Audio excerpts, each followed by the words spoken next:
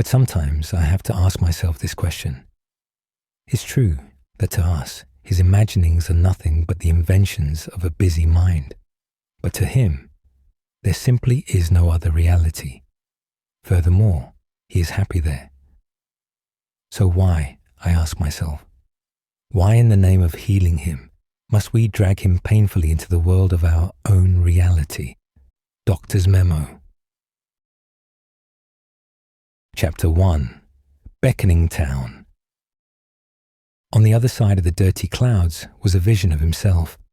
Reflected in the mirror was his own face, hard and stiff as if it were the face of a corpse. Actually, I guess I am dead, James Sunderland thought. My heart's as good as dead anyway. He wasn't filled with a sense of loss. He just felt like his life wasn't worth living anymore. He had become indifferent. Work, free time, none of it really mattered anymore. Even the strong scent of ammonia that permeated the filthy little room couldn't catch James's attention. The dirty urinals caked with a yellow, moss-like substance, the sticky, wet floor that soaked into the soles of his shoes. None of it brought a flicker of emotion. Rather, the only suitable substitute for him would be an actual zombie. Mary, could you really be in this town? He asked to the James in the mirror. He had doubts about the incident. Did it really even happen? But with his hands on the sides of the wash basin, he peered into the mirror. Despite his attitude, he did feel a bit revitalized. He shook his head and brushed the bangs from his face, like waking from a delusion. He knew it was really true, because it came in a letter. He stepped out of the gloomy place and into the cloudy sky. The public restroom could not compare to the brightness that awaited him outside. A damp wind brushed James's cheek. Across the parking lot was the vast Toluca Lake, mist dancing on its surface and stretching over the entire scenery. In my restless dreams, I see that town, Silent Hill. You promised me you'd take me there again someday, but because of me, you were never able to. Well, I'm alone there now, in our special place, waiting for you. There was no doubt that Mary had sent this letter. It was written in her familiar handwriting. 3 years ago, he had spent a holiday with her in this small town, and now James was here again, alone. His car sat in the corner of the small parking lot, engine at rest. Even though it was in perfect working order, it wouldn't be of much use anyway. The highway was the real problem. The tunnel at the far end of the parking lot that led to the town of Silent Hill was blocked off because of construction work. There was no way around the heavy, unbreakable fence that blocked the entrance. There was no choice but to go another way. After retrieving a map of the town from his car, James descended a stairway at the edge of the parking lot. With each downward step, the fog thickened. By the time he reached the lake shore, his entire field of vision was shrouded in white. More and more, James was beginning to feel an unnatural, suffocating feeling. However, even in this oppressive atmosphere, his mind was occupied by thoughts of Mary and the letter. Somewhere far off, a dog was barking like crazy, but he ignored it. He sank into a grave mood, stomping the ground as he continued to walk. The letter certainly had Mary's name written on it. What a foolish, impossible idea. His brow furrowed, and he shook his head in disbelief. It couldn't be true, because his wife Mary had died 3 years ago, because of her illness. It was like some sort of cruel joke, conceived by a particularly malicious person.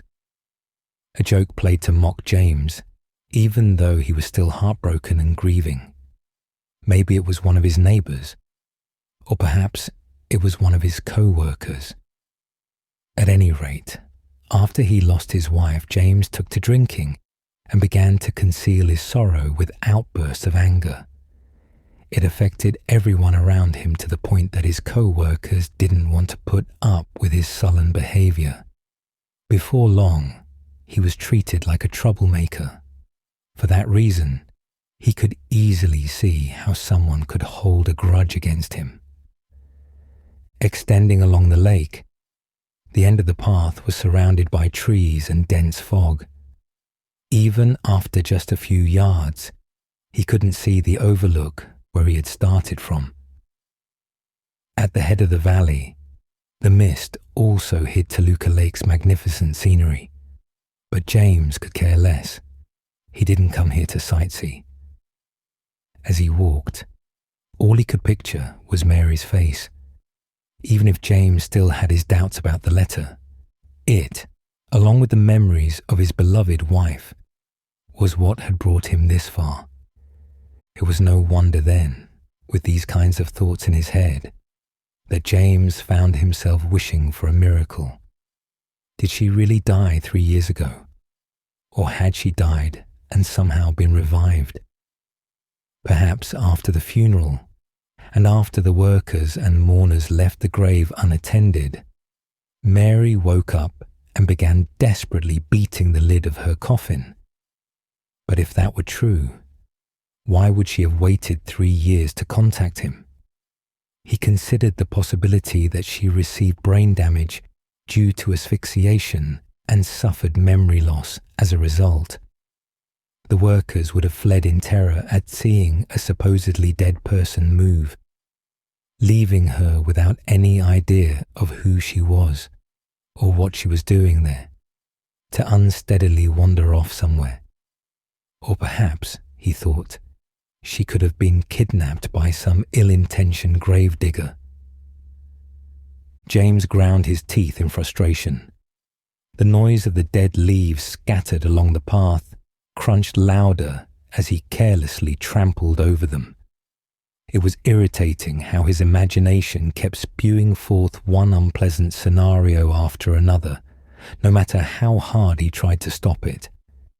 In any case, there was one thing he hadn't been able to prove: whether or not Mary was even alive in the first place. Still, James found that he was afraid to find the answer to that question. But if she really has been alive this whole time and didn't try to contact me until now, maybe she's been trying to avoid me. What if she ran off and has been living with another man? Those kinds of thoughts crossed his mind as well. Women's hearts were so difficult to understand. For a moment, he felt a burning surge of hatred, but it soon drowned in his melancholy mood. More than anything, he just wanted to see Mary again, and more than anything else, he dreaded that meeting. Forcing back his hesitation, James pressed on, putting one foot in front of the other like a sleepwalker. Suddenly, James came to a halt and held his breath. Just in front of him, a human shape appeared in the fog. Could it be Mary? Naturally, it wasn't James's wife. Looking closer, he found a dark-haired woman standing still and staring pensively at a gravestone. Without even noticing it, James had wandered into a cemetery. Sensing James's presence, the woman let out a gasp of surprise and spun around to face him. He greeted her. "Sorry, didn't mean to startle you. I'm looking for a town called Silent Hill. Would you mind telling me if I'm going the right way?" "T-Town? You're going to the town?" The woman tilted her head doubtfully, the surprise on her face even greater than when she first noticed James. Though she still had youthful features, dark, heavy circles hung like shadows under her eyes. "Yeah," James replied. The woman hesitated for a moment, then answered, "Yeah, that's the right way. I know it's a bit hard to see, 'cause of the fog, but there's only one road, so you can't really get lost. Thanks. But what is it? James asked. It would be best if you didn't go any farther. Huh. Because that town is a strange place. I can't really explain it well, but it's dangerous there, she said. Just because of all this fog. Well, not just that. She hesitated. What was she thinking of that made her words seem so heavy? It didn't look like she was going to say anything else, so it seemed pointless to try and get the answer from her. Got it? I'll be careful. Hey, I'm not making this up, the woman yelled as James was about to walk away. I came to this town because I need to find my mama. I haven't seen her in a long time. And this town. Her voice was hysterical. James wasn't sure what made the woman, who had barely spoken above a whisper, scream like this. Clearly she had some issues to work out. Then again, the same could be said of James too. Best not to worry about that for the moment. Not to say that James didn't believe what the woman told him, but if he wanted to see Mary, he would just have to keep going despite the danger. Leaving the troubled woman behind, James passed through the graveyard and found his way back to the path that stretched and wove through the forest by the lake. Again, his thoughts turned to Mary. Her letter had said, "I'm waiting for you in our special place." But what did she mean by that? He searched through all the precious buried memories from 3 years ago. The two places that stood out the most were the park and the hotel. He remembered how the two of them had spent a great deal of money to book a deluxe suite, and how they ordered extravagant meals from room service. One day, while they were strolling around town, they happened to find the park by the lake.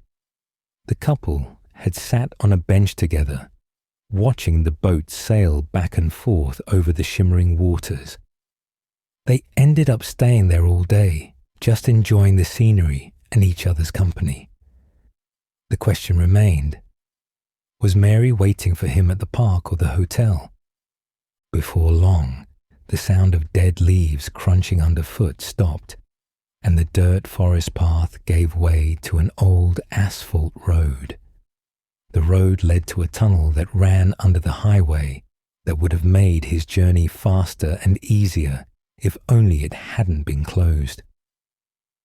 James continued along intently as the street curved and followed along a river, finally reaching the town's main street. James pulled out and examined his map. It looked like he was traveling along Sanders Street, which was located at the town's eastern border. If he continued west from here, he should be able to reach the center of town. James's footsteps echoed ominously as he proceeded down the empty street. In fact, his footsteps were the only sounds he heard. None of the normal noise of a bustling town seemed to be present. Granted, it was a pretty small town, but this kind of unbroken silence just felt unnatural. And with the place covered with this much fog, you'd have a hard time seeing anything if you tried driving through it. It made sense that the schools and businesses would be closed, and everyone would be holed up in their homes waiting for the weather to improve. That being the case, his chances of taking a cab were looking slim. James sighed. On the bright side, even if he had to walk, the park was only about a half-hour away. Nevertheless, he still worried about Mary and hoped that wherever she was, she'd still be there, so this whole journey wouldn't be in vain. When James approached the intersection at Lindsay Street, he caught sight of something disturbing. A large bloodstain ran across the surface of the road, as if painted there by a giant brush. James recoiled in shock. Seeing something so closely related to death opened emotional wounds. He stood dumbfounded for a moment, eyes locked on the red stain. From the looks of it, it was still fresh. Clearly, a terrible crime had been committed under the cover of the fog. But no matter where he looked, he saw no trace of a victim. It doesn't look like anyone was taken to a hospital. If that were the case, the police would have had this area blocked off. His thoughts were interrupted by the sound of footsteps, like bare feet slapping against the pavement. Looking ahead, James spotted a blurry human figure staggering off into the depths of the fog. Hey! James began to chase after it. Ever since he lost his wife, he had always been indifferent to the rest of the world, and as much as he wanted to just walk away and forget he ever saw the blood-stained pavement, this was something he just couldn't let go. There's just no way he could bring himself to abandon someone who was probably dying, given the amount of blood the person left behind. This guy's probably some kind of thug who got in a fight and was now wandering around town, half conscious and badly bleeding, and apparently without his shoes too. No matter how much James yelled and called, the fleeing figure would not stop. Maybe the person mistook him for his attacker. Despite the figure's staggering gait, he moved very quickly, and the distance between them grew more with every step. As he fled, a trail of speckled blood was left on the road behind them, going north to the end of Lindsay Street, then sharply turning right. The trail then continued in a northeastern direction to Nathan Avenue, the main road that led out of town. James was led to an unpaved road lined on both sides with tangled barbed wire fences, just like a construction site, leading to a half-finished tunnel, just like the one he had passed though earlier. Naturally, there wasn't a worker in sight. The figure he had been chasing was nowhere to be found as well. Suddenly, a loud crash echoed from the tunnel entrance. Though this place was clearly meant to be off-limits, the only thing blocking the way was some scrap wood nailed to the tunnel entrance to form a crude barricade, which was easy enough to slip through. On the ground sat a small, pocket-sized radio. It probably belonged to one of the construction workers so he could listen to music while he worked. But why did he leave it behind? James flicked the on switch. Instantly, the radio let out a deafening blast of white noise, which not only hurt his ears, but seemed to hit a strange nerve as well. At that moment, an unreasonable but compulsive idea echoed through his mind. I haven't touched the volume, but the static is getting louder. The sound of feet walking over rubble and debris steadily moved closer. Out of the depths of the tunnel emerged a staggering figure. James started to worry as it became clear that this was certainly the thing that led him here. But whatever the thing was, it sure as hell wasn't human. The creature's arms seemed to be fused to its body with mottled, rotting flesh, and it completely lacked eyes, a nose, a mouth, and anything that could possibly identify it as a person. It stumbled forward drunkenly while its upper body twitched and writhed in a strange dance. It didn't seem to be injured, so how the heck did it leave a trail of fresh blood? Clearly, this wriggling monster wasn't the victim, but the assailant. His whole body shaking, James began to slowly retreat. Terrified as he was more concerned about letting the thing get anywhere near him. He wanted to escape. He wanted to run away. It would be so easy to just turn around, climb back through the barricade, and run. But he didn't. Turning around, he ripped an old board from the barricade and, full of vigor and rage, prepared to use it as a weapon. Why he had chosen to do such a reckless and stupid thing even he didn't know. He just couldn't stand letting that twisted creature exist anymore.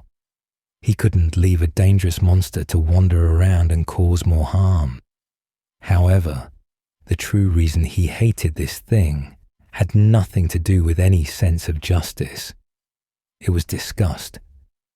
Gathering up all his strength, James swung the plank, aiming for the writhing monster's head.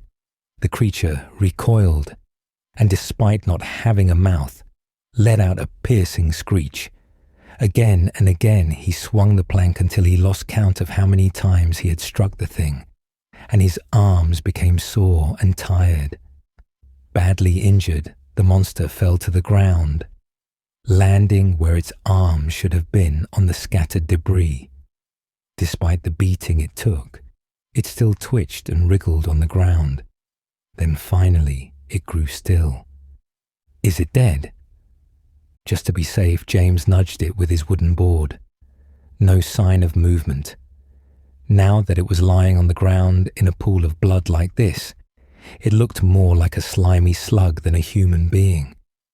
Its featureless face was smashed pretty badly, and it was leaking spinal fluid everywhere. There was no doubting it. The horrible creature was finally dead. What the hell was that thing? No matter how he looked at it, no matter how he tried to rationalize the existence of that monster, nothing made sense. Could it be some kind of crazy, screwed-up test subject that escaped from a lab? He toyed with similar possibilities in his head. He tried as hard as he could to believe them. James shook off the useless guesses and tossed aside the blood-soaked plank. He was about to slip back through the barricade and leave the tunnel when the radio again caught his attention. He regarded it with suspicion. When the creature had come into sight, the radio was blaring a white noise, but now that the thing was dead, it had fallen silent. Suddenly, it began to flicker to life again. James looked around, worried that it was announcing the presence of another monster, but it sounded different somehow. If he listened carefully, he could just barely make out a woman's voice. James gasped. Mary! That was Mary's voice. Turning around, he grabbed the radio and listened more closely. Mary's voice called to him between bursts of static. I'm, come to, si, mens. Hing F. Why did you know me, Jam? James held the radio speaker to his ear, eager to hear more. But his wife's voice faded away, and all he could hear was crackling static. He hit it and turned all the switches, but no matter what he did, the voice said nothing more. Giving up, he put the radio in his jacket pocket, leaving it switched on just in case. Perhaps Mary had made it to the town's radio tower and was trying to get a message to him. Maybe the real purpose of her letter was to get him close enough to town to pick up this signal. But if that were true, then why didn't he get it on his car radio on the way over here? And how come this stupid broken radio was the only thing picking up the signal? James retraced his steps until he had made it back to town, then made his way towards the Woodside Apartments building. When Mary had spoken to him through the radio, he thought he could just barely make out the name of the building. However, there was a slight problem. He had no idea where the apartment building was. He had checked his map of Silent Hill, but it wasn't marked anywhere. With any luck, he would run into one of the town's residents soon, so he could ask for directions. James began walking north up Lindsay Street, then went west at Nathan Avenue. Just to the north of Nathan Avenue was one of their special places, Rosewater Park. Since he wasn't having any luck tracking down the apartment building, he would make his way toward the park for now. Suddenly, James noticed two people emerge from an alley ahead of him. Great. Maybe now he could get some directions. "Hey, you over there," he yelled to get their attention and ran over to meet them. However, he stopped dead in his tracks when a familiar nose came from his jacket pocket. The radio had crackled to life and was emitting static again. Unfortunately, his voice caught their attention, and the blurry figures turned to face him. As they approached through the fog, it was becoming more and more clear that something was very wrong. As they walked, they twisted and writhed about in a most unnatural way. They were monsters, exactly the same as the one he'd killed earlier. Did a whole group of these messed up things escape from a lab somewhere? Even now, just watching the things thrash in agony brought back the same feelings of hatred and disgust. He wanted to destroy them, smash their heads in just like the other one. Anything to end the existence of these awful monsters. James realized suddenly that he had abandoned his weapon, the wooden plank. For a moment, he considered just using his fists, but the thought of actually touching their repulsive flesh sent chills down his spine. More importantly, he had the disadvantage of being outnumbered 2-1. Maybe this time it would be best to avoid unnecessary conflict. Having made up his mind, James turned and ran south before the creatures could stagger any closer. He ran to Cat Street, a road which ran east to west right through the center of town. Then he took a detour onto Neely Street. Their jerking movement seemed to slow the monsters down, and with each turn they fell further and further behind until they were swallowed up in the mist. As he ran, James noticed that the further away he was from the pursuing monsters, the softer the radio static became. Could it be responding to the presence of those creatures? How the heck could a broken radio do something like that? Whatever the reason, if it could help him protect himself, it was definitely worth having around. However, even though the monsters had fallen behind and were nowhere to be seen, the radio still wasn't completely quiet. He ran straight through the intersection of Martin Street and Cat Street, passing over the crossroad at Neely Street soon after. He just had to keep running forward. He now had his eye on Munson Street, because as he crossed Neely Street, he had spotted yet another creature coming at him from the middle of the road. "What the hell?" James shouted in disbelief. These things were just wandering around all over the place. Had they taken over the town or something? Now Cat Street seemed to be occupied with the armless creatures as well, leaving him with nowhere left to go. James stood paralyzed with horror and could only stare at the twisted shadows dancing in the fog. Even if he tried running again, there was no way he could make it back to Nathan Avenue. In this moment of desperation, he was reminded of the warning the woman in the graveyard had given him. At the time, he certainly didn't take it too seriously, but now, he should have listened to her. He should have turned around and ran away when he had the chance. Even after encountering the first monster, he should have just left this crazy town. But he couldn't. His desperate search for Mary. He couldn't just give that up. Just the thought of seeing her again, even just once, was enough to make him continue on even now as things were becoming more dangerous. She was the reason why, no matter what, he had to live. Even if it meant risking his life. He couldn't just stand here and die. To hell with it then. James charged forward, praying that he'd be able to find a gap between the monsters, or that he'd be able to shove one aside and make it past the converging mob. The moment he approached the first twisted body, the fog seemed to change colour before his eyes, and his mouth and nose began to burn with an acrid, rotten smell. Having momentarily lost focus, he ran straight into one of the monsters and was sent sprawling in the other direction, hitting the pavement hard.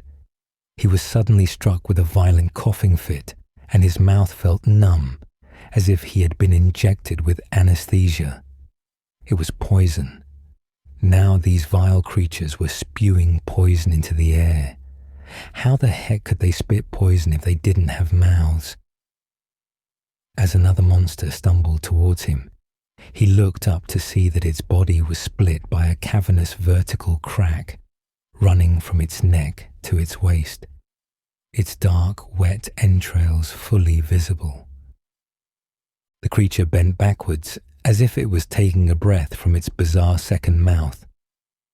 James had a feeling that it was preparing to spray more of the awful acidic poison, but he wasn't about to stick around to find out. Swinging his leg like an axe, he kicked the monster's legs as hard as he could, knocking it off its feet and leaving it squirming on the pavement. Its lack of arms caused it to thrash about helplessly as it tried to stand upright again. Quickly pulling himself to his feet, James began to kick the creature while it was distracted. "Just die already." His heavy boots easily broke through its soft skin, leaving them covered in sticky red body fluid. The monster shrieked and convulsed with every impact. Twisting around, it began to violently thrash its legs, enabling it to crawl across the ground. At first, James thought it was trying to escape, but in one quick movement, it twisted around in a U-turn and flung itself straight at him. It was trying to counterattack. James was beginning to feel quite sick. His whole body was shaking, and he was beginning to feel dizzy, no doubt because of the poison. This was bad. If he didn't get away from here soon. He wasn't sure how much longer he'd last. He took a shaky step backwards, and his back hit against a chain-link fence, causing it to rattle. Wait, could it be a gate? James turned around, saw that there was indeed a gate. He pushed it open, hurried to the other side, then flung the gate closed and locked it, putting a chain-link wall between him and the writhing monster. Behind him sat a 3-story high wooden apartment building, its old boards and peeling paint showing its age. Next to the entryway was an equally old plate which read, "Woodside Apartments." Chapter 2. Someone's lurking in the apartment. Having successfully escaped to a safe place, for now at least, James sat down on the ground to catch his breath. What would have happened if he hadn't gotten through the fence? The wire mesh seemed to tremble in fear as the fog danced through the heavy air. The monsters seemed to sense that their prey had escaped, and they had all given up and left. There wasn't a wriggling body to be seen anywhere. Once his heart rate slowed and his cold sweat ceased, James finally got back on his feet. His cheeks still felt a bit numb, but overall, he didn't feel as sick as he had earlier. At least, he didn't have to worry about dying from poison anymore. He was just worried. Woodside Apartments. What was waiting for him on the other side of that door? At first, it just seemed like incredibly good luck that he happened to stumble upon this place. But what if it was Mary's guidance that brought him here? Next to the apartment's entryway sat a beat-up old dumpster, filled with the accumulated trash of the daily lives of residents. James walked over to it and opened the lid. He pulled out a sheet from a bundle of old newspapers. Before he went inside, he'd need to clean himself up a bit. If Mary really was alive and waiting for him here, he didn't want to meet her with his boots this filthy. With the old newspaper, he wiped up the monster's blood the best he could. He caught sight of the sensational headline, "Man commits suicide with spoon." Curious, James took a closer look at the article. It was printed in what appeared to be a local gossip magazine. He wasn't sure why, but it drew his attention. Police announced earlier today that Walter Sullivan, a suspect in the brutal murder of siblings Billy and Miriam Locane in Silent Hill last February, has committed suicide. He was arrested for the murders on the 18th of this month and was found dead in his cell on the morning of the 22nd. According to the official announcement, Sullivan killed himself by taking the spoon that came with his evening meal and thrusting it into the left front of his neck near the carotid artery. He embedded the spoon at least 2 inches into his neck, blood pouring from the wound. By the time the guards discovered him, he was already dead. Classmates from Walter Sullivan's hometown of Pleasant River are quoted as saying, "He didn't seem like the kind of guy who would go around killing children. He was always pretty quiet at school, but he was a nice person. I met the guy once, shortly before he was arrested. He said a whole bunch of weird things. He's trying to kill me, to punish me. The Red Demon, that monster. Please forgive me. I did it, but it wasn't me." Now that I think about it, he was a bit strange. As he finished reading, James rubbed his neck. Why was he so fascinated by this? The method of suicide seemed like such a pitiful way to die, but it was just one prisoner. This was a mundane event. Things like this happen all the time. However, the words printed on the page seemed to burn into his mind, and he couldn't stop thinking about them. The Red Demon. A vague image of such a thing appeared in his head. He shook his head. Just what does this have to do with Mary? Stupid piece of garbage. Using the crumpled up newspaper page, he continued wiping off his boots until they were reasonably clean. Then he approached the apartment building's front door. Its hinges creaked loudly as he pushed the door open and echoed throughout the room as he stepped inside. It was almost completely dark. Due to the bad weather, there was hardly any natural light inside, and none of the electric lights were on. The manager must have shut off the power. After a while, James's eyes grew accustomed to the darkness, and he was able to see the narrow room a bit better. To the left was what looked like a back door, and to the right, a staircase ascended into the darkness. He cautiously stepped further into the dim room. All the doors in the residential space were locked. None of them budged an inch. "Hello, anyone here?" James knocked loudly on the doors, but there was no reply. It looked like there was no choice but to try the upper floors. James climbed up the stairs and was relieved to find that the door on the second floor landing was unlocked. Upon entering the hallway, he found that it was even darker than before. The entire hallway was almost completely pitch black, as if it were the dead of night, the only tiny shred of light coming from a window on the north side. Looks like this place wasn't blessed with any more sunlight than a building in a crowded city. "Mary," James shouted into the darkness. "It's me, James. I got your letter and I came here to meet you." Hearing no answer, James began to feel his way down the corridor. One by one, he knocked on the doors on the south wall, asking at each one, "Come on, open up. I'm looking for a woman named Mary. Do you know her?" Even when he turned and rattled the doorknobs, none of them would open. Why wasn't anyone answering? James was beginning to get frustrated. This place wasn't supposed to be uninhabited. He certainly should have felt signs of life around here somewhere, but he couldn't hear any footsteps anywhere.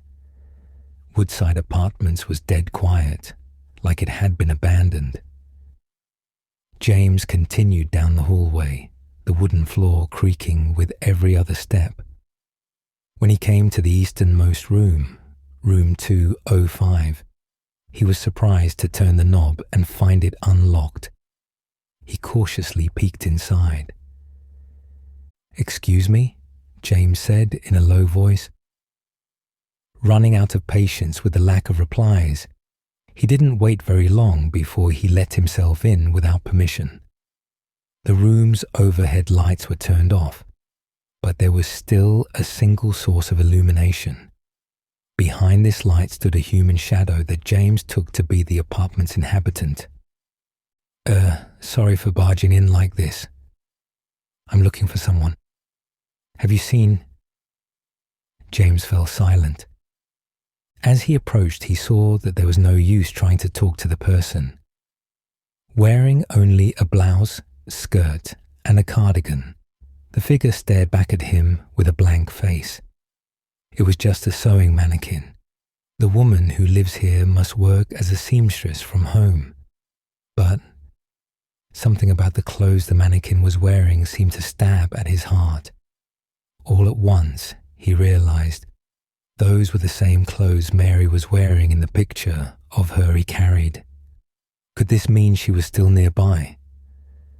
James's hopes soared at the thought. The light that illuminated the room was a small flashlight attached to a cord hanging from the mannequin like a necklace. James thought over the situation. Maybe the resident was using the mannequin to light the place because of the power outage. It was situated just right to shine over the entire room. But he had no clue why anyone would leave the light on and the door unlocked while she was away. Seeing as the person was away at the moment, James decided to borrow her flashlight. He took the light from the mannequin and hung it around his neck. At least now he would have an easier time getting around the apartments. Still, he felt a bit guilty. First trespassing, and now theft. He really didn't have any ill intent. He just wanted to find Mary.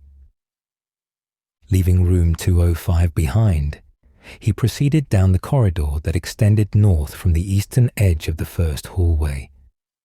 Immediately after he turned the corner, he stopped clean in his tracks.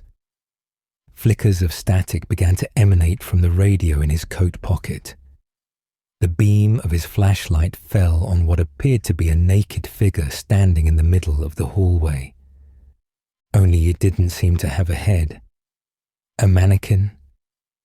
James thought for a moment that maybe the mannequin from 205 was mad at him for stealing its flashlight, and it had chased him out here to take it back.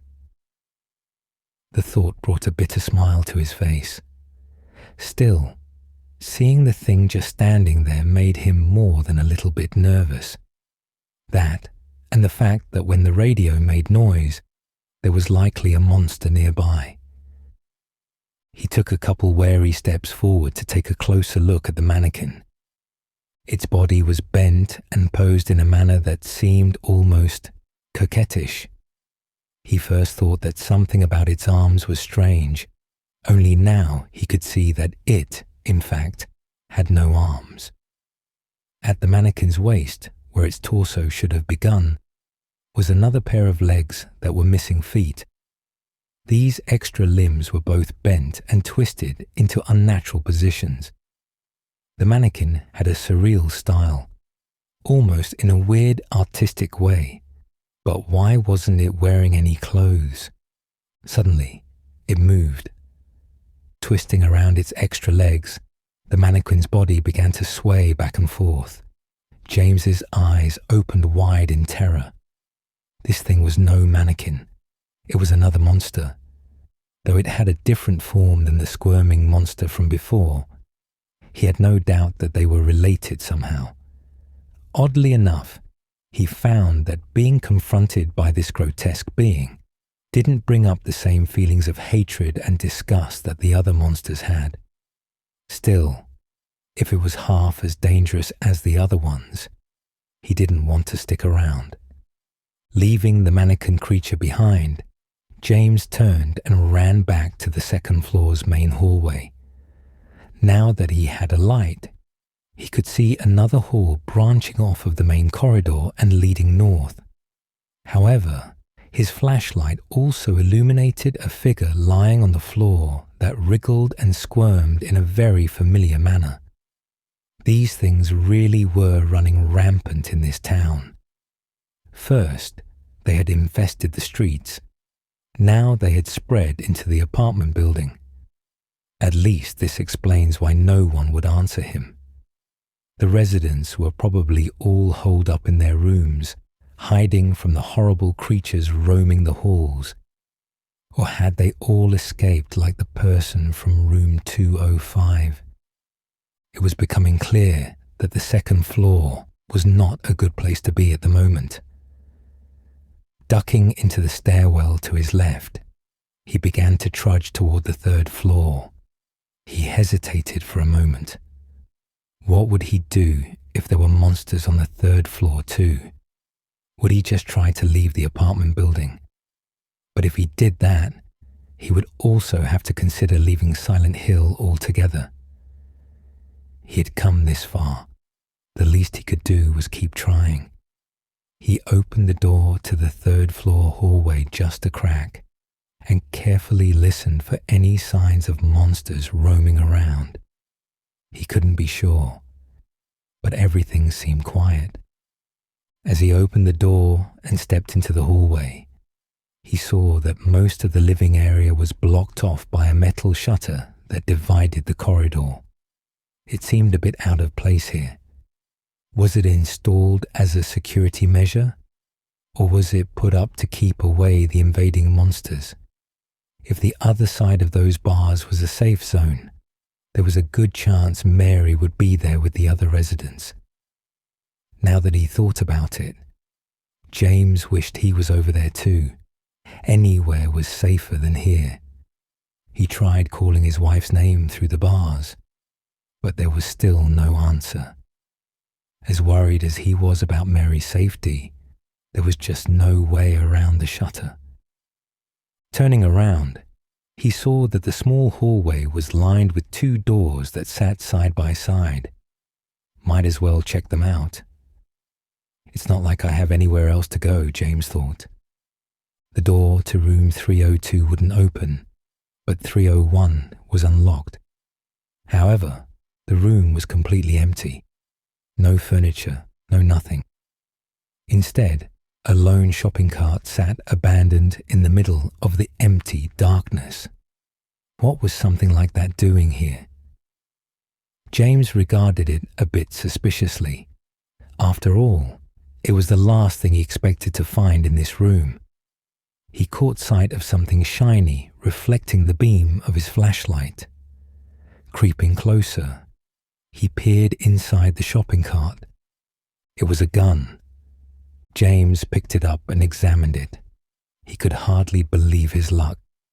Not only was the weapon fully loaded, but a box of spare bullets was sitting close by.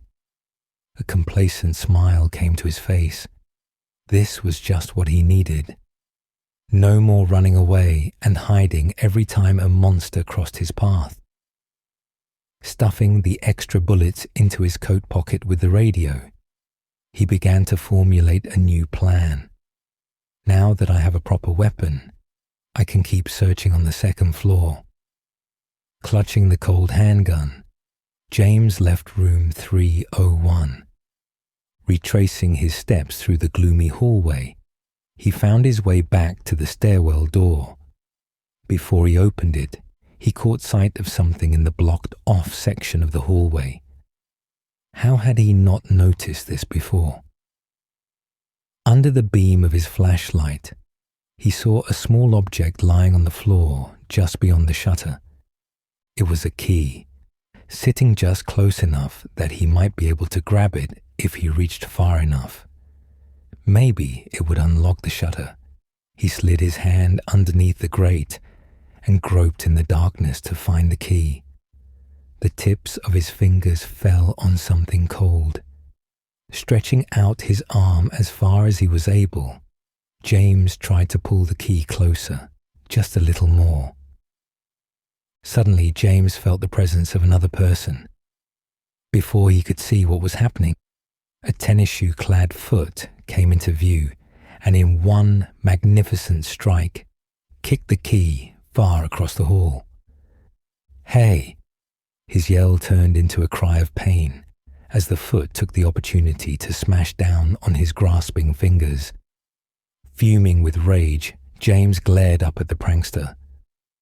On the other side of the shutter, he saw the back of an elementary school-aged girl as she fled, her laughter echoing through the hallway. "Idiot!" She threw one last insult at James before disappearing from sight. "Hey, get back here!" Even if the girl did hear him shouting, he doubted she was coming back. "Damn!" James swore under his breath as he pulled his aching hand out from under the metal shutter. What an annoying little brat. But in a way, seeing her was a bit of good news. She was proof that there had to be at least a few people hiding in the blocked-off section of the third floor. The appearance of the girl was enough to keep alive the possibility that Mary was over there as well. Despite the pain in his hand and his anger at the little girl, a smile returned to James's face. Wasting no more time, he began to make his way back to the second floor. A violent screech pierced the heavy silence near the intersecting hallways of the second floor. Though the sound came from the hallway extending north, the cry was muffled slightly as if it had come from the upper floor. The first thought that came to James's mind was of Mary, but then he recalled the image of the little girl as she ran away. Irritating as she had been, he certainly didn't hate her enough to hope she would be attacked by a monster. He couldn't wish that kind of death on anyone. Rushing in the direction of the screams, James once again came face to face with the monster blocking the north hallway. Without hesitation, James aimed his gun at the creature. "Get the hell out of my way!" The twisted monster shrieked and recoiled as a shower of bullets pierced its body, dark drops of blood spattering against the walls. At that moment, James felt a rush of exhilaration. There was no need to turn around and flee. He could finally stand his ground and fight back. Though this monster was his enemy, and he wouldn't argue that he wanted it dead, his actions didn't feel like murder. No, it was different. It felt more like he was taking advantage of the situation, like he finally had the upper hand. Stepping over the creature's corpse, which now lay unmoving in a pool of blood, James hurried through the hall. His heart sank, however, when the beam of his flashlight fell on yet another shutter blocking his path. Just on the other side, he could see a staircase extending into darkness. That had to be the way to the main part of the third floor. Acting impulsively, James turned and grabbed the doorknob of the room nearest to the shutter. Thankfully, the door was unlocked. He swung the door open and plunged into the room marked 208. This room was adjacent to room 209, which was located on the other side of the barrier. If he was somehow able to break through the wall that separated the two rooms, he would be able to reach that staircase. That was James's plan anyway. Rushing from the living room into the bedroom, he was able to find the northmost wall. In the middle of the wall sat a large rectangular object. It appeared to be an old grandfather clock. James shoved it out of the way, the clock moving easily over the carpeted floor. What the? He stared at the wall, dumbfounded. There was a gaping hole in the wall behind the clock. This building, even though it looked nice on the outside, these rooms were falling apart. This must really be low-income housing if the owner had used the clock to cover up the crumbling wall until it could be repaired. Good thing they never got around to it. Now James didn't have to waste his energy busting through the wall. Emerging back into the hallway, James hurried up the stairs to the 3rd floor. Where did that scream come from? With little other options left, James went about checking every room. Like the 1st floor, all of the doors seemed to be locked until he reached the door to room 307. James paused, his hand on the doorknob. He could just barely make out sound coming from inside the room. Carefully opening the door, he stepped inside. At first, there didn't seem to be anything inside, even though the rustling noise continued. Whatever the commotion was, it was enough to send tremors through the floor. Mary. His wife's name came out as barely a whisper as his breath caught in his throat. James stood frozen. By the time he noticed the shadowy movement in the back of the room, there was no time to escape. At that moment, an open closet door caught his eye, and he quickly hid inside. He really didn't want to look, but he couldn't help it. Trembling, James peeked through the lattice of the closet door. In the darkness, he could make out the forms of 3 monsters that seemed to be engaged in some sort of struggle. 2 of them were the mannequin-like creatures that he'd encountered in the hallway, but the 3rd was different. It was completely unlike the others. It had the shape of a large man and appeared to have a huge triangular head that was muddled with dark brown and deep crimson hues. Rust clung to the corroded metal as if it had seen many countless years of wear and damage. It was a demon. At least, that's what James thought. A red demon. A monster. The words printed in the old newspaper article resurfaced in his mind. Is this the same terror that Walter Sullivan felt when he witnessed this bizarre creature? Certainly this thing had the appropriate appearance to be called a demon. Unlike the other monsters, this creature was clothed in a grimy robe and wore dark, knee-high boots. Much as the mannequins struggled to pull away from his grip, they were overwhelmed by the pyramid monster's strength. With his large, muscular arms, he was able to choke the life out of the creatures as easily as if they were helpless children. Now painted in their own blood, the 2 were casually discarded into a heap on the floor. Neither of them moved. The sight of twisted corpses sent an icy chill down James's spine as cold sweat trickled down his face. Suddenly, as if sensing his presence, the pyramid creature slowly turned its angular head in the direction of the closet doors. James's heart skipped a beat. He had been so distracted by the horrible scene playing out in front of him that he hadn't noticed the sputtering bursts of static coming from his radio. He frantically dug in his pocket and switched the radio off. Sitting in the cramped closet, completely frozen and not even daring to breathe, James silently prayed that the creature hadn't noticed him. The terrifying silence was broken by heavy footsteps that caused the wooden floors to creak. It was coming towards the closet. James could do nothing but hold his gun at the ready.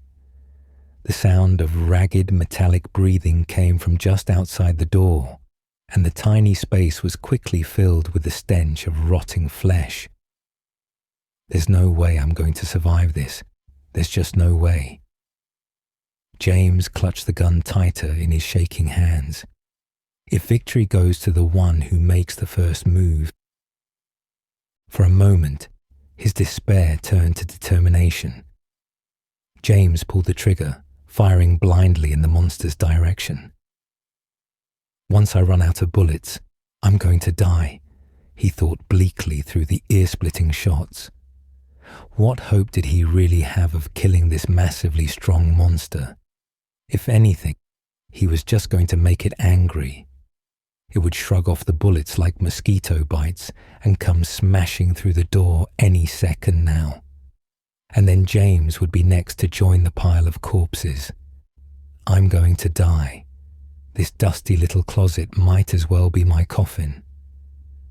And then the time came.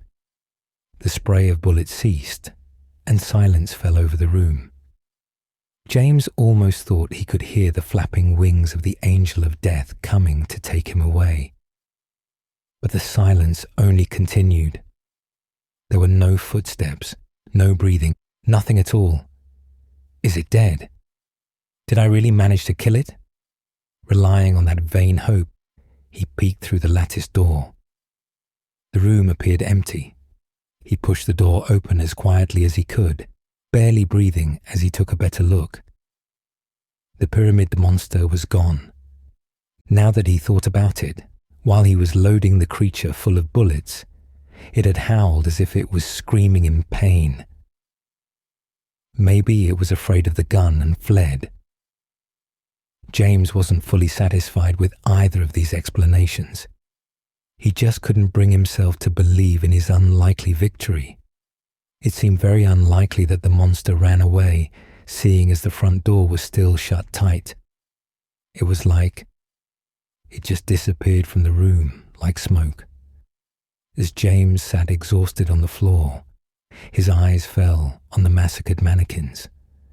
A dark red pool spread across the floor underneath their mangled remains. He found that even after his narrow escape from death, he felt no sense of relief. With a stiff body and uneven gait, James left room 307. Why? Why am I seeing all these messed up things? He walked through the dark third-floor hallway, his face still pale. He stopped. On the floor at his feet lay a small key, the one the bratty little girl kicked away. Sure enough, when he shined his flashlight across the hall, he could see the metal screen that had blocked his path before. Where was that girl now? Mary wasn't anywhere on the third floor. There were no people at all. James had come rushing up here like some wannabe hero, only to find the person he'd come to save was a couple of dying mannequins. James climbed down the stairs. He had been distracted by the screams from the third floor before, but now he could at least continue his search. Using the light from his flashlight, he reloaded the handgun using the box of spare bullets. He also remembered to switch the radio back on. Soon he was back where he started, the first floor entry hall. Last time he was here, he was under the impression that people still lived here. But now he was almost certain that the building was deserted. At least now he didn't have to worry about getting caught breaking into someone's room. James immediately noticed that the door to room 101 was slightly ajar, even though it was locked the last time he had checked it. Cautiously, he pushed the door open and looked around inside. It appeared to be empty. However, he was greeted with an unpleasant sight when the flashlight's beams shined into the small kitchen. It was a corpse. James had almost grown accustomed to the sight of dead monsters, but even with the body badly beaten and the face obscured by shadows, this was clearly a human. As James stood in shock, he heard a pained moan come from the bathroom door. It sounded like a person, but then again, the mannequin's scream sounded like a person too. Perhaps it was the monster that killed a resident of this room. There's no way he was going to bust down the bathroom door and find out. He wasn't stupid enough to fall for the same trick twice. Still, this wasn't something he could ignore. Stepping quietly over to the door, James strained his ears and listened for any other sounds coming from inside. Shit, shit, shit. I... A male voice murmured. So it was a person after all. Even if it wasn't Mary, maybe he had some useful information about her. James opened the bathroom door and found a somewhat chubby man kneeling on the floor.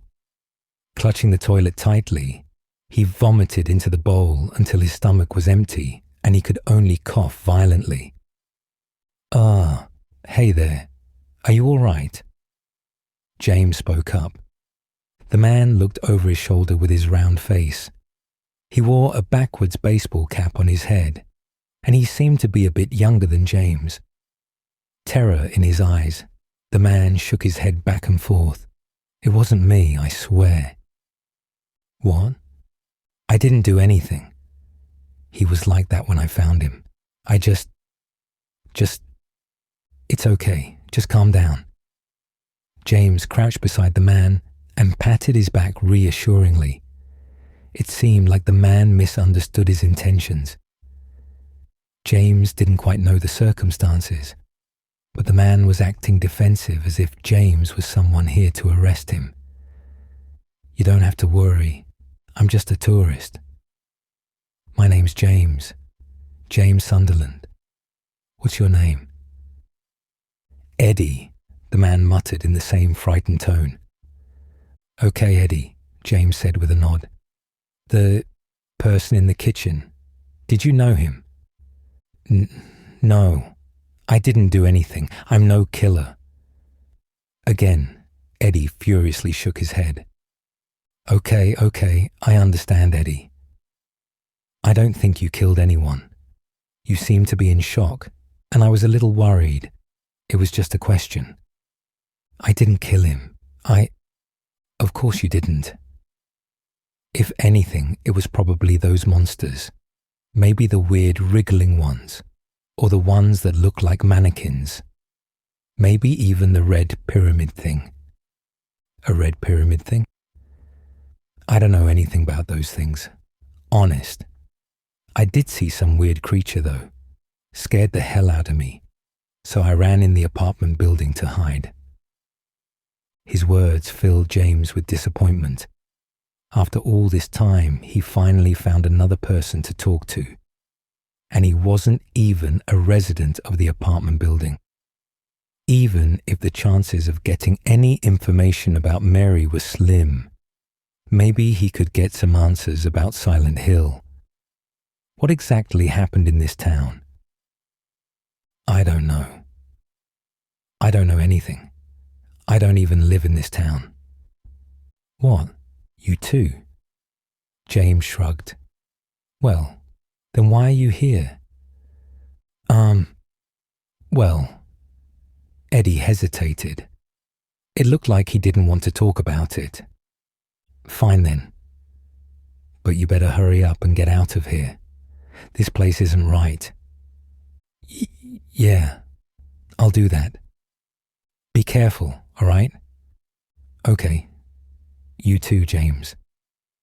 At least Eddie seemed to have calmed down. The fear was gone from his expression, and some colour had returned to his pale face as they parted. After all that, James wasn't able to find Mary anywhere in the apartment building. However, there was another option. When passing through the courtyard, James had noticed another building adjacent to the Woodside apartments on the west side. Rather than brave the monster-infested Cat Street again, he decided to search for a shortcut. The two buildings were so close, there had to be a way to jump across somehow. Maybe he could find a window in a room on the second floor.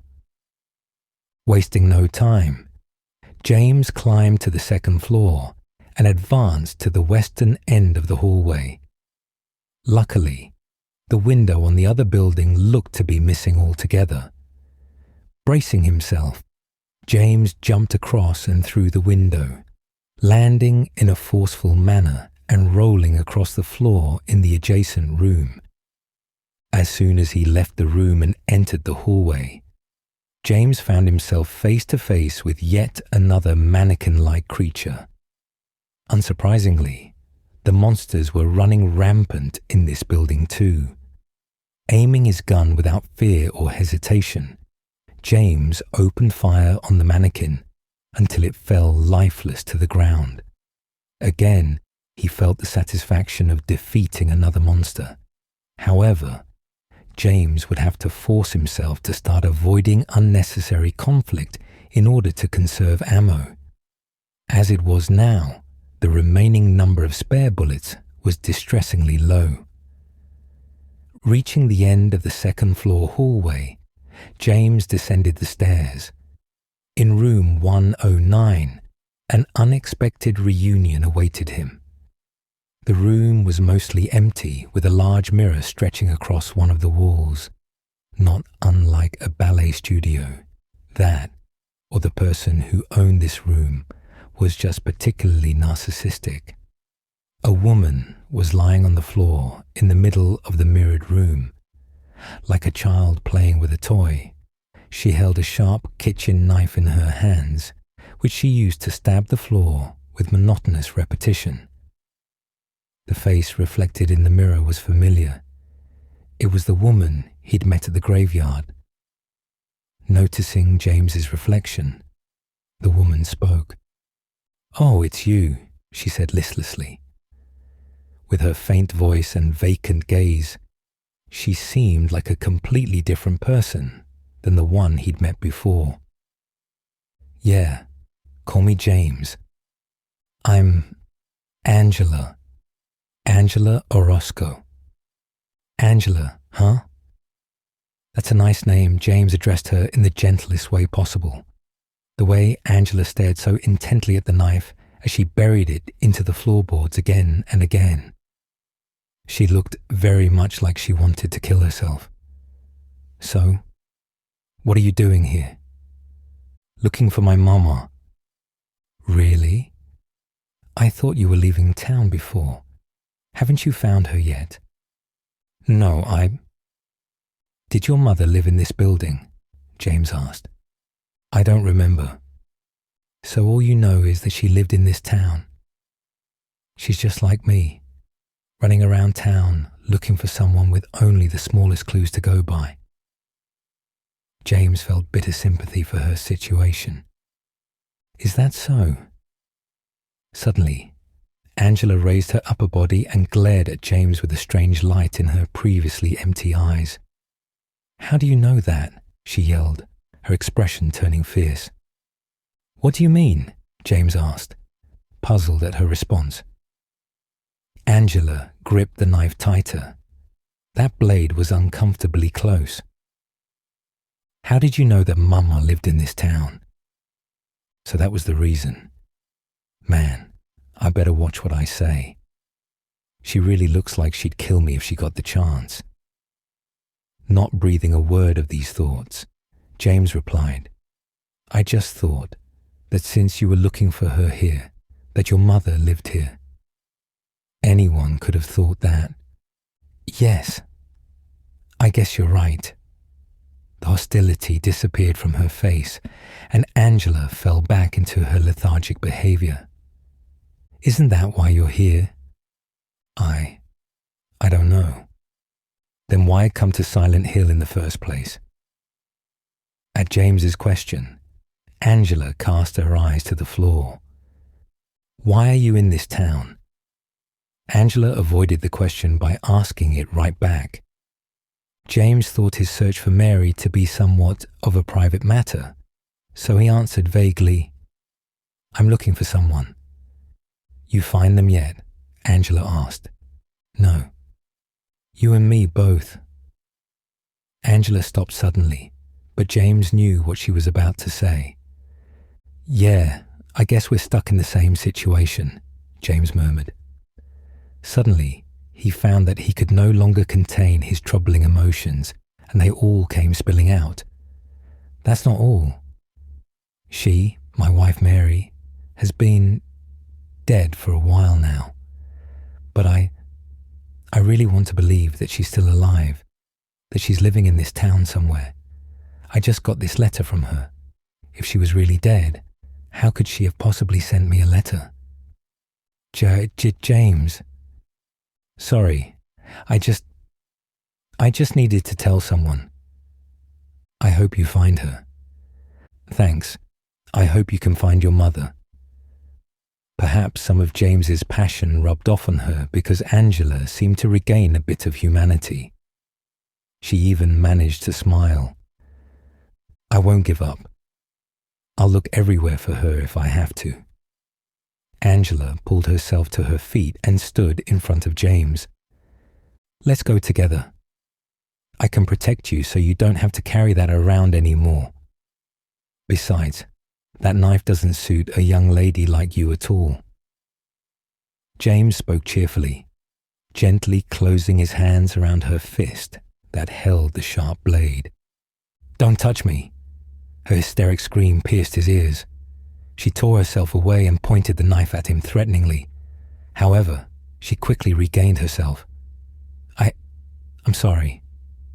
It's okay. I'll be fine. By myself.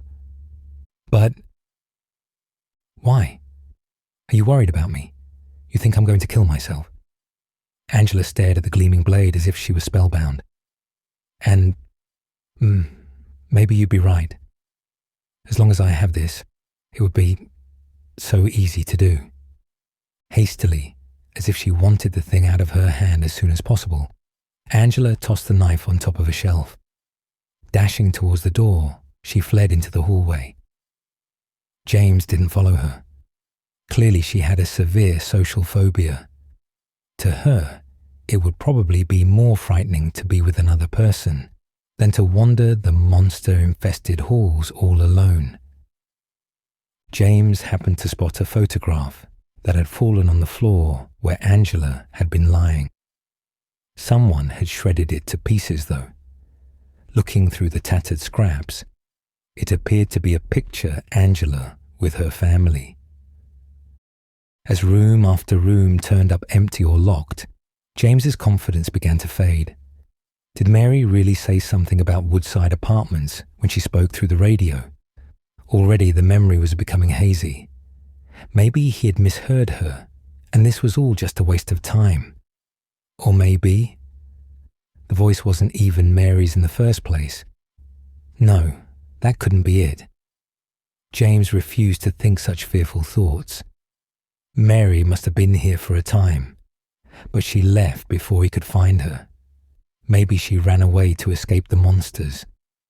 Whether she had lived in this building or only been here for a moment, James couldn't just sit here and wait. Maybe he should go back to his original plan of finding the special place the letter mentioned. Even if it was a fruitless effort, maybe a part of her would still be lingering in that place, even after all this time. Leaving the building proved to be difficult as almost all the doors were completely jammed shut, including the front entrance. No matter how forcefully he kicked and shoved it, James couldn't get the door to open. He had no choice but to wander around and see if he could find a back door. On the second floor, he came across a door marked Emergency Stairs, which, thankfully, was unlocked. He stepped inside onto the pitch-black landing. Ashen grey water. James blinked in confusion. When he shined his flashlight on the stairs that should have led down, he found a pool of murky grey water that filled the staircase all the way to the second floor. What on earth could have caused water to flood an entire staircase? Maybe the rampaging monsters broke a water pipe. Either way, these stairs were useless now. Discouraged, James turned around to exit back into the hallway. The doorknob wouldn't budge. He was trapped. A low roar echoed from the far corner of the landing and made James's blood run cold. It was a sound he'd heard not long ago. The colour rapidly draining from his face, James frantically kicked the door and tugged on the doorknob in a desperate but futile attempt to escape. Reluctantly, He turned around, his legs so weak that he could barely feel the ground beneath his feet. The flashlight's beam exposed a large figure lurking in the darkness. It was the demon he had encountered in room 307, the Red Demon. At the creature's feet was the recently killed corpse of an armless monster. Just like the mannequins from before, its body was mangled and broken almost beyond recognition. Having finished dealing with its last victim, the pyramid monster slowly turned to face James. Because of its bizarre head, James had no way to read the creature's expression, but he could easily imagine it smiling gleefully at the arrival of new prey. As the pyramid head stepped over the slain monster and advanced closer, a sharp, metallic screech filled the small room. Its movements were slow and labored, as if it was carrying something very heavy. When the light reflected off of the large and sinister thing the creature was holding, James could have fallen into a fit of mad laughter on the spot. This was no human he was dealing with. With the ease of an Olympic weightlifter, the monster lifted a large mass of iron. It was holding an absurdly large knife. One blow from that massive blade would surely be enough to slice James completely in half. Before his dazed eyes, the monster sluggishly lifted the massive weapon above its head with its muscular arms. It looked like the knife was so incredibly heavy that even this giant of a monster was having difficulty swinging it. It was then that James found a ray of hope. If there was any way to win, he would have to try. James was able to beat this thing before. He could do it again. A harsh clang pierced through the locked room as the sword missed its intended victim and smashed into the concrete wall instead. After narrowly avoiding the attack, James ran behind the monster and opened fire. Even as a spray of bullets penetrated its back, the hulking creature hardly seemed to notice. It didn't even slow down after he'd unloaded the firearm's entire magazine. James fell to his knees in despair, what little hope he had fading away. Even though he still had some remaining ammo in his pocket, it would be utterly useless to reload now. That knife would be slicing through his head before he'd be able to fire off another shot. Strangely enough, even in this hopeless state, James felt no fear.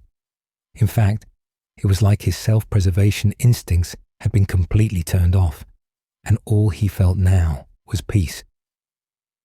In this mentality of self-abandonment, James hung his head, closed his eyes, and silently awaited the cold touch of the executioner's blade. He could hear the sound of small waves, like those at the shore of Toluca Lake. It sounded just like it did years ago, when he and Mary had spent that carefree day just watching the lake together. Was he mishearing things? Having grown impatient with his impending death, James opened his eyes. He wasn't imagining things. The sound of splashing water was coming from the flooded stairs. Rather than taking the easy opportunity to kill James, the pyramid monster was descending down the stairs into the murky water. All he could see of it was its bullet hole-riddled back. Slowly, the answer came to him. I won. Again. Though he hadn't been able to kill the creature for good, he had at least hurt it badly enough to force it to retreat once again. Letting out a huge sigh, James fell to the ground from pure exhaustion. He was quickly losing track of how many times he had narrowly avoided death in just one day. Swirls of blood mixed with dark water as the flooded staircase began to drain with a thunderous roar. Through the murk emerged a previously hidden back door. The singing voice of a young child drifted through the fog. The back door in the flooded staircase led to an alley at the back of the building that ran toward Nathan Avenue. The cheerful song was mixed with little bursts of innocent laughter. "It's you." James couldn't help but raise his voice when he saw the child's familiar face. Seated atop a brick wall was a young girl reading an unfolded piece of paper. "You're that little brat that stomped on my hand back in that hallway." The girl blinked in surprise and stared at James for a moment. With a little grin on her face, she said, "I don't know what you're talking about." James's expression darkened. Did she really think she could feign ignorance? This was one stubborn little kid. "What are you doing here anyway?" In a town overrun by monsters, it was extremely dangerous for a child to run around alone. Saucy attitude or not, James couldn't help but worry about the girl's safety.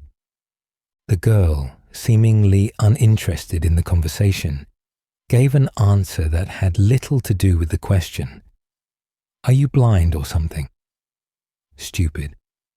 "Hey, is that a letter you got there?" "What's it to you?" "You never even liked Mary anyway." James stood in shock. How did this kid know his wife's name? No, it had to be a coincidence. She could have been talking about anyone named Mary, but she said it right to me, like she knows me or something. Loser.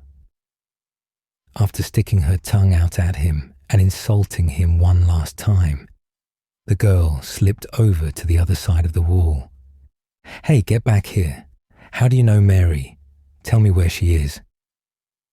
Beyond the wall, he heard the sound of running footsteps growing farther and farther away. James was left staring at a blank brick wall. Chapter 3. Doppelganger. Welcome to Silent Hill. Silent Hill, a quiet little lakeside resort town.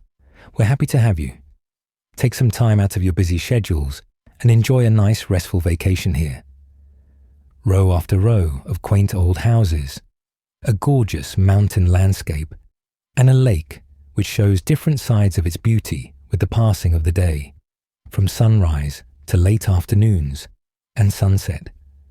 Silent Hill will move you and fill you with a feeling of deep peace. I hope your time here will be pleasant and your memories will last forever. That cheap little brochure was the reason Mary and James visited Silent Hill all those years ago. Already that trip felt like nothing more than a legend from ancient times, with Mary as the mythical goddess. In those days, his entire life revolved around her, and every day seemed more vivid and radiant than the last. Back in the days when it felt wonderful just to be alive. It all began at a house party held by a mutual friend. It was an ordinary enough setting for a first encounter, but at the moment when their eyes first met, it was like it set off a second big bang that created an entirely new universe as the setting for their love story. Every day their affection evolved from a blazing passion to a peaceful and stable relationship. Nevertheless, even the most beautiful love stories are pervaded by tragedy, and this story was no different. Fate imposed a harsh ordeal on both of them when Mary fell ill. The pain and suffering they endured during that time still remained with James, slowly eating away at his heart. And as many great civilizations vanish, their love story came to an end. Ever since then, James had been left alone to wander the ruined world, with only the memories of that ancient story, desperately searching for the smallest remaining trace of their lost happiness. This is the place. He spotted the gate through the mist. There were 2 entrances to Rosewater Park, and travelling from the alley behind the apartments had led him to the east entrance. "Mary, please be here." James silently prayed without even really knowing why. The odds of his impossible wish coming true were worse than winning the lottery, but still, he wished with all his heart for a miracle. He walked through the gloomy park, his footsteps echoing hollowly on the stone walkway. Just like the rest of town, this place seemed to be deserted. Suddenly, a shadowy figure drifted into view. For a split second, James's heart soared, and he rushed towards the figure, only for it to be revealed as a statue atop a pedestal. Patrick Chester, son of Edward. He fought and died for the people, for liberty and for all of our tomorrows. His memory lives on. Read the plaque underneath the statue depicting a grim-faced soldier. The flutter of expectation gave way to misery as his small hope was dashed. James smiled bitterly, even as a few tears escaped and travelled down his cheeks. Good thing no can see me through all this fog. For even one of those monsters to see him in this pitiful state, at the very least he could be consoled by that fact that he hadn't come across any more of them yet. He descended a flight of stone steps until he reached a boardwalk. Beyond the boardwalk's gently curved handrails was an eternal expanse of white nothingness. The pervasive fog had even managed to ruin the view of the lake. James searched through his mind until he came upon the precious memory of watching the sparkling water with Mary. Those memories were just as vivid as the day they happened, which wasn't a surprise, considering how obsessed he was with Mary back then. Casting a sidelong glaze across the boardwalk, he could almost catch a flickering glimpse of what she looked like on that day. He remembered thinking that even the brilliant sunset reflecting off the lake's surface was impossible to compare to Mary's graceful figure and radiant smiling face. That cherished image of her was displayed in front of him as if from a projector. It was like some trace of her had been carved into this place. James stared, entranced, until the figure of Mary blurred and shifted through the mist. There was something in the way she leaned on the handrail. Could it be that this wasn't just an illusion? James couldn't believe his eyes. "Are you Mary?" He stared with blank amazement as he took one uncertain step closer. The woman turned around. Her face was unmistakable, that radiant beauty that never left his mind even after all these years. "Mary?" the woman asked. "Mary? Who's that? Your girlfriend?" Aside from her hair colour, she was the spitting image of Mary. Even her voice was the same. James was staring at her so intently, he could have devoured her with his eyes. "No, my wife. She passed away, but you look just like her." The more he looked, the more he saw the differences between this woman and Mary. The woman was wearing flashy and somewhat revealing clothes, whereas Mary had always preferred plain clothing. Not only that, but if she really was Mary, shouldn't she be just as happy to see him as he was to see her? Also, he couldn't picture Mary glaring at him like this woman was. It wasn't in her modest nature. Geez, that's got to be the lamest pickup line I've ever heard. Unless you really meant it or something. "Unfortunately for you, my name's Maria. I'm not your wife, and I'm certainly no ghost either. See?" She grabbed James's hands in hers. It was an enticing gesture, like she was familiar with men. "Aren't I a bit too warm to be a dead person?" James felt a mild shock at the gentle touch of her fingers. Though he could understand in his head that this was a different person, he shivered as it brought back memories of holding Mary's hand. Without meeting her eyes, he pulled his hands away. "Sorry, I must have the wrong person." He turned his back to her and began to walk away. To leave Maria, his wife's look-alike, behind felt like abandoning the real Mary. "Hey, where are you going?" Maria's voice chased him down. "To look for my wife," James said, looking back at her again. "Eh?" She caught up and walked beside him. "Didn't you say she was dead?" "Yeah, for 3 years now. But she sent me a letter. She said that she was waiting for me in Silent Hill at our special place." "Are you kidding me?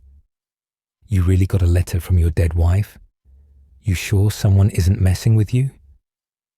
"It's okay to laugh. I know it sounds silly, but I'd really like to believe that it's true, that Mary really is alive." So then this park must be your special place, right?" "I think that's what she meant. Sorry to say this, but there's no one here but me. I should know. I've been out here for a while. You have any other ideas?" The way she was meddling in his business with her noisy chattering was starting to get on his nerves. This woman was nothing like Mary, and yet the image of Mary looking over the lake was still fresh in his mind. "Well, there's the hotel too. I forgot its name though. Lake something." "The Lakeview Hotel?" "Yeah, that's the one." "Well then, guess we better get going." James stopped in his tracks. "You're in this town as a tourist too?" "No, but I know this area well enough." "Why?" "You don't know. There are these weird creatures all over the place and everyone's gone missing. If you're so familiar with this place, then tell me, what's going on in this town? What the heck are those monsters?" Maria shrugged. "I don't really know myself. Before I knew it, everyone was gone and I was all alone out here. Anyhow, you'll want to go this way." She grabbed James's arm and began walking. "We can go to the hotel now and you'll have me to guide you." "Wait, why should I let you come with me?" "Well, you said I looked like your wife, didn't you?" "If that's the case, then would you really leave me here all alone?" Maria asked, displaying a charming smile. Between the low visibility, because of the fog, and the overall danger of the situation, James wasn't thrilled at the idea of having to look after a stranger, especially her. If he was by himself, he'd be able to run away if he needed to. Having her around might just slow him down. Soon after the two left the park, a mannequin-like monster emerged from the fog. It was easily dispatched, but James was forced to use the last of his precious ammo. What would he do if they were surrounded by monsters like he was before? "Ouch," Maria complained with a scowling expression. "Hey, be more careful next time. I don't want to get myself hurt because of you." James checked the condition of her injury. Blood oozed from a scrape on her upper arm. "Sorry." The monster only gave her a scratch, but James still felt the need to apologize. He didn't particularly dislike Maria, but he didn't want to listen to her exaggerated complaints. Still, her appearance puzzled him to the point that he didn't know how to react to anything she said, especially when she spoke with the same voice as Mary. In any case, if he wanted to keep Maria safe, he'd have to get a hold of more bullets, and fast. It's not like he'd just run into an arms dealership in a residential area like this. He looked around, trying to catch sight of anything through the fog. He noticed a gas station. Upon closer inspection, he found that the building was locked up tight, but there was something else that caught his eye. It appeared that someone abandoned their car here in the middle of refueling. But stranger still was what James found at the front of the vehicle. A long iron pipe had been stabbed through the front hood. There was no doubt that this had happened because of the uproar the monsters had caused. In any case, If he could kill a monster with a wooden board, then a steel pipe would be useful enough as a weapon. James climbed on top of the abandoned car and pulled at the steel rod with all his strength. His efforts were rewarded when the pipe was pulled free. "Hey, be careful swinging that thing around." "You better not hit me by mistake," Maria said, as she tapped her foot impatiently. For someone who said they wanted to help, she sure was a sharp-tongued woman. The pair proceeded west down Nathan Avenue. "You see that? Over there is the Historical Society." Maria pointed to the right of the road. It was a small building, befitting this small town. James couldn't imagine there being anything interesting to see in there. "A little ways ahead, there's a bridge we need to cross. Then we'll turn onto Sanford Street. If we keep following that road, we'll reach the hotel eventually." "How long do you think that'll take?"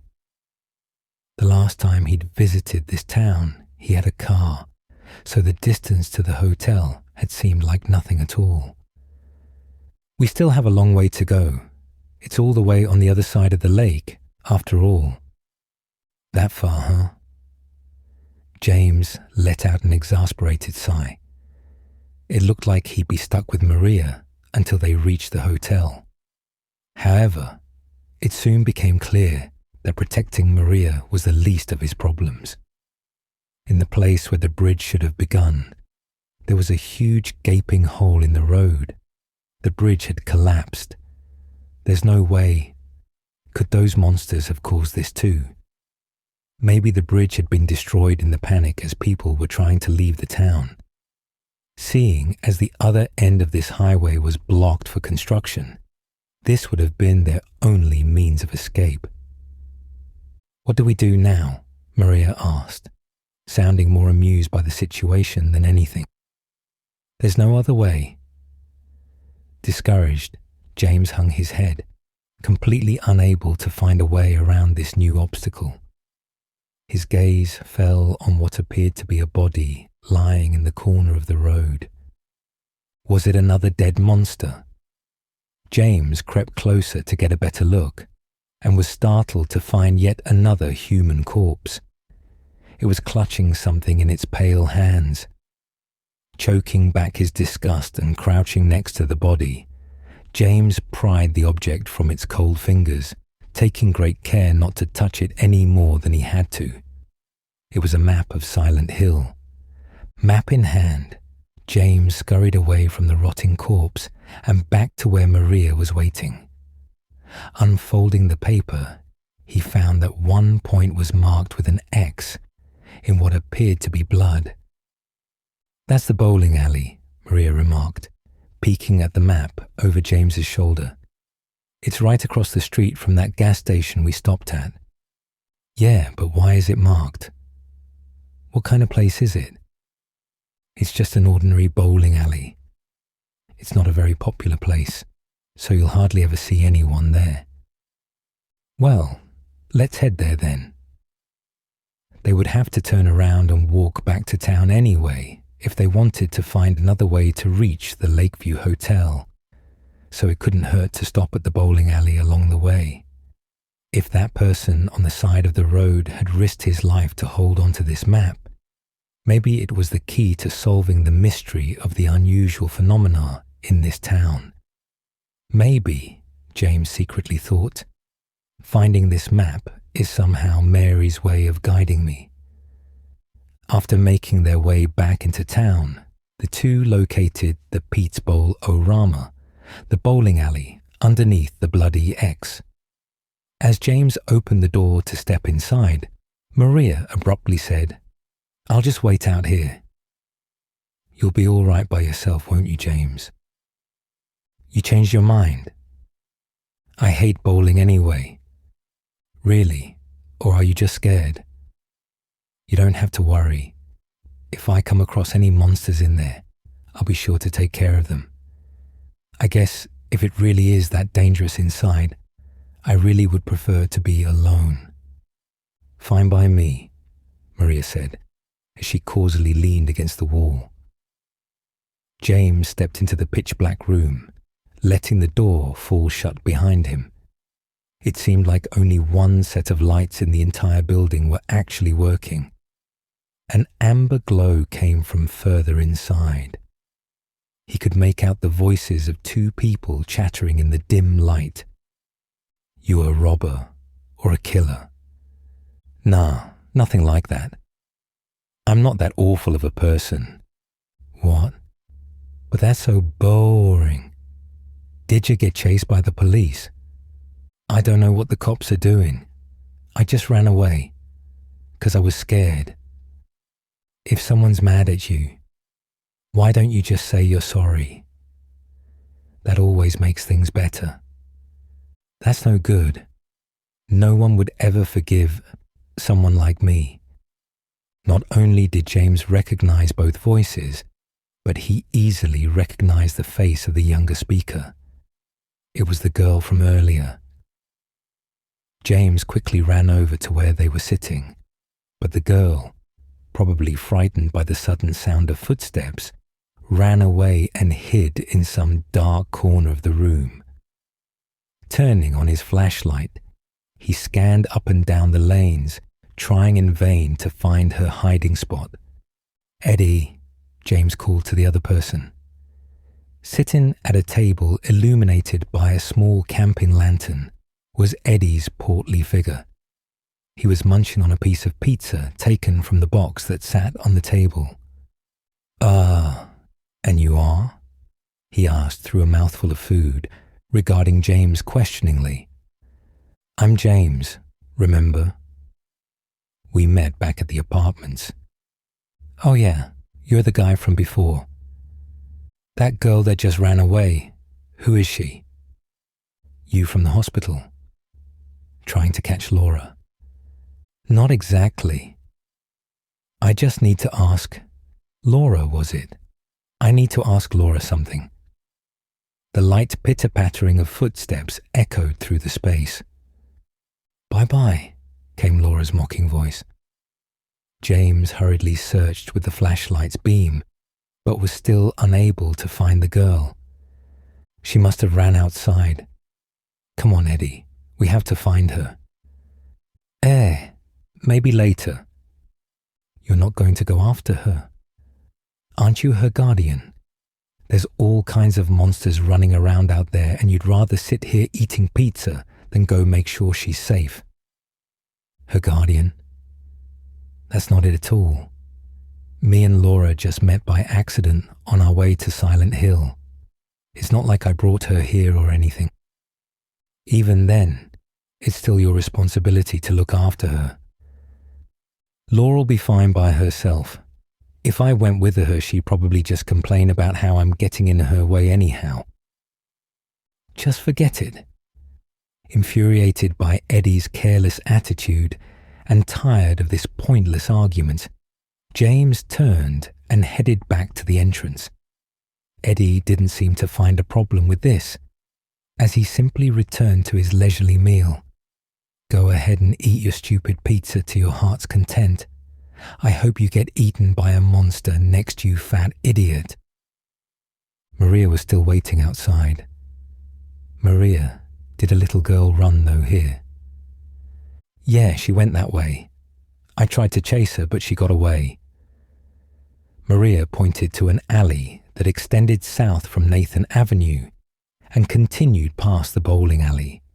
However, as they followed the alley, the two of them came to a dead end.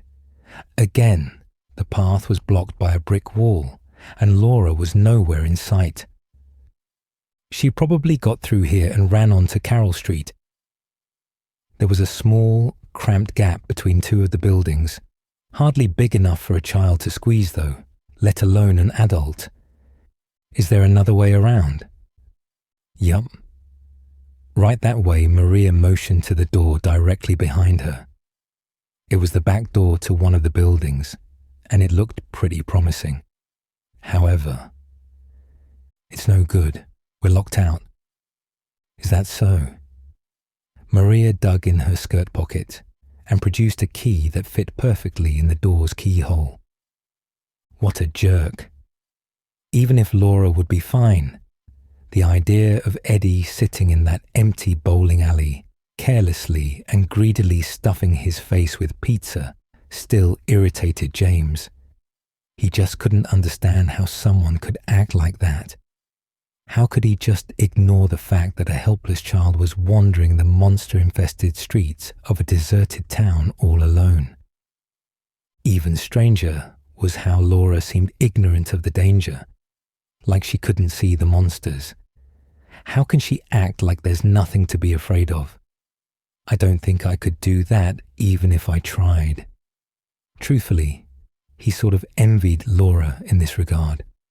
Envy like an ugly, monstrous dog with a disease-ridden and painful bite.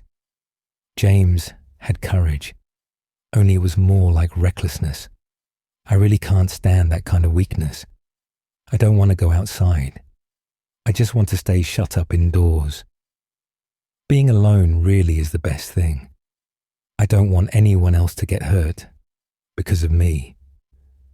Mumble. Here we are, Heaven's Night. I used to work here a while back, Maria said. From the back door, they had climbed a set of stairs until they arrived at the inside of a bar. Over by the stage sat a row of seats, most likely for the shows presented here. I was a dancer, you know. Now that made perfect sense, James thought, and nodded in realization. It certainly explained Maria's hairstyle and showy fashion sense. She probably had big dreams of performing in Hollywood or Broadway in some fancy club, but somehow she ended up here in a tiny little bar on the outskirts of town. She really had no hope of appearing as a classy lady, hanging around in a place like this. You're being awfully quiet. Are you imagining me up on that stage dancing right now? Maria laughed teasingly at James's silence. He denied it with a half-hearted and ambiguous reply. The truth was that Maria had guessed absolutely right, but he wasn't thinking about her for the reasons she seemed to be implying. It was more painful than that. The thought of this woman, who looked exactly like Mary dancing in such indecent clothing and exposed to men's greedy eyes. It was like seeing Mary herself endure public humiliation, almost like the inquisitive eyes of a stranger watching her in her sickbed. In an attempt to escape these gloomy thoughts, James walked over to the front counter. Stepping behind the counter, he searched around on the bottom shelves.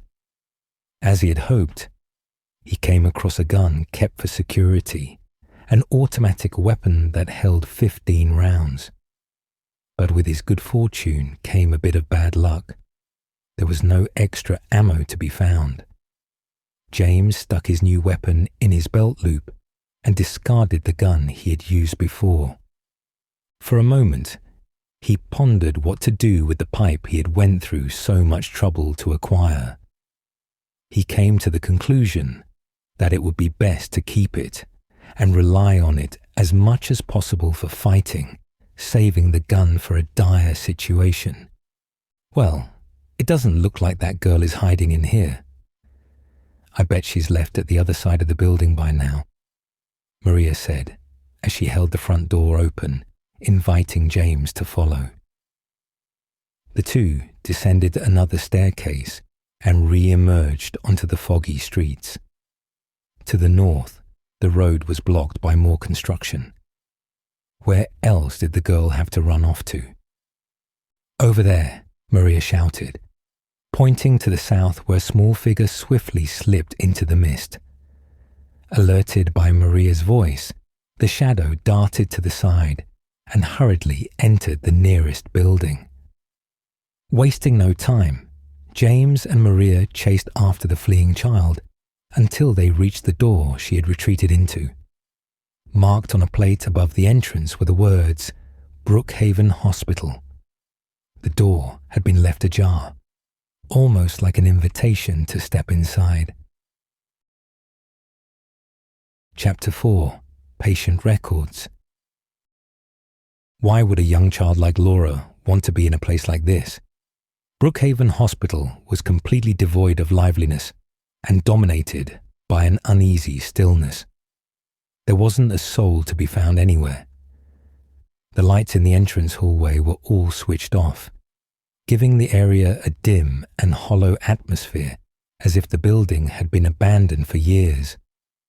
Despite this, the halls were immaculately clean and free of dust or debris, like the staff had been working tirelessly to keep the place in pristine condition, and quite recently too. It was a fairly large hospital with plenty of room for the numerous patients that should have been resting in their beds. Where did everyone go?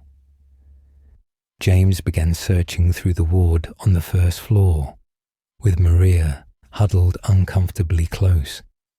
He caught the faint scent of Maria's perfume, bringing up guilty recollections of his late wife. Their search came up empty. Laura obviously ducked into the hospital because she knew they were on her trail, so it wasn't likely she would risk hiding on the first floor. Let's keep going. Okay. As they climbed the dimly lit staircase, James began to think.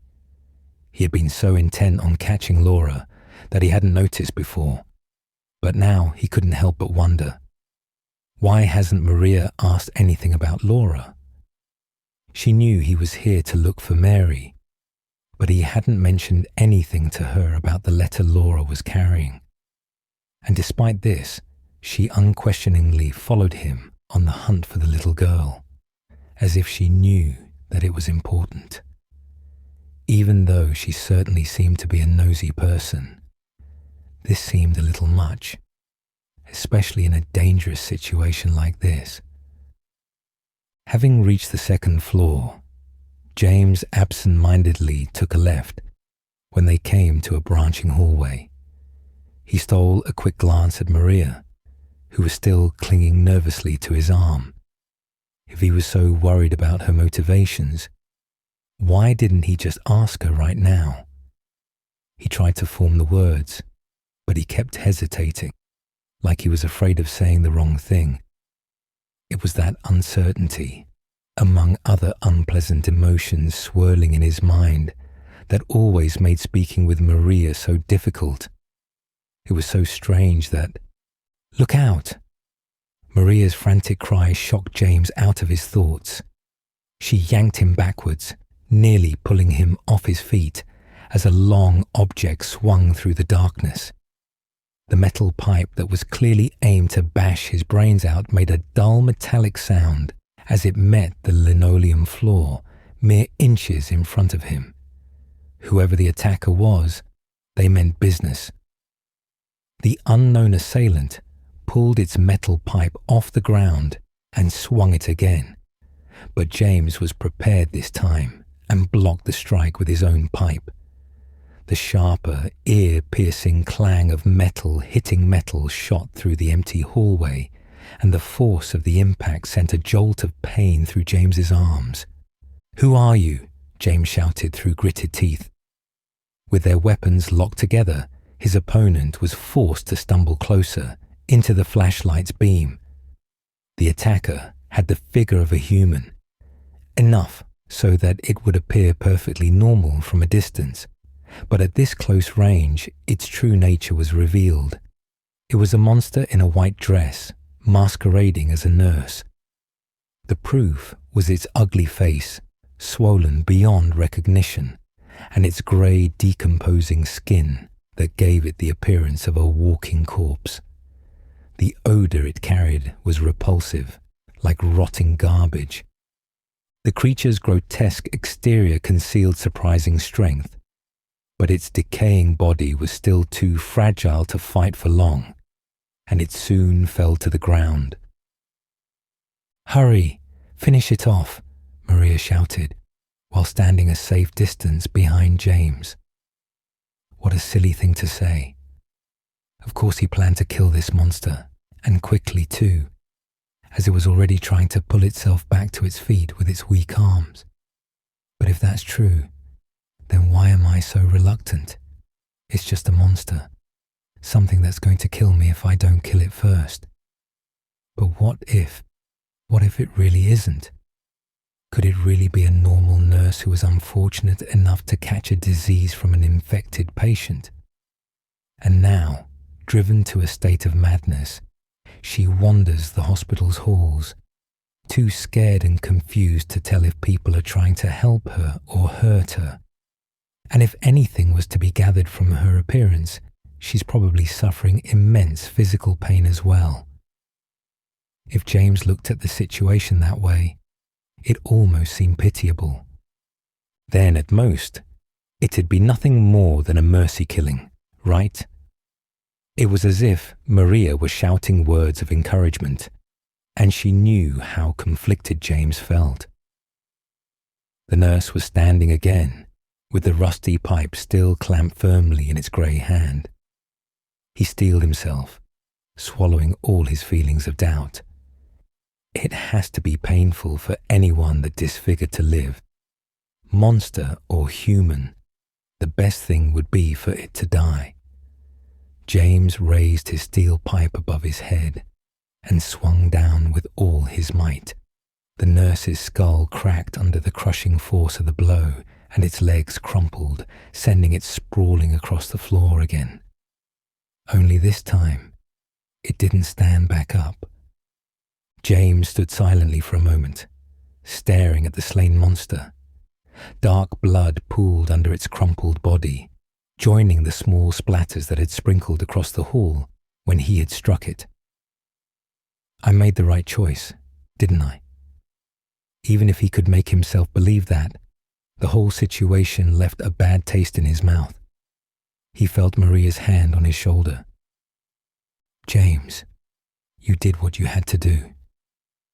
Maria offered words of consolation, once again, as if she knew exactly how he was feeling. While the first floor was devoid of life, the second and third floors were crawling with aggressive nurses as well as more strange mannequin-like creatures. As he stood over the body of yet another blood-stained nurse, a paralyzing thought came to mind. Perhaps, like the insane nurses, all the residents of Silent Hill were infected with the same diabolical virus. It wasn't too much of a stretch to picture a biological weapon leaking from a secret military base and polluting the town's water supply. The nurses and mannequins were at least human enough to be recognized as being female. So perhaps the armless monsters used to be men, their bodies having deteriorated after so much time. If this really was the truth, then it should have made it feel easier to kill them one by one. It would be an act of compassion, ending all their suffering. To think that I'm really helping them, that's a lie, only an excuse. Like I'm trying to run away from something. But what is it? James, wait up, Maria said, snatching James's attention away from his gloomy thoughts. She was beginning to fall behind and had resorted to a slow trot while still trying to keep up. He had almost forgotten that Maria was with him, even though he was supposed to be protecting her. I'm exhausted. Maria's face was pale, and she looked like she was having difficulty breathing. It's just a slight cold.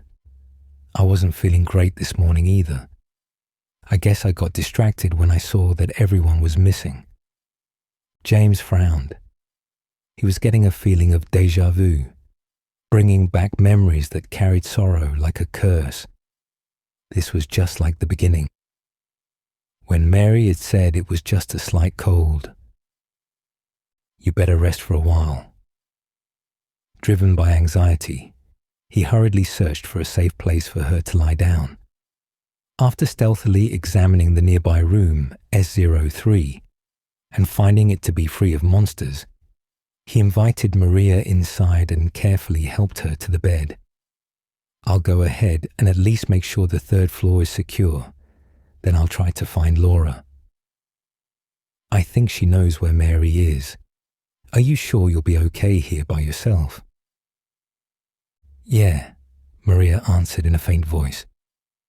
Before James could turn to leave, she grabbed his hand. "Hey, James, if you find Mary, what will you do then?" "I don't know." James shook his head quietly. The seeds of uncertainty were planted, and James began to doubt himself. While passing through an empty office on the first floor, a stack of papers happened to catch his eye. The contents of those papers still weighed heavily on his mind, like corrosion slowly eating away at his thoughts. They were a doctor's memos on a certain patient. The potential for this illness exists in all people, and under the right circumstances, any man or woman would be driven, like him, to the other side. The other side perhaps may not be the best way to phrase it. After all, there is no wall between here and there. It lies on the borders where reality and unreality intersect. It is a place both close and distant. Some say it isn't even an illness. I cannot agree with them. I'm a doctor, not a philosopher, or even a psychiatrist. But sometimes I have to ask myself this question. It's true that to us, his imaginings are nothing but the inventions of a busy mind. But to him, there simply is no other reality. Furthermore, he is happy there. So why, I ask myself, why in the name of healing him, must we drag him painfully into the world of our own reality? It seemed to be more of the doctor's personal opinion regarding the patient's mental illness, rather than an actual medical diagnosis. Who was the patient these papers referred to? Could it be talking about me? James shuddered, but instantly rejected the idea. No, that can't be it. But all the strange things happening in Silent Hill, the vanishing people, the weird monsters, all those things are just too wild for someone to just imagine. Again, he shook his head in denial. Maybe the reality was just as absurd as the fantasy. After all, Maria, Angela, and Eddie have all seen the monsters too. Even Laura had a letter from Mary. Such a young child couldn't possibly have known Mary for more than 3 years. At any rate, he should be searching for Laura right now, not wandering around and sulking. Knowing that that girl could prove Mary's survival dispelled most of his misgivings. After the third floor turned up empty, James decided to check the roof. He was surprised to find that night had fallen without him even noticing. Had he really been searching that long? Actually, the hospital corridors were so dark that standing out here in the dead of night really didn't make much of a difference. Between the fog and the darkness, there wasn't any view to be seen. Even the stars were completely obscured. James walked along the rooftop perimeter, shining the flashlight at any place small enough for a little girl to hide. There was no sign of Laura, but he stumbled on what appeared to be a piece of lost property sitting near the guardrail. He picked up the object, a diary. Its cover was tattered and soaked with rainwater. On a sudden curious whim, he flipped to the first page. The words were a bit blurred, but still readable. May 9th. Rain. Stared out the window all day. Peaceful here, nothing to do. Still not allowed to go outside. May 10th. Still raining. Talked with the doctor a little. Would they have saved me if I didn't have a family to feed? I know I'm pathetic, weak. Not everyone can be strong. May 11th. Rain again. The meds made me feel sick today. If I'm only better when I'm drugged, then who am I anyway? May 12th. Rain as usual. I don't want to cause any more trouble for anyone. But I'm a bother either way. Can it really be such a sin to run instead of fight? Some people may say so, but they don't have to live in my shoes. It may be selfish, but it's what I want. It's too hard like this. It's just too hard. May 13th. It's clear outside. The doctors told me I've been released, that I've got to go home. The diary ended there abruptly. It must have belonged to one of the patients. If it happened to be from the same person from the other memo, James's concerns would be wiped away. Clearly, the patient had regained their sanity and was discharged from the hospital, meaning it couldn't possibly be James the memo was talking about. But what if the patient relapsed? What if they forgot the past and fell back into their world of delusion? What if their reality was to endlessly wander an inescapable nightmare? A loud noise rang through the air as if to embody James's frustration. It was the grating noise of something metal scraping across the concrete of the rooftop, like someone was dragging something heavy. And even before James turned around, he knew who it was.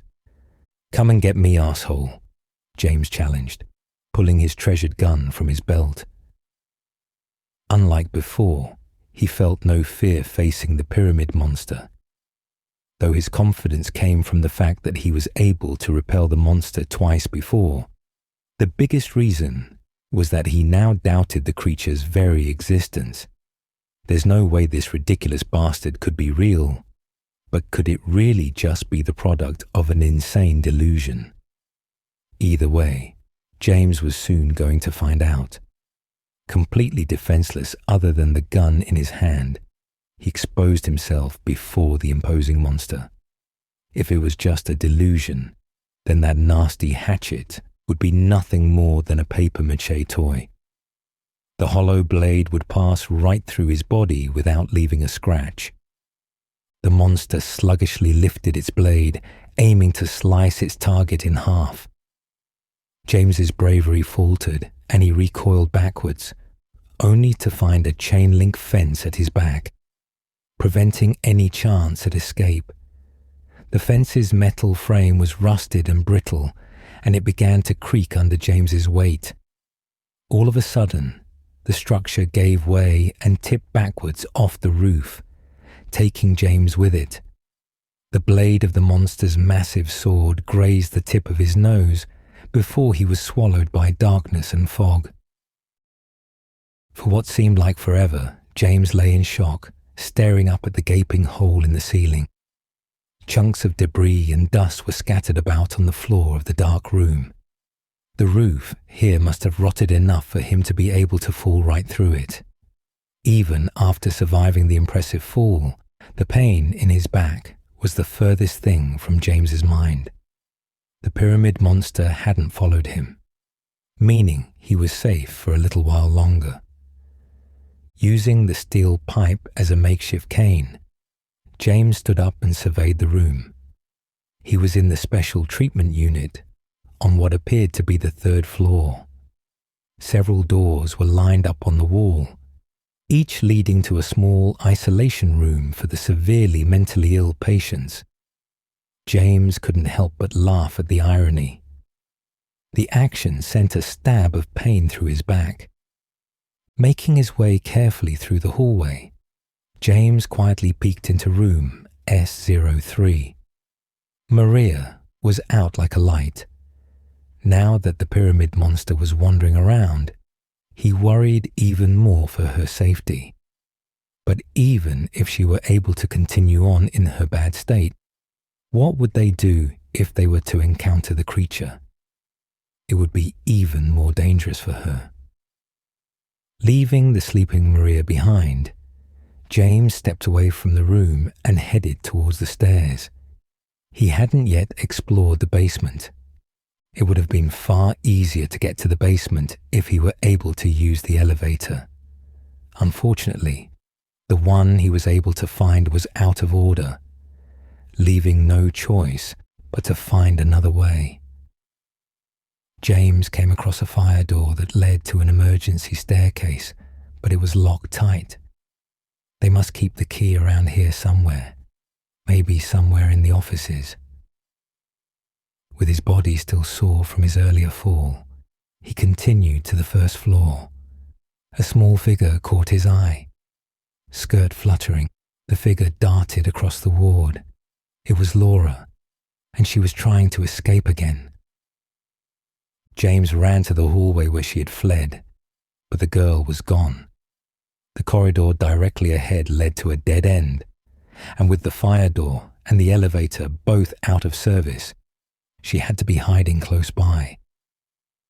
Sneaking into the first room in the hall, room C2, he quickly spotted her. "You can quit hiding now.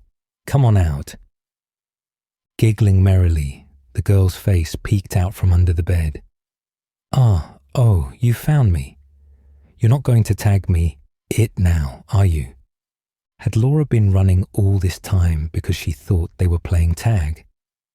Here he was going on a desperate search, while this girl treated it like a game. James was running out of energy. "Please, Laura, don't run away anymore." "Huh? How do you know my name?" "Eddie told me." "That big fat blabbermouth," Laura cried, her face twisting into a little scowl. "I want you to tell me how you know Mary." "Mary Shepherd Sunderland." "What's the big deal?" "Because I have to know," James said sternly. Laura looked startled by his serious expression. "Are you going to hit me if I don't tell you?" "No, I'd never do anything like that." "Mary was my friend when I had to stay in another hospital." "What? When was this?" "Just last year." "Liar. Last year Mary was already..." "You're the liar. You won't listen to anything I say anyway." Once again, James was met with disappointment. Clearly, Laura still wasn't going to tell the whole truth. But what did a little girl like her have to hide? Did something bad happen between her and Mary? "Anyway, we should get out of here. This isn't the place for a kid to be running around alone. This whole town is dangerous. I'm surprised you haven't gotten yourself hurt yet." "Why would I get hurt? This town is all calm and boring. At least now that he found Laura, he could meet back up with Maria on the 3rd floor." As soon as they stepped out of the room, Laura said, "Wait, I have to go somewhere." "Not now, okay? We can't get sidetracked. But I forgot something really important. It's a letter from Mary." James stopped in his tracks. He instinctively spun around to face the little girl holding his hand. Trying to get on his good side, Laura showed the sweetest smile she could muster. The effect was ruined when she complained like a spoiled child. "Please, it's really close." The label on the door in front of them read, "Treatment Room." This must be where they brought the patients who arrived by ambulance. Rows of beds were lined up on the far wall. The only other feature in the otherwise empty room was a shelf hanging on the wall, where a variety of medical equipment and drugs were stored. "Is this really the right room?" "Uh-huh. It's right over there." "Where?" "On that shelf, way in the back." James stepped into the treatment room. He had only made it halfway over to the shelf when he was caught off guard by the sound of the door slamming shut behind him. "Laura!" He turned around, wondering if anything had happened to her. His question was met with amused laughter from the other side of the door. "Ha ha ha, I got you. I can't believe you were stupid enough to fall for that. What are you doing?" "Laura, please open the door." James ran to the door and tugged on the knob, but somehow she had managed to lock it from the outside. "Why should I? I'm just a little liar. You said it yourself. Come on, open up." If you want me to open the door, why don't you just ask nicely? Listen, Laura, I'm not kidding around. You're not safe out there. There could be monsters. Please, you can't just wander around by yourself. You don't want to ask nicely? You're sure? I guess I won't open the door then. You can just stay in there for a while. A low, menacing roar rumbled from somewhere in the gloom of the treatment room. Laura. Laura. While pounding on the door, James grabbed the light from around his neck and frantically scanned the room, the ceiling. There was something hanging from the ceiling. Open the door, quickly. No matter how loud he yelled or how hard he pounded, the door would not open. Laura must have gone off somewhere, leaving James trapped in here alone with whatever else was hiding in the shadows. He tried again to catch the creature in the flashlight beam. What he found appeared to be something in a large, dark grey sack. Its movements were sluggish as it lazily made its way closer. Its form was unlike anything James had ever seen before, a bizarre monster like a pendulum. Its body was a soft and flabby chunk of meat, like a half-digested human, suspended from the ceiling by a metal rectangular frame. It was nothing but a fleshy mass of decaying skin and muscles, melting away to reveal the twisted black intestines underneath. Deformed arms and legs jutted out at odd angles from the wrong places. From the darkness emerged two more of the repulsive creatures, surrounding James on both sides, slowly inching closer. Grim as the situation looked, James struggled to keep calm. He just needed to focus on fighting. He just needed to stay alive.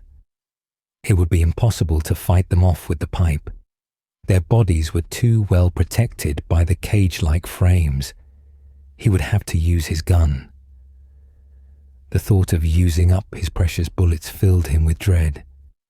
He really should be saving them in case Pyramid Head appeared again. But then again, having extra ammo wouldn't do any good if died now.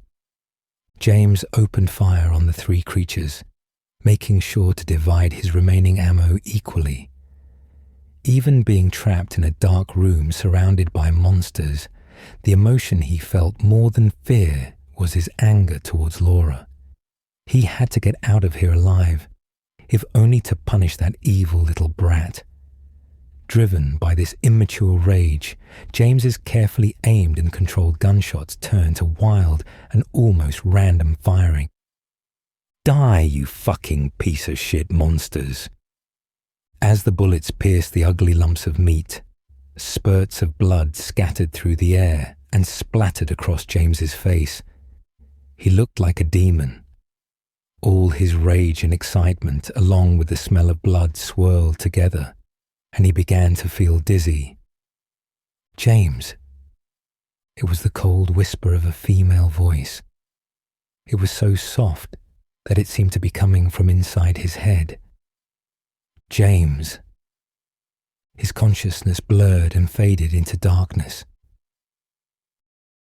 James stared vacantly at the side of a concrete wall. What was he doing here? He couldn't remember. All he knew was that he was in a dark place surrounded by walls. He was certain that he'd been in a hospital. How long had he been here? No answer came to mind. Wait.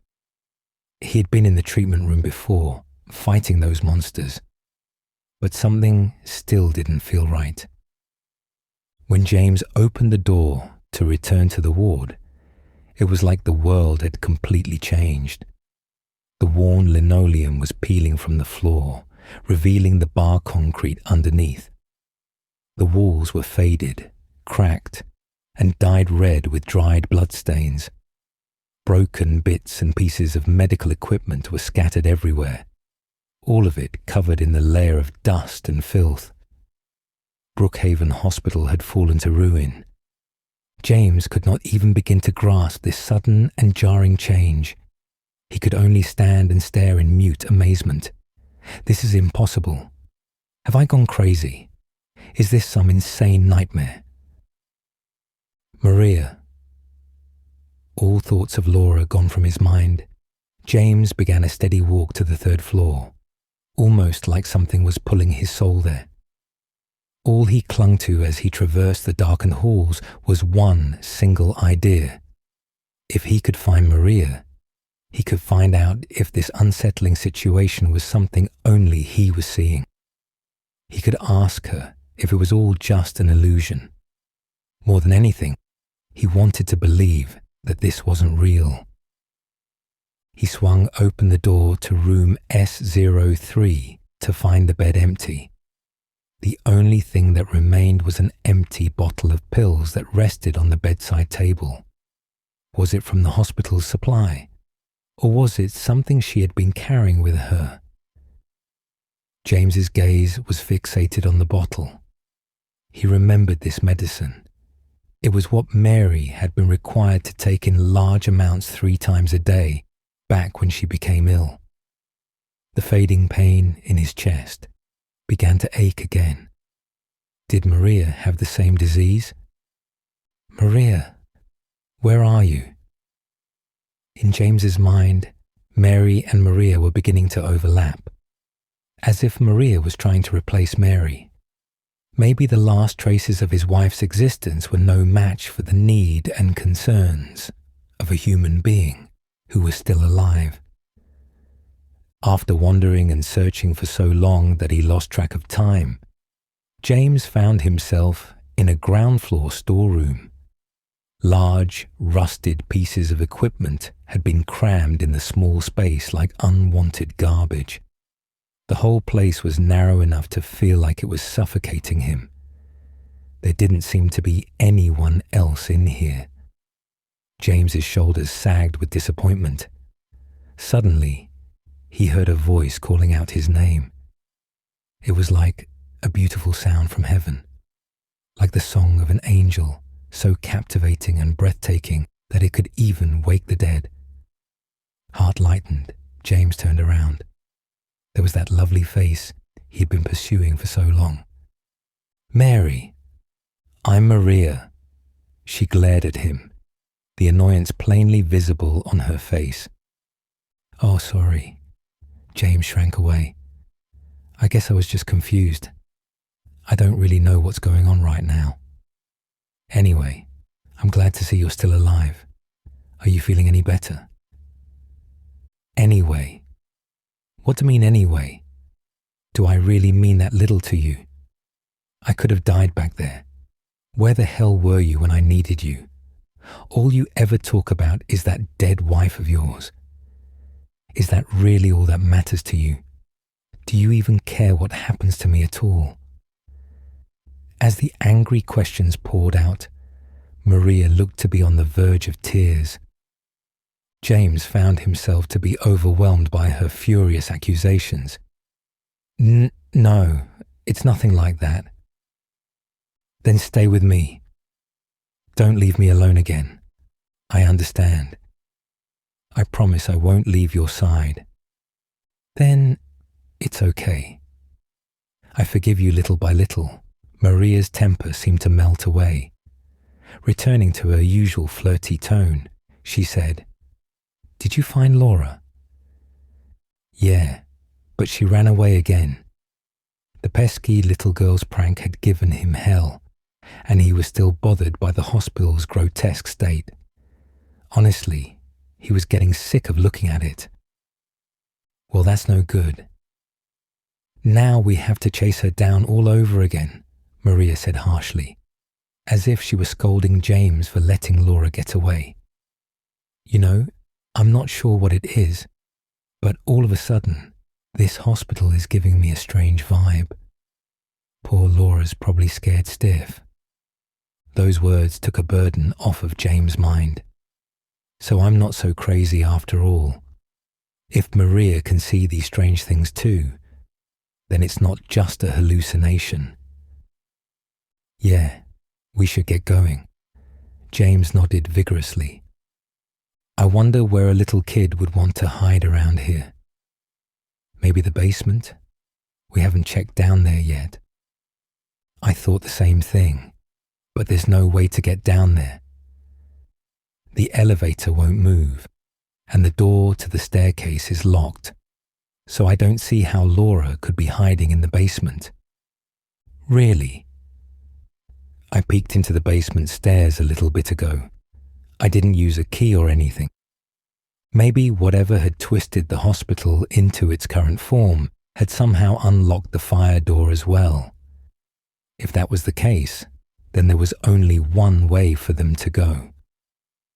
James and Maria trudged through the decrepit halls towards the basement.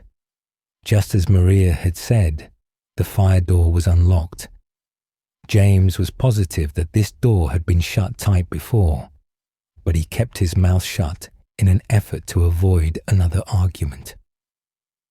On the other side of the emergency door was a damp corridor that was infused with a stale, musty scent. It had a secluded atmosphere that didn't fit at all into the hospital setting, and it didn't seem likely that this hall was used for transporting deceased patients. Their footsteps echoed dully through the dark, enclosed space, adding to the air of loneliness. As they rounded a corner, the monotonous sound was interrupted by a startled cry from Maria. "James!" A sound James had heard many times before was slowly making its way closer. The harsh and unpleasant sound of something heavy scraping across the floor. "Stay back." Standing in front of Maria to protect her, James pulled out his gun, prepared for a fight. He knew the gun was a reliable weapon, but after the encounter with the monsters in the treatment room, only 3 precious bullets remained in the magazine. Thinking quickly, James fired the last 3 shots at the approaching creature, taking the opportunity to grab Maria by the hand and run as it recoiled in pain. "Hurry!" As pulled the panicking Maria through the halls, James could only pray that there was an exit waiting for them at the end. If the worst should happen, at least he still had the steep pipe to defend himself with. They dashed through the twisting corridor around what seemed like hundreds of corners until their legs ached and their breath came in ragged, terrified gasps. The end was in sight. A tall, grey door sat at the end of the hallway, seeming to be impossibly far away. Was it the entrance to a room? Was it a dead end? James's disappointment dissolved where he saw it was actually an elevator, and the door was sitting wide open, beckoning them to safety. "Come on, please work." James ran inside and hit the first floor button. It really didn't matter which floor they went to.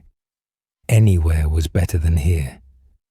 He found that in his frenzied rush, he was repeatedly slamming the button like he was trying to break it, as if pressing it more would make the doors close faster. He scanned over the panel and pressed the button for opening and closing the doors. Instantly, the 2 halves of the door began to slide together. Suddenly, it hit him. Maria was still outside the elevator. James hit the door button again in a desperate attempt to stop the doors from completely shutting her out. "Open, damn it!" The elevator lacked safety equipment, so the cold metal doors continued moving closer together, heartlessly ignoring both James's and Maria's pleas. "James!" Maria begged for help with a bitter cry, having managed to thrust her arm through the gap and into the elevator. Her screams were cut short by the sudden sound of a blade tearing through flesh. "Maria!" Her limp arm slipped through the crack, vanished, and the doors clicked shut. As the elevator began to ascend, James sank into the depths of despair. "Oh, where'd he go?" Laura muttered with displeasure. James must have left the hospital already. By the time she returned to the treatment room, he was long gone. Even though Laura hated James because of Mary's circumstance, having lost her persistent pursuer left her feeling just a little bit unsatisfied. Tag and hide and seek were fun and all, but it was no use if you had no one to play with. For a while, she made a game out of pretending to be a detective, searching through the empty hospital for clues until she finally grew tired. Even this was a different hospital than the one she had stayed in. There really wasn't anything to see that she hadn't seen before. The spotless, clean floors and the complex machines and equipment only served to remind her of the long, boring days spent stuck in her hospital bed. Guess I'll just go back to the bowling alley. I hope that Eddie gave himself a stomachache. A light skip in her step, Laura started towards the exit. Even after all that, I wasn't able to save her. Desolate and heartbroken, James crouched on the ground and leaned against the colourless walls of the elevator. The walls were beginning to feel more and more like a cage. Having reached the upper floor, the metal doors had slid open to reveal the pitch-black hallway beyond. It was darkness almost as deep and sombre as the one that hung over his own heart. First Mary, and now Maria. Because they shared the same beautiful features, it was like losing the same woman twice. They slipped away until they remained nothing but a memory, leaving James with twice the grief. An overwhelming feeling of emptiness that felt the same as death. He wanted nothing more than for this madness to end. Although, what if he was the one going mad? What if everything was turning into a nightmare that he couldn't escape? With great effort, James finally got back on his feet. He remembered his wife's face, the face of a dead woman. That lovely face was the foundation of his entire being, his reason for living. These feelings of grief and sorrow were only a distraction. Searching for Mary, holding on to the belief that she was alive, those were the only things that mattered now. James stepped out of the elevator and into the first floor's administrative area. It was the same one he had visited earlier. Only, just like the ward he'd walked, though after fighting the creatures in the treatment room, this place now had a dirty and ruined appearance. As a result, the door to every office and examination room in the ward was rusted shut and impossible to open. There was only one room that could be entered, the director's office. If he wanted to find Mary, he'd have to find Laura first.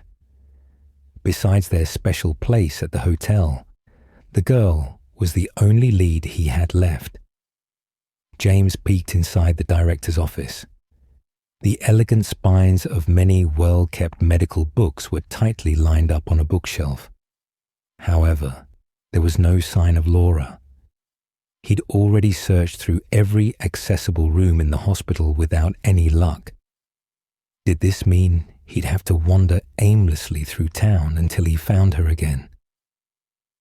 The beam of his flashlight fell on the large desk that sat by the window on the far side of the room. Someone had left a map there, and it was this lone map, laying on top of what would otherwise have been an empty desk, that grabbed James's attention for some reason. It was a map of Silent Hill with a single location marked with an X and a few sentences scrawled in the corner. Did the hospital director write this? He who fears being watched from the abyss will be unable to look into it himself. The truth can only be obtained by pressing forward. Follow the map, you'll find a letter. James looked up from the map with a start to see something outside the window. From the corner of his sight, he caught a glimpse of a small shadow. Wasting no time, he dashed out of the office and towards the hospital's main entrance. There was no mistaking it. It had been the figure of a little girl. Laura was leaving the hospital. "Wait, you have to tell me. You have to tell me about Mary." Standing in the hospital entrance, James carefully panned across the street with his flashlight. Laura was gone, having slipped away into the midnight blackness under the cover of fog. Did she run left or right? James was unsure, but he made the decision to turn right and began walking south down Carroll Street. Whether Laura went this way or not, his real goal was to reach the spot marked on the director's map. Maybe it was the mention of the so-called letter that was making him feel anxious, but he couldn't help but think that whatever it was had to be important. James studied every twisting turn marked on the map. West down Rendell Street, from Munson Street to Saul Street, north to Neely Street, and east to Sanders Street. James's destination lied somewhere on Lindsay Street. His thoughts turned back to his gun, which he had abandoned in the hospital basement during the tense chase. Not that an empty gun would do him any good now. He still had the steel pipe to rely on, though. Holding his only weapon tightly, James proceeded ahead, hoping that he wouldn't have to use it. Halfway through Saul Street, James came upon a building that blocked the road like an overpass, creating a tunnel he'd need to walk through. The inside was obscured by an even thicker and gloomier darkness. The floor was covered by an iron mesh, similar to the kind used during construction, and there seemed to be nothing solid underneath. James was reluctant to walk across it, as nothing about the thin surface looked safe. Looking closer, he thought he could see a vague black shape squirming beneath the chain-link flooring. Was there a monster down there? Though it shared their jerking movements, it was different from the armless monsters and the mannequins. Whatever it was, it certainly wasn't something pleasant. If I sprinted through, maybe I could make it, James thought. There was no way of knowing how long the tunnel was from here.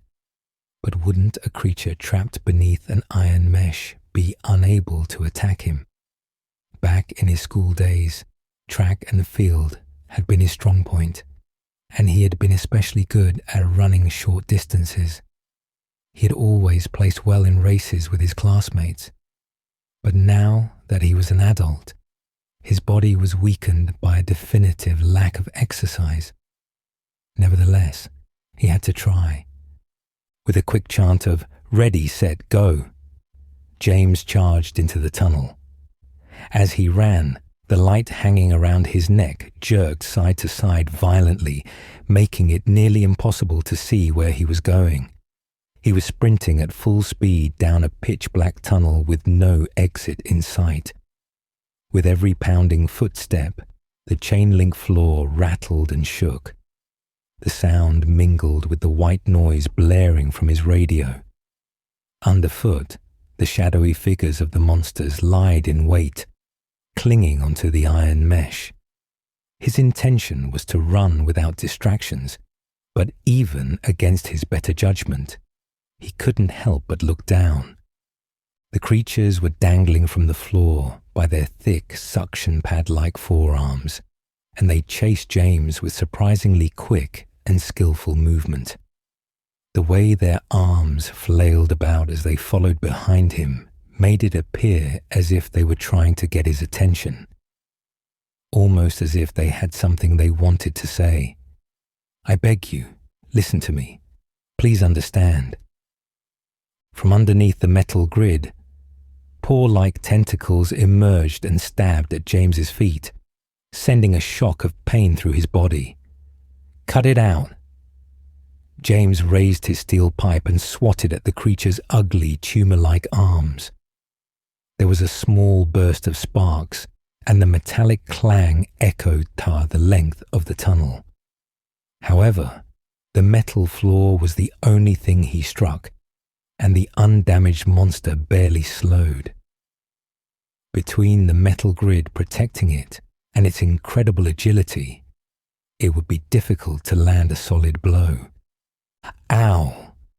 James staggered from a sudden numbing pain in his foot, grabbing onto the tunnel wall to keep from falling. He knew that if he were to fall to the ground, it would all be over.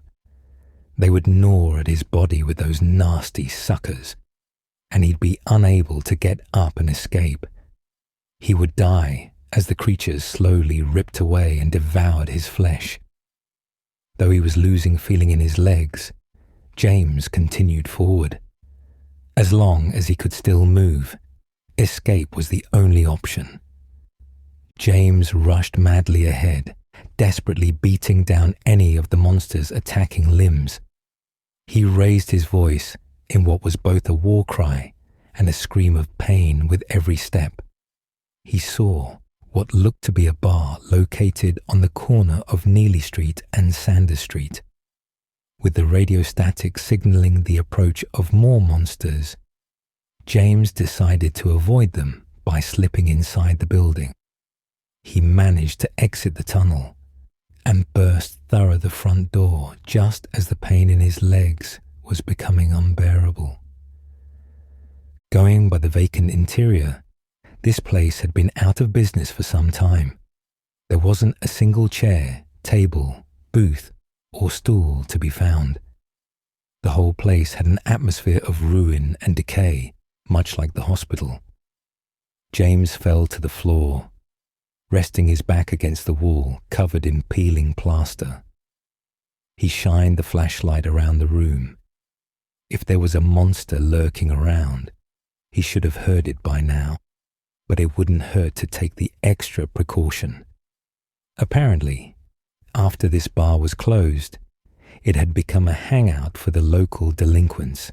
Cigarette butts and the remains of marijuana joints littered the floor, and tucked into the corner was a small, ripped-up plastic bag that was stuffed with what appeared to be cocaine. Every available surface, from the walls to the window panes, was plastered with graffiti and obscenities. Most of the writing was either meaningless nonsense or offensive just for the sake of being offensive.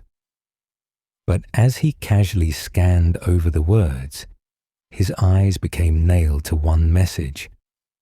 If you really want to see Mary, you should just die. But you might be heading to a different place than Mary, James. James stared in stunned silence. There was no way this could be a coincidence. He was gripped by a sudden feeling of nausea, and his head ached like a bell being struck. Breathing became difficult. He felt like he would suffocate if he had to look at those words any longer. The pain in his partially numb legs forgotten, James scrambled to his feet and towards the exit. He stumbled and smacked into the door before forcibly tumbling out onto the street. He hurried toward Lindsay Street as fast as he could manage in his current state, desperate to put as much distance as possible between him and the bar containing those piercing words. Though he had grabbed the steel pipe without thinking, every last thought of fighting monsters or keeping himself safe had completely vanished from his mind. He didn't care about how defenseless he was, rushing out into the open. He just kept running, eyes firmly fixed on his goal as he wandered through the darkness. The spot indicated on the director's map was a surprisingly ordinary-looking house. As the map promised, a letter sat on the stairs in front of the entrance, or perhaps you are a fool. The truth usually betrays people. A part of that abyss is in the old society. The key to the society is in the park. At the foot of the praying woman, inside of the ground, inside of a box. My patient buried it there. I knew, but I did nothing. It made me uneasy to have such a thing near. I wasn't looking for the truth. I was looking for tranquility. I also saw that thing. I fled, but the museum was sealed as well. Now no one dares to approach that place. If you still do not wish to stop, James, I pray to the Lord to have mercy on your eternal soul. James read the letter countless times, but none of the words seemed to register, as if he had lost the ability to read them. All he could do was stand and stare blankly with his apathetic expression at the jumble of meaningless sentences. Laura waded through the milky white fog. She had high spirits now that she was on her own again. She was in the mood for a picnic. A little earlier she had arrived at the bowling alley only to find it empty. That half-wit Eddie probably wandered off and got lost. However, all the grown-ups seemed to be terribly afraid of something, and she couldn't help but feel the tiniest bit worried herself. No, it'll be okay. She'd told him where she was planning on going, and so maybe they'd run into each other again soon. Laura travelled west down Nathan Avenue with light, carefree steps. She had little trouble. There were no cars or crowds of people to get in her way. It was the ideal pedestrian walkway, and it belonged only to her. She crossed over a bridge, the bridge that would take her one step closer to where Mary was waiting. Chapter 5. To the deepest depths. Just as the letter had promised, a key was buried at the feet of a saint in Rosewater Park. James clutched the old bronze key in his hand as he travelled west down Nathan Avenue to the Silent Hill Historical Society, where Laura was no longer mattered, now that he had this new clue. If the letter was to be believed, with this key, he would be able to solve the mysteries that haunted this bizarre town, as well as uncover the truth regarding Mary. Just holding the key poured new energy into James's body and mind. He was even able to walk without being bothered by the numbness in his legs. On occasion, a monster would stumble out of the fog and block his path, but they were becoming nothing more than an annoying nuisance. It was only the same armless creatures and mannequins that he had seen and fought so many times before. James didn't even consider them to be real threats anymore. Still, as always, the sight of their twisted and deformed bodies brought the old familiar feeling of disgust. Every time he beat them to the ground and bashed them with the steel pipe until they finally stopped moving, it made his mind clearer and more focused. He even felt a spark of what could only be described as sadistic pleasure. Finally, James arrived at the small museum. Stepping past the reception desk in the narrow lobby, he stepped into a display room with walls lined with paintings and photos. Most of them were landscape paintings or aged pictures of Silent Hill from the past. Only one picture seemed out of place. Misty Day, Remains of the Judgment. It depicted a giant man, drawn into a scene littered with shadows of people skewered on spears. "It's him," James whispered, though the figure was portrayed as a shadow against an ashen grey sky. Its distinctive silhouette was unmistakable. It was the Red Pyramid Monster. How could he explain something like this being here? Other paintings were accompanied by descriptions printed underneath them, but this one had nothing but its title. Not wanting to think about it much, James moved on to the next room. There were dozens of photos in faded black, white, and sepia tones, all of them wordlessly telling the history of Silent Hill. As he browsed through the images, James was drawn to a photo of a very familiar building. It looked a bit different from its current form, but it was clearly recognizable as Brookhaven Hospital. He read the caption. This hospital was built in response to a great plague that followed a wave of immigration to this area. It was originally little more than a shack, but it gradually grew and grew. Next to it hung a picture of the former hospital director. Furthermore, there were several enigmatic photos depicting nothing but a deep hole. He wondered if they were related to the hospital somehow, but it was impossible to tell as the pictures had no written descriptions. Walking deeper into the museum, James met with another striking image: death by skewering. An execution at the prison. Death by skewering or strangling. To choose this death is the prisoner's last taste of freedom.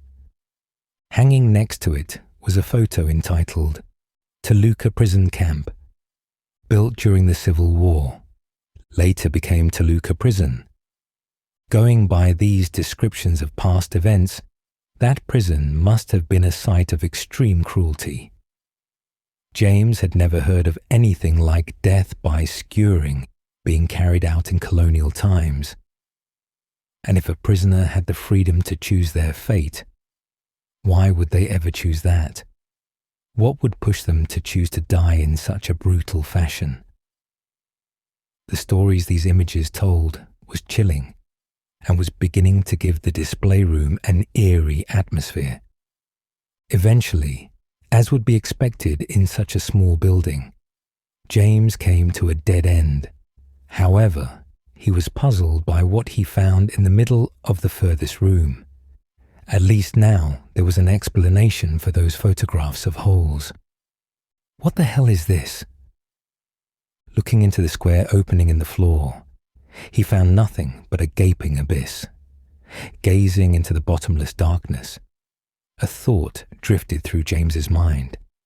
The blackness hiding inside this pit is like me. It might even be my destiny. It certainly is possible that I'm just holding onto a fantasy world, and surely a person that crazy is capable of believing that there's nothing wrong with himself at all. Any normal person could guess that, but it wasn't a guarantee. Just like how sometimes you realize that you're dreaming while you're still asleep, maybe a madman could see through a delusion while still trapped inside it. The letter from the house on Lindsay Street was proof. That letter was clearly addressed to me. Could it be a message from a psychiatrist? Maybe the whispers of doctors trying to cure a deranged patient appeared in the form of that letter. The patient records in the office, the diary pages scattered on the roof. If they really are related to me, what if they were the doctor's attempts to guide me? It brought to mind the words scribbled on the map from the hospital director's office. He who fears being watched from the abyss will be unable to look into it himself. The truth can only be obtained by pressing forward. James stared again into the hole. I'll do it. No matter how deep it is, if this is the darkness of the heart, I should see what's waiting at the bottom. With these grim but determined thoughts, James threw himself into the pit. James was surrounded by a circular brick wall, a pool of shallow water at his feet. It was a well. A rather anticlimactic place to land considering his grand poetic talk of the darkness of the heart. And now, assuming this was in fact a real well and not another illusion, he was trapped with no way to climb back up. Why the hell did I ever think of doing something this stupid? But wait. After jumping down a well this deep, how did I manage to walk away without so much as a bruise? Even now my legs still feel weak, so how did I manage to land on my feet? James searched around the well, tapping the stone walls with the steel pipe. If he could find a passage of some sort, surely it must lead to an exit. At one spot there was a different, much lighter sound. Bashing the spot with the pipe caused bricks to crumble and open a gaping hole into a dark path. It was a waterway, or perhaps a sewer drain. James ventured into the passage, his footsteps splashing through the shallow water as he walked. A low roar echoed through the path, mingling with the trickling sound of flowing water. It sounds like one of those armless things. James readied his steel pipe and prepared for a confrontation with the monster hiding around a bend in the canal. As soon as he met his opponent, he struck the first blow directly to its head, sending it tumbling backwards to the ground. The blood from the creature's wound spread through the water, dyeing it red. Not that this was a problem. The water was filthy to begin with, and a little more couldn't possibly make it worse.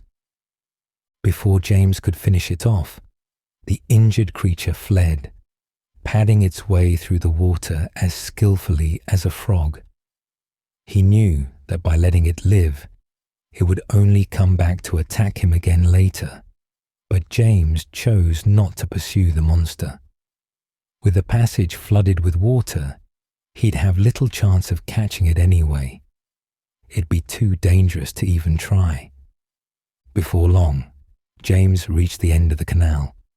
A dry path extended into a small room, empty except for a door in the ground.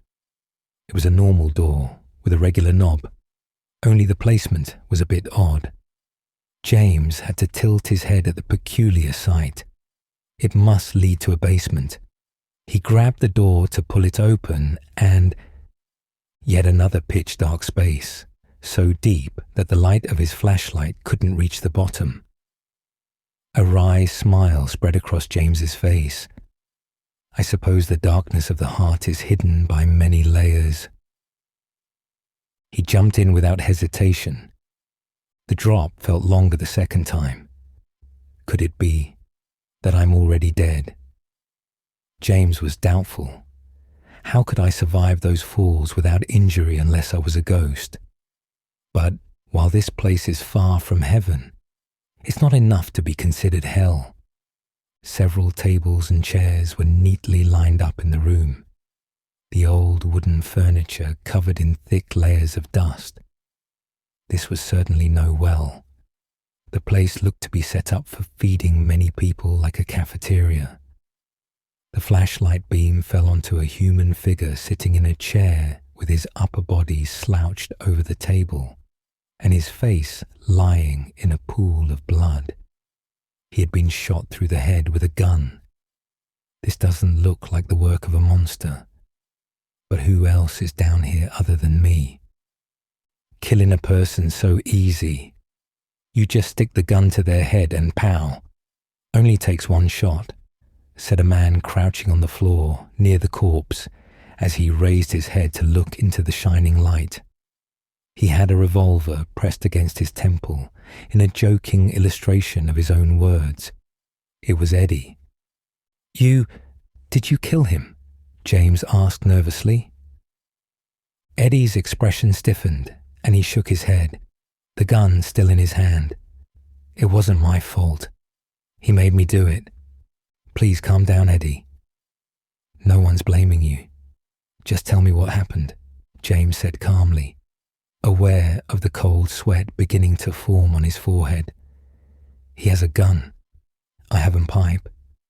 If he decided to point that thing at me, well, there's no way I could stop him. So let's not piss off the guy with the gun. That guy, he had it coming. I was minding my own business, and he just came at me. Besides, he was making fun of me with his eyes, just like that other one. I see. James gave an approving nod. But Eddie, don't you think killing him was a bit much? It's a perfectly good reason. Eddie launched into a flurry of shouting, trying to block out James's words. And why the hell not? Up until now, I let everyone walk all over me, even him and his stupid dog. They all had it coming. He was enraged beyond consolation, spewing angry words, his gaze full of hatred. James could only stand in silence, afraid of provoking him further. Suddenly, Eddie's expression softened again, turning into something more like a childish grin. "Just kidding, James. Did I scare you? No, that guy was dead from the start." He turned his back to James and took a step towards the exit. "Anyway, I'm going now. See ya." James didn't stop him. It wasn't every day he was all but held at gunpoint like this, and honestly, he was relieved to see Eddie go. It was then that a particularly absurd thought came to mind. What if Eddie's just another representation of my own madness, another me, or another personality? In other words, he might be a bundle of hatred and rage that could lead to suicide or self-injury in the real world. As crazy as the idea was, he had come to the point where he could no longer deny the possibility. Leaning out of the cafeteria exit, James checked to see if the coast was clear. Shining the flashlight down both ends of the darkened corridor, he found nothing. At least Eddie hadn't decided to wait out here to ambush him. However, ominous voices drifted through the hall, a sure sign that monsters were lurking about. Where am I? Stepping through the door, James found himself in a dirty, decaying corridor. A row of tightly packed, rusted metal bars lined one of the walls. The space behind the bars was divided into small rooms, or rather, jail cells. It was a prison. James frowned. If he was really meant to be here, why would he end up in a place like this? Could it be because he followed through the same door as the murderous personality Eddie? The photos of Toluca prison that hung on the walls of the Historical Society resurfaced in his mind. Could those images have inspired reality to take this shape? Either way, how did he even end up here? Considering the path he'd followed from the museum, he should be far below the lake by now. Several of the cells contained monsters who moaned as they restlessly beat against the metal bars. James averted his eyes, though he was happy to see the repulsive creatures locked up and out of his way. Seeing them like this invoked a tiniest shred of pity.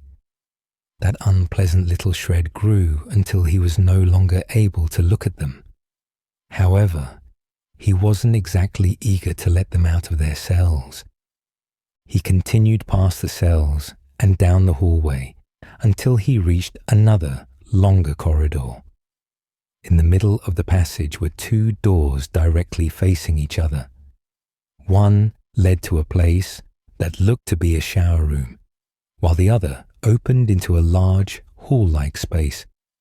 The space was empty, save for one towering structure that sat in the middle. James took a closer look. It was a gallows.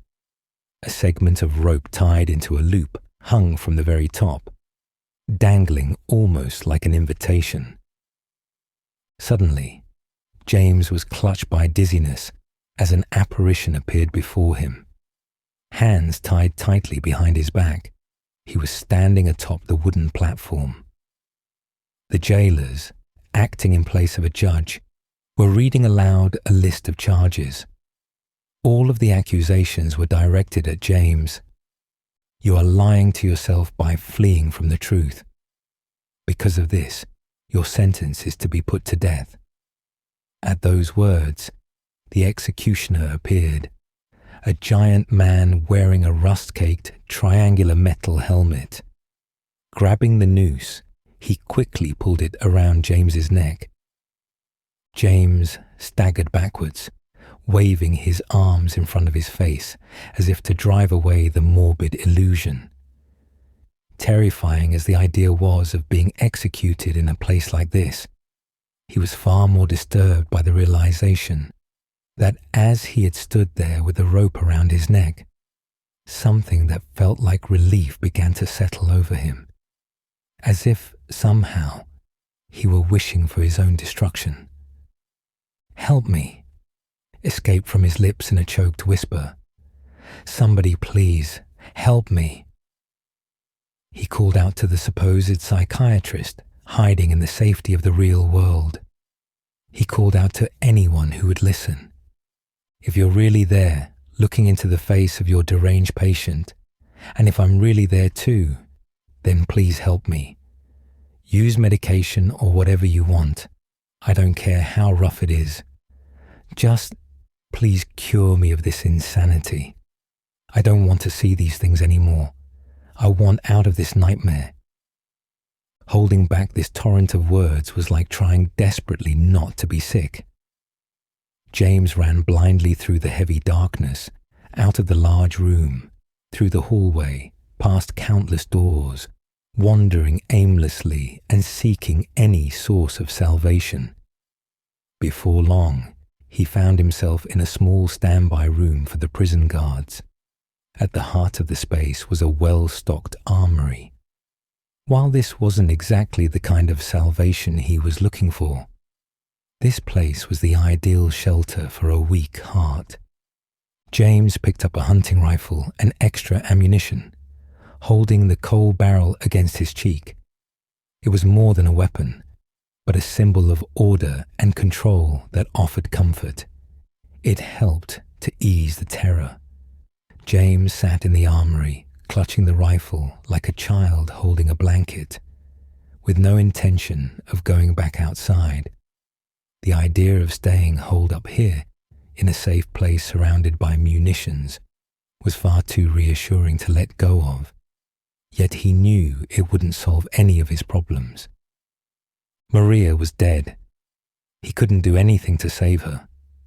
Now he was hiding like a coward, when he should be out looking for Mary. Nevertheless, he still wanted to stay shut up in this room, if only for a little while longer. As if looking for a means of escape, James began to read a magazine that lay open on top of a desk, justifying it with the excuse that it might contain some momentously important message for him. It was a small magazine, most likely a small local publication.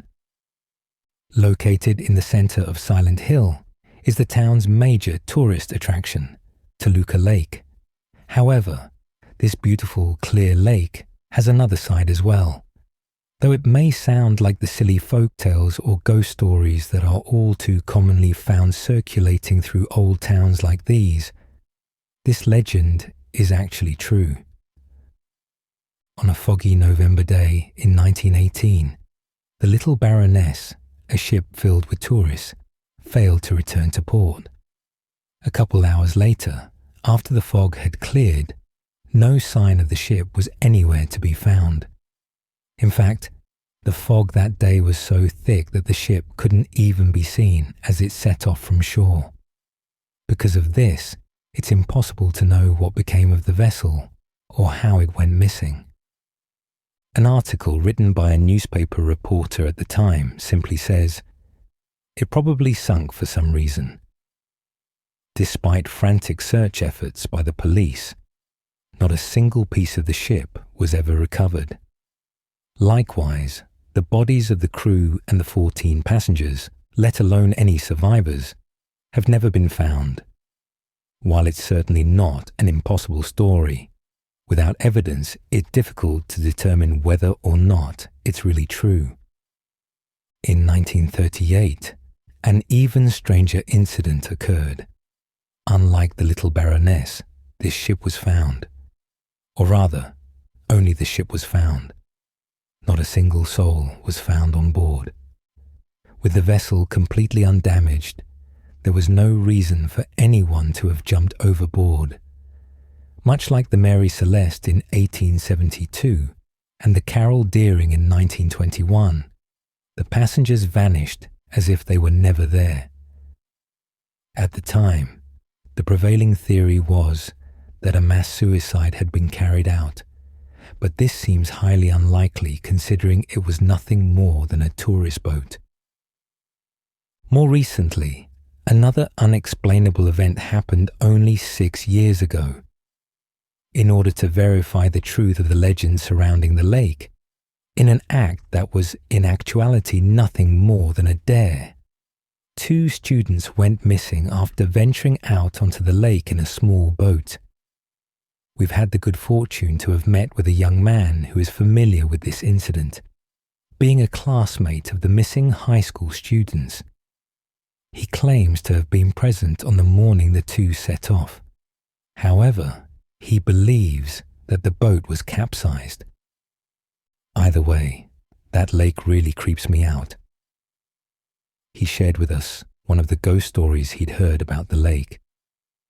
People say that if you try to go out on Toluca Lake at midnight, your engine will die and you'll be stranded until morning. Truly, many corpses rest at the bottom of this lake. Their bony hands reach up towards the boats that pass overhead, perhaps reaching for their comrades. It gives a whole new meaning to the townspeople's invitation to tourists to come and visit our beautiful lake. I personally don't believe in any of it, but I know that there has to be evidence of some kind that's yet to be discovered. James closed the magazine. It was just an article from one of those third-rate paranormal gossip publications, the kind that are always going on about UFOs, Bigfoot, the Bermuda Triangle, and all kinds of conspiracy theories. What a bunch of nonsense. But still, it made James wonder. I really don't think this is a message from a doctor. So does that mean the contents of this article are just another hallucination? Or did events like these really happen in Silent Hill?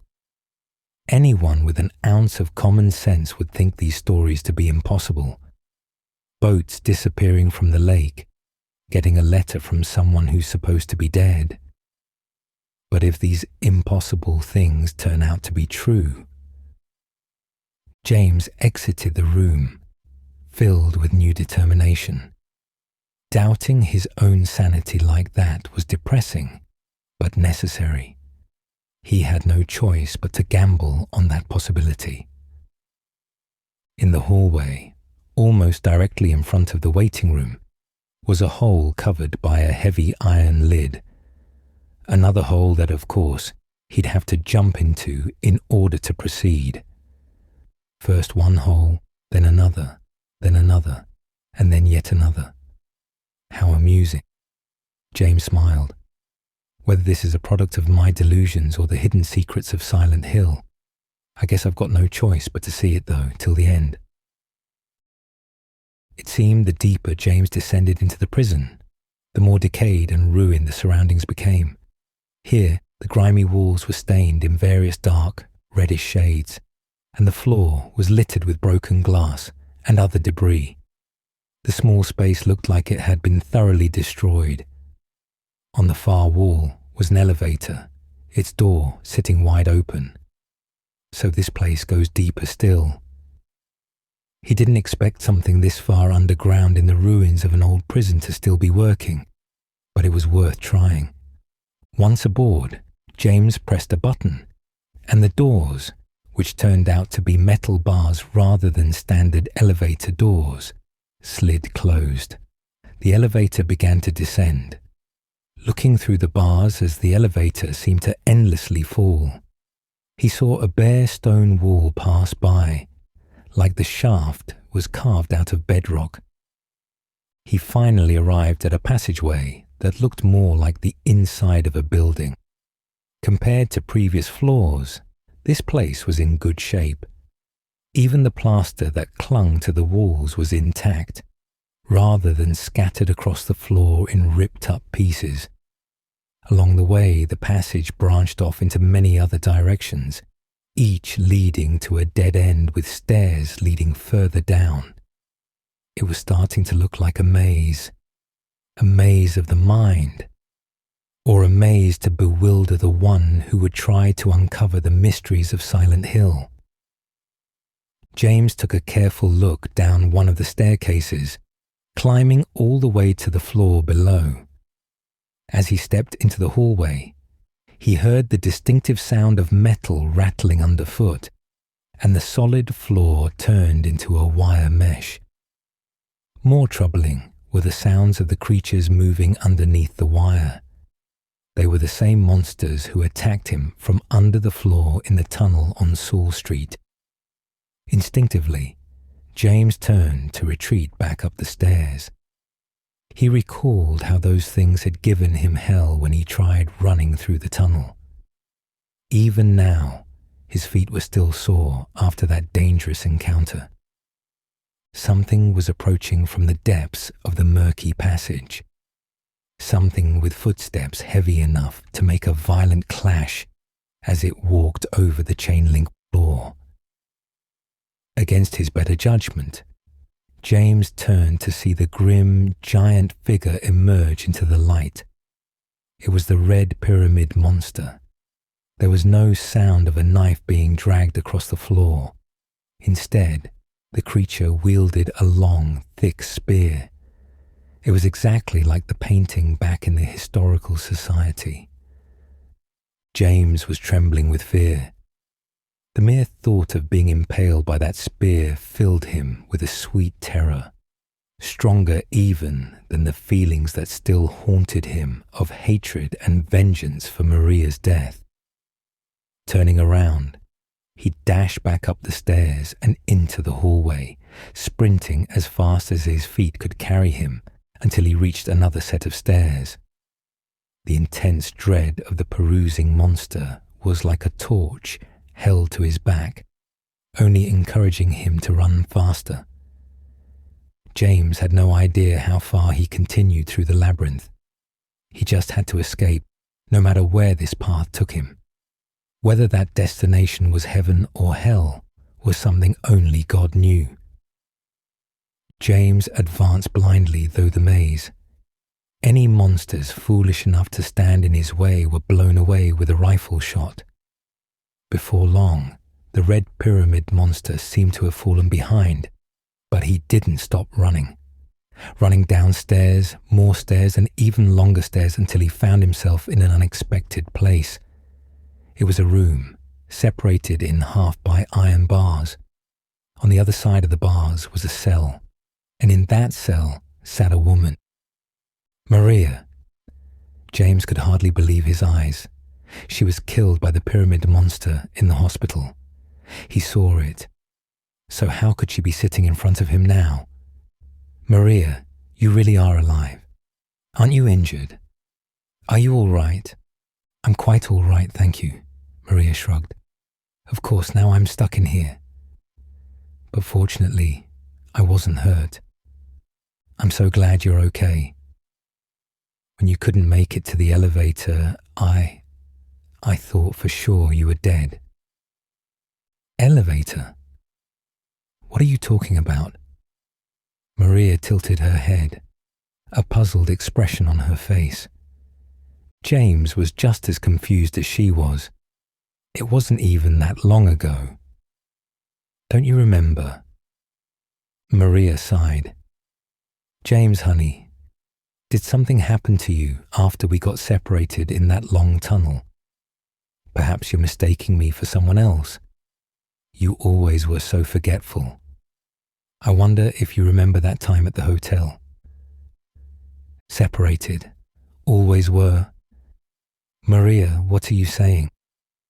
You were sure you packed everything, but you forgot that videotape. I wonder if it's still there. How do you know about that? That's... James was bewildered. Those were memories that belonged only to him and Mary. Surely this was more than just a woman's intuition at work here. I'm not your Mary. Right. You're Maria, aren't you? I can be whatever you want me to be. Either way, I'm me. I'm alive. I'm real. See?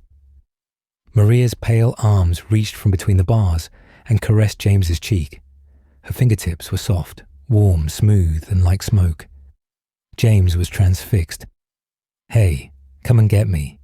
I can't do anything through these bars, much less talk any sense into you." "I'll be right there." "Just stay where you are." As much as he didn't want to leave her for even a second, James tore himself away, assuring her again and again that he would come back for her. He left Maria behind and returned to the stairs. There was another entrance to Maria's cell, but he had no clue how to get to it in this maze. Either way, he'd have to find his way around this place sooner or later. As for breaking down the door and freeing Maria, he'd figure that out when he got there. $150. For $150 a week, I work at my tiresome job, in a place that reeks of sizzling, burning meat. It is a stench as disgusting and bestial as the lust of men. With their broad grins and vulgar laughter, they stare at the waitress's uniform skirts, their gazes coiling around their legs as if to taste them. The shameless hands of the male customers, no matter how many times I smack them away, they still persist, grabbing at me, stroking the curve of my hips. Before I know it, they've changed into the hands of my father and brother. It's depressing. It makes me so miserable. How many times have I held a knife to my wrist, but hesitated, stood at the edge of a rooftop, but couldn't jump, swallowed a bottle of sleeping pills, only to force them back up again. It's like buying a mountain of candy and forcing myself to devour it all, eating to spit it back out, and spitting it out to eat more. This endless cycle of binging and purging could go on for days. Going outside is so troublesome. Some days I just crawl into bed and never come out. It's so hard to sleep at night that I'm constantly haunted by drowsiness. Nevertheless, I lie completely still in the uneasy silence, wary of the sound of footsteps approaching the door. Tonight, as I await the abuse I receive every night, my anxiety grows until it turns into crushing despair. I can't endure this kind of panic. I'm too afraid to look in the mirror, too afraid to face that ugly thing that doesn't look like me anymore. I can't do anything. I don't care about anything. I only spend my days trembling and dreading the arrival of the night. Every day is that empty. Eventually, memories started going missing, swept away by the vacant flow of time. But there is one thing I've learned. While wandering through an unknown town, I discovered that there's someone else living inside me, a person, neither man nor woman, who is healthy and energetic, and yet longs for death. I don't know the boundaries anymore. Is that person me? Am I that person? Who was I to begin with? I want to die. I want to die. That is my one and only wish. But it's a wish that's proven difficult to obtain. I want to die, and yet I'm forced to keep living. I don't want to see anyone, men, women, anyone. Those people who are always meddling with their unwanted kind words. Keep at it. You can do it. We'd all miss you so much if you weren't here anymore. It's like touching an open wound. I just can't stomach that friendly but completely insincere attitude everyone seems to have. I want to die. Nothing you can say will ever change my mind. For all your consolation, it's not like any of you would willingly take my place. Such irresponsible people. None of you understand me. Not even Mama. Even the doctor from that faraway hospital doesn't understand me. After everything I tried to tell him during the examination, all he did was prescribe more drugs. The side effects were torturous, and soon it became too much. I knew that if I got any worse, it'd have to be admitted. What did you want me to do? It's impossible. Everything's impossible. Even back then, I knew none of them could save me. I knew that eventually I'd be left with no choice. And now I know that there's only one thing I can do. At least that much is still possible. Trying to kill myself, but always meeting with failure. It's all because of them. I can never forget what my father and brother have done. Stop it. Stop looking at me with your filthy eyes. Don't touch me. No. Angela sat up, pulled from her restless sleep by her own screams. She anxiously looked around the room. This place strangely resembled a room from her childhood home, but she was disgusted to find that the walls and floor seemed to be made out of raw meat, dripping with fresh blood. In several places, there were holes in the flesh-like walls where something cylindrical was continuously coming in and out. The entire area was filled with a raw, unpleasant smell. Suddenly, she could sense someone creeping closer. Crawling across the floor, panting with wild excitement, an unclothed figure approached her bed. A sharp sound tore through the darkness as something flew past James's face, grazing his cheek in the process. Startled, James fell backwards into the shallow water, only to see a spear protruding mere inches from where he had been standing. Even in this filthy place that reeked like a sewage ditch, that monster still relentlessly followed him. The Red Pyramid. From his place on the ground, James fired at the creature with his rifle. With a power incomparable to that of the handgun, he buried bullet after bullet into the monster's thick chest until it too fell into the water. However, it was hardly a fatal injury. Acting as if the bullet wounds were mere scratches, the pyramid monster began slowly dragging itself back to its feet. Damn it! He didn't have time to deal with this monster right now. Maria was waiting for him. He retreated further into the maze, kicking up water as he frantically ran. Jumping onto a ladder that caught his eye, he climbed until he reached the passage at the top. Looking around, he realized he was at the spot where he started from. At least, this was a little bit of good luck. No, stop it, Daddy, please.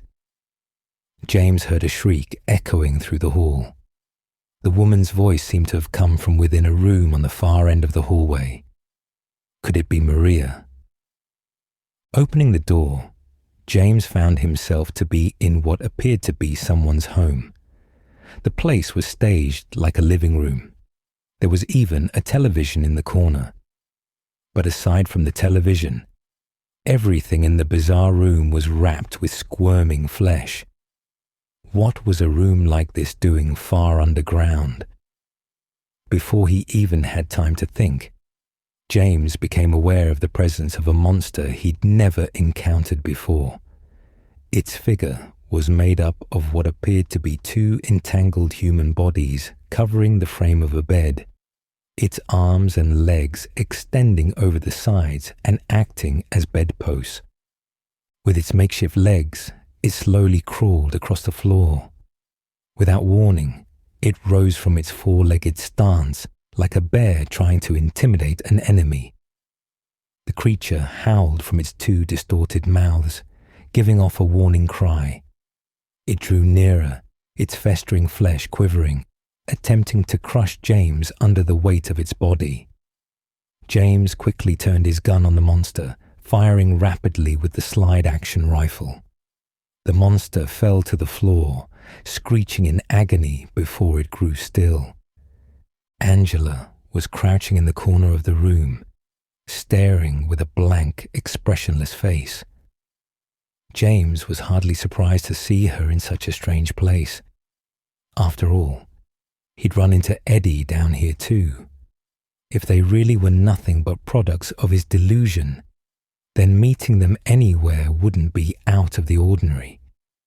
Or perhaps they were real people just like James.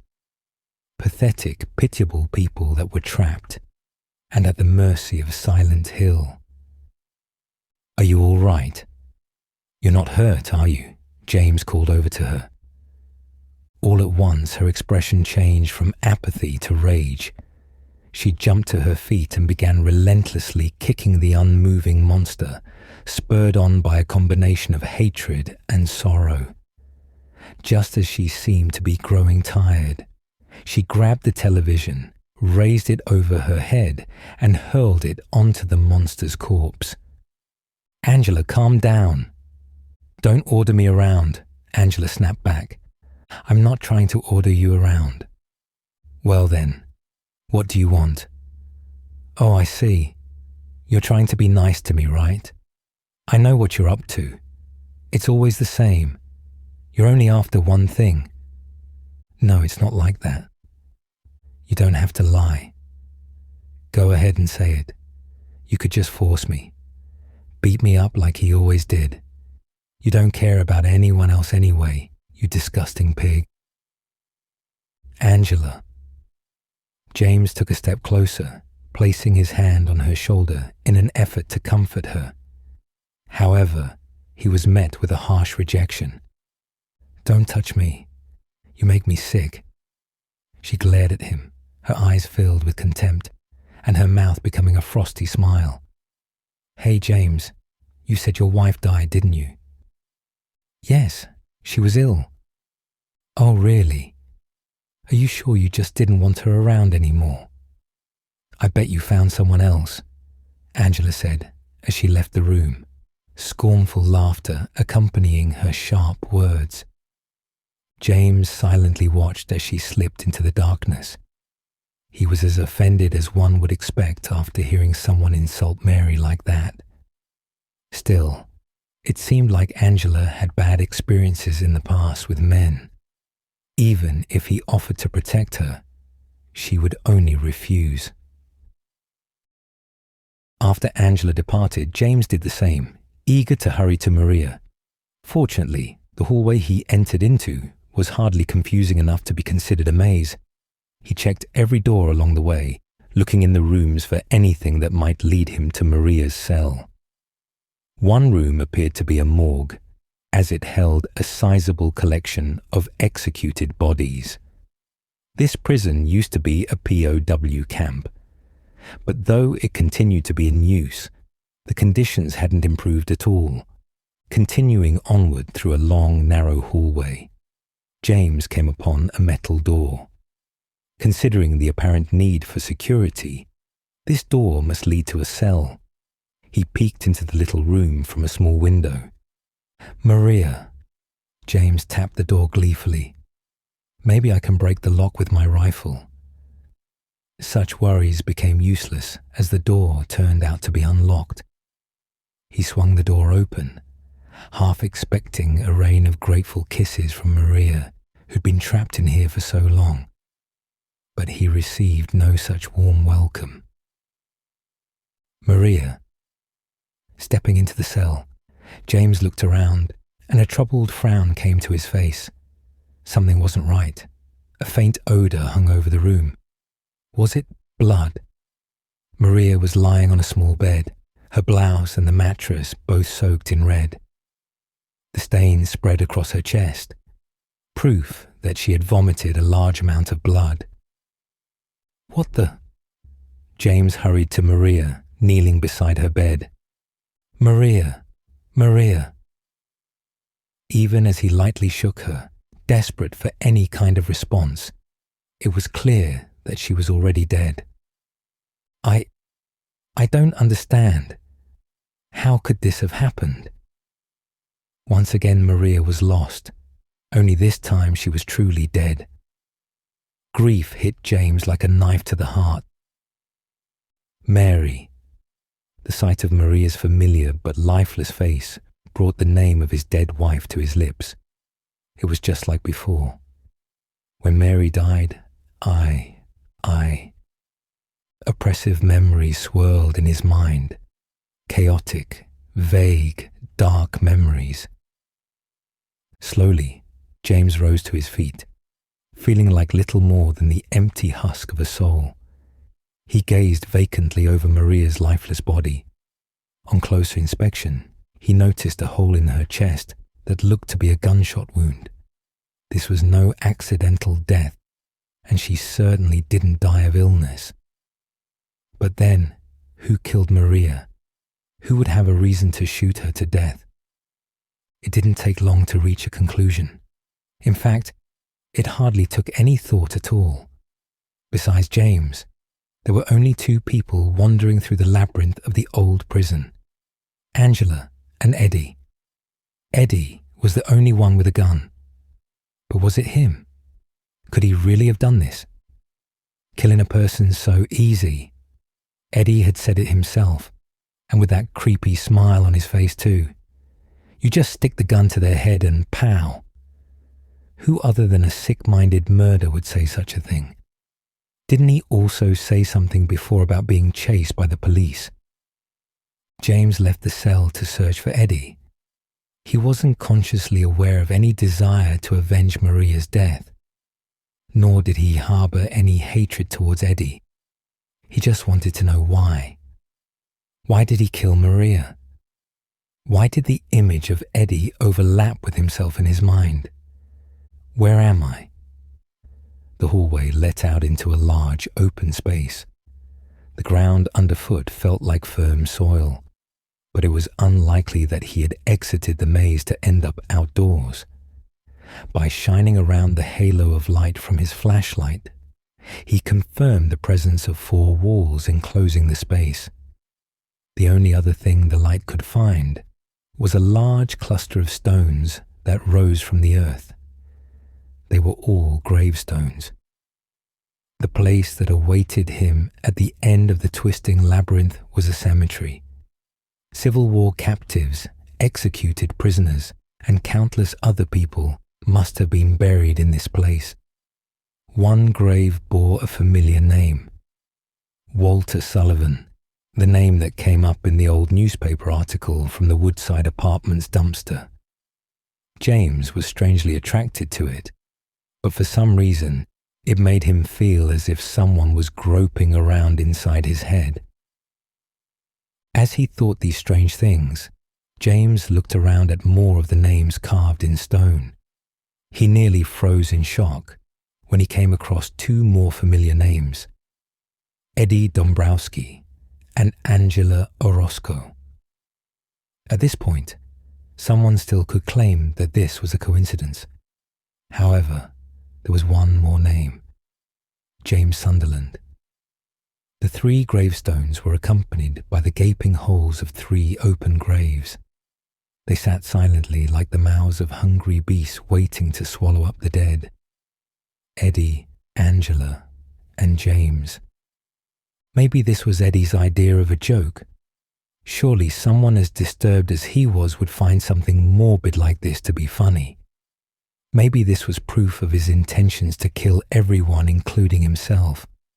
Or maybe he was just having fun harassing everyone. But if either of those ideas were true, why didn't he make up a grave for Maria? Didn't he kill her? James's grave appeared to be different from the other 2. When he shined a light into it, he could see that his hole was quite a bit deeper than the others. Did it lead to another location? Perhaps it led only to the land of the dead. James stepped into his own grave. The path from the grave led not to another maze, but rather to a straight corridor. Soon James came to a heavy iron door. The second he stepped through the door, his body was enveloped by a sudden chill that turned his breath white. The room was a freezer, illuminated with pale fluorescent lights. James had found the person he was looking for.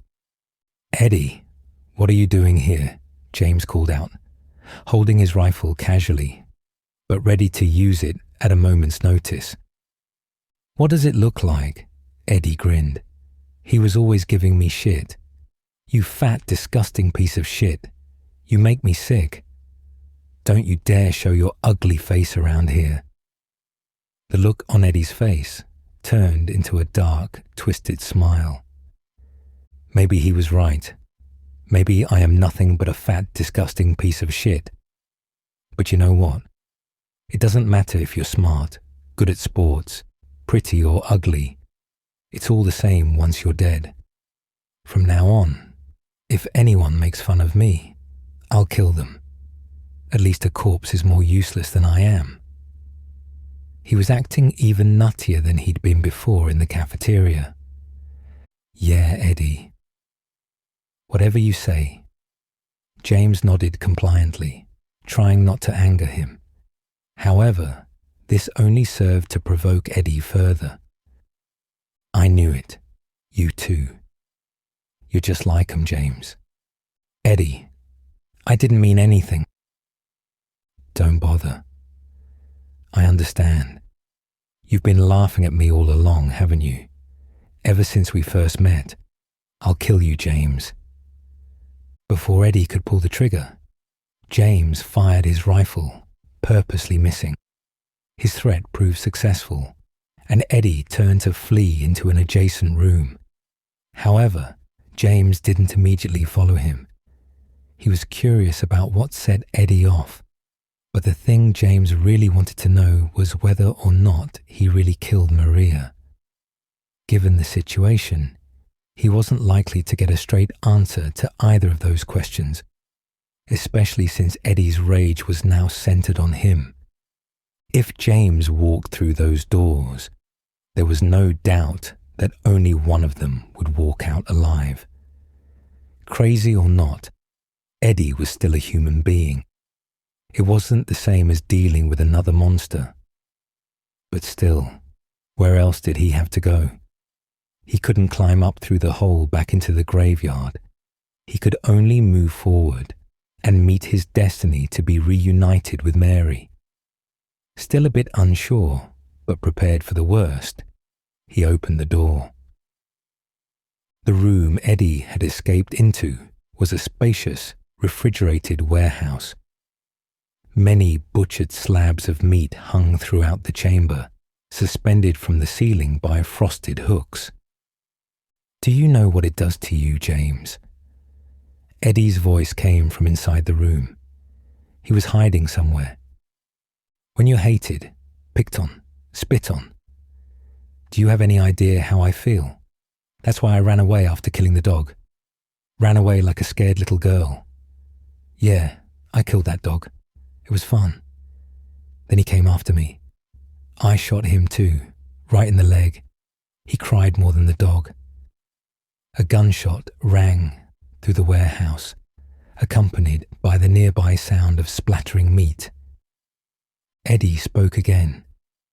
He's going to have a hard time playing football on what's left of that knee. Cut it out, Eddie, James shouted from his hiding place behind a slab of meat. What makes you think you can start killing people just because you feel like it? Don't get all holy on me, James. This town called you too. You and me are the same. We're the kind of scum who can't even face good people. 2 more shots were fired. Now let's party, Eddie shouted in a voice filled with vicious glee. His insane laughter echoed through the warehouse as he began to fire rapidly. The shots seemed to be random, but they were definitely aimed at James. Eddie knew where he was hiding. He truly was trying to kill him. Damn it, where is he shooting from? James was trapped by the flying bullets, with only a shield of meat standing between him and certain death. The slab of meat shook under the shower of bullets until it was ripped from its hook and fell to the floor, leaving James defenseless. Suddenly, the gunfire ceased. The room fell eerily silent, save for the creaking sounds of swinging meat. This was his chance.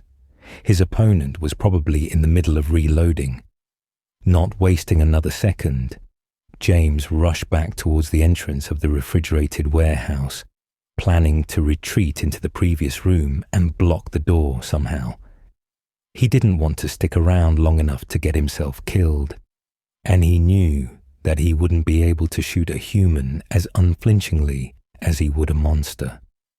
Freeze! James stopped in his tracks at the sound of the commanding voice. While he wasn't paying attention, Eddie had snuck up on him and was now standing only a few steps away. "Ha ha, freeze. You get it? 'Cause we're in a freezer. Man, that's funny," Eddie said between bouts of childish laughter. "So do you regret making fun of me now? Are you even sorry? How about you get on your knees and beg for your life just like I always did? Why aren't you apologizing? You should be licking the damn floor and begging for mercy. Aren't you ashamed?" Eddie was sobbing now, tears spilling down his smiling face. "Die." He pressed his finger to the trigger. James counterattacked, reflexively firing his rifle. If he was going to die anyway, at least he could have this one last act of revenge. A single shot rang through the frozen warehouse. Eddie was the one who should have shot first. However, he collapsed, falling among the droplets of blood that sprayed across the floor. "Eddie." James looked down, too stunned to move. "Did I really shoot him?" "Damn, that hurts," Eddie moaned. He was alive, but just barely. "I went and screwed up. You win, I guess." James hurried to his side. "Just hold on, okay? I'll get help, I promise." "It's no good, James. There's no saving me. Would you just finish me off? I can't do it myself. All out of bullets. You want me to... You mean you really want to die? What's it matter? We're all good as dead anyway. You saw it too. Those graves. That's our fate. Is that why you killed Maria?" "Maria? Who's that? I don't know, but just kill me already. Hurry. It hurts." Eddie's consciousness was quickly fading, and with it went the pain. He smiled. He was finally free. He didn't have to run away anymore. What a shitty life his was. All he ever wanted was to eat something delicious or watch something funny on TV. That's all. But no one would ever just leave him alone. Dirty. Disgusting. He didn't mind that girls wouldn't give him the time of day. Fat. Stupid. Scum. It was the constant bullying that he couldn't stand. Especially him, that bastard from school. All through high school, he got his kicks by torturing me any chance he got. Even after graduation, he still wouldn't leave me alone. So From out of nowhere, a pack of dogs gathered. The large dogs, with saliva-covered fangs bared, surrounded Eddie in his dying moments. The hideous figures ripped at his torn stomach, pulling out his intestines as they snarled ferociously. They were all the same as the dog he killed back in his hometown.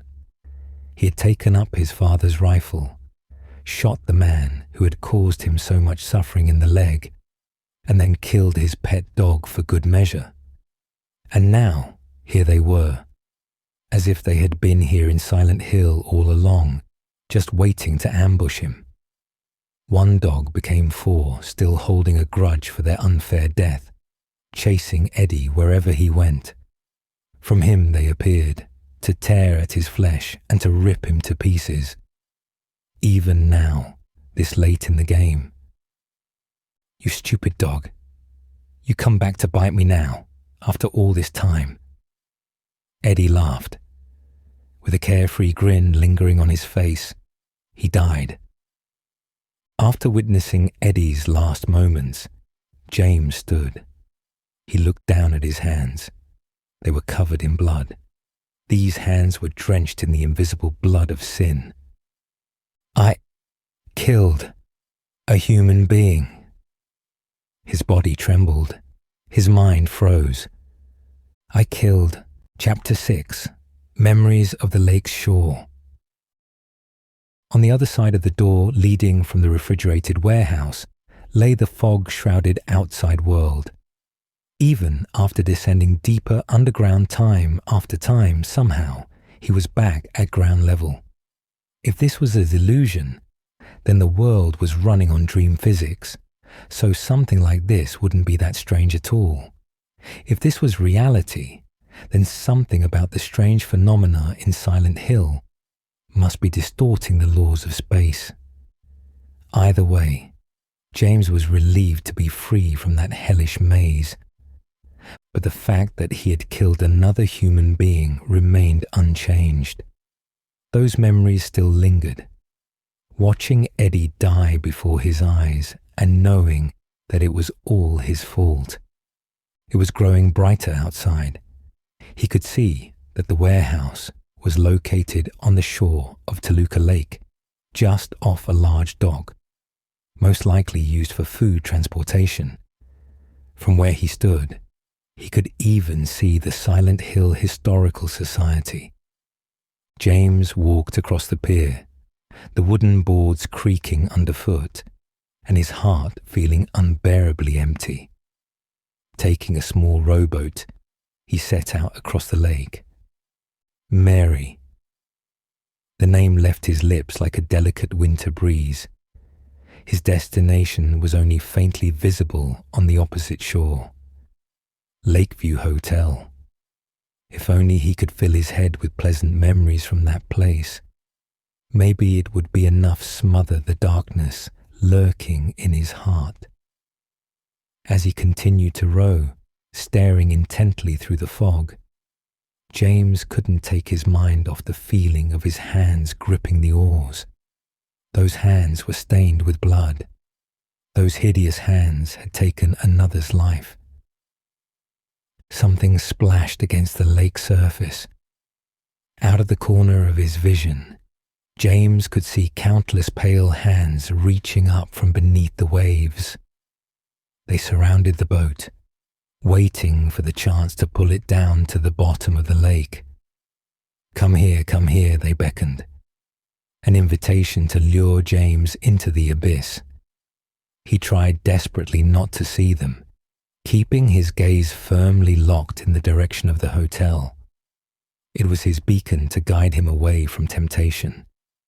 James knew that if he were to look away for even a moment, he'd find himself drowning in those dark waters. The curtain of fog was drawn away, and the magnificent hotel slowly emerged. It shined through the white landscape, illuminated by the light of beautiful memories. James rowed faster. With its atmosphere as elegant and refined as a noble woman, the Lakeview Hotel hadn't changed in the slightest. James climbed the stone steps from the dock up to the garden. Scattered throughout the mist-dampened, vivid green grass were several stone fountains, just like when Mary and James had walked hand in hand through this garden all those years ago. Now James walked toward the entrance alone. He felt his heart beating out of control in his chest. He was going to meet Mary again soon. Still, he was full of uncertainty. What if she wasn't here either? The fear of the crushing disappointment was already beginning to spoil the mood. With these mixed feelings, he stepped into the entrance hall. The only thing that greeted James was the beam of his flashlight reflected off of the glittering chandelier. He searched in the farthest, dimmest corners of the hall, but he found no signs of employees or guests. There was nothing but thick darkness. What's this? Something caught James's eye for a split second as he shined his flashlight around the room. He looked again. On the wall, just inside the entrance, was a plate that depicted a map of the hotel. There was a handwritten message on the plate, as well as a circle drawn around room 312. Waiting for you. Though the handwriting seemed familiar, he couldn't say for sure. But the delicate and smooth letters were a typical trait of Mary's style.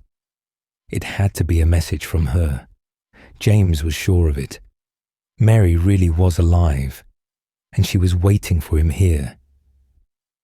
Now that he thought about it, he recalled that 312 was the same room the two of them had stayed in before. James went to the back of the lobby and ran up the stairs to the third floor. He walked along the row of doors. 310, 311, 312.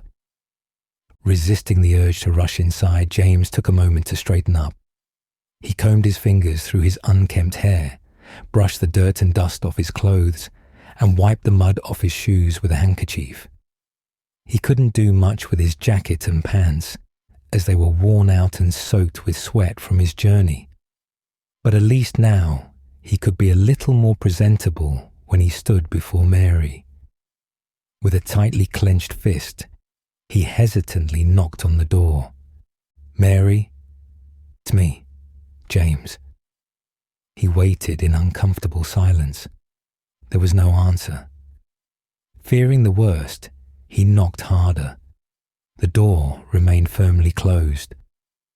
"She must have gone out," James said, as if to reassure himself. "Yes, that's it. After all, she probably doesn't even know I'm here right now, so she wouldn't just be sitting around alone in her room waiting." After taking a moment to regroup, he went back down the stairs and returned to the lobby. Maybe she left a letter addressed to him at the reception desk. If she would write a message on the map by the front door, then surely she'd leave a letter at the front desk too.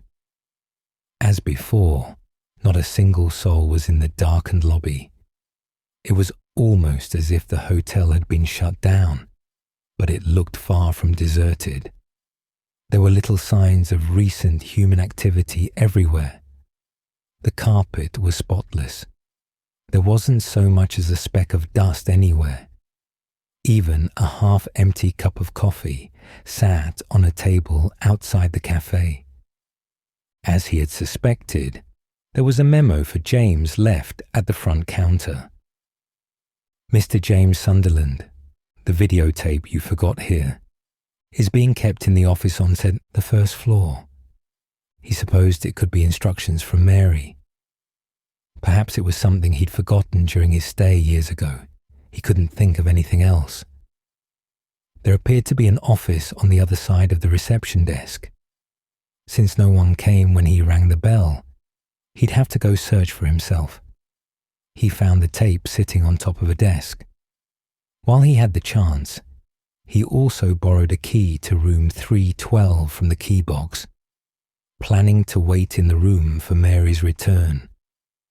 As he was returning to the stairs, James thought he could hear a faint melody drifting through the hall. It seemed to be coming from the restaurant on the other side of the lobby. A piano. He listened carefully. Though the player was very unskilled, it was definitely the sound of a piano.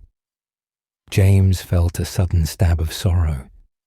Though she wasn't very good, Mary loved to play the piano. Could it be Mary playing right now? Heart beating rapidly, he rushed into the restaurant, only to find a little girl perched on a chair and gleefully poking away at the keys. It was Laura. Noticing James, Laura looked up from the piano with a pleased smile.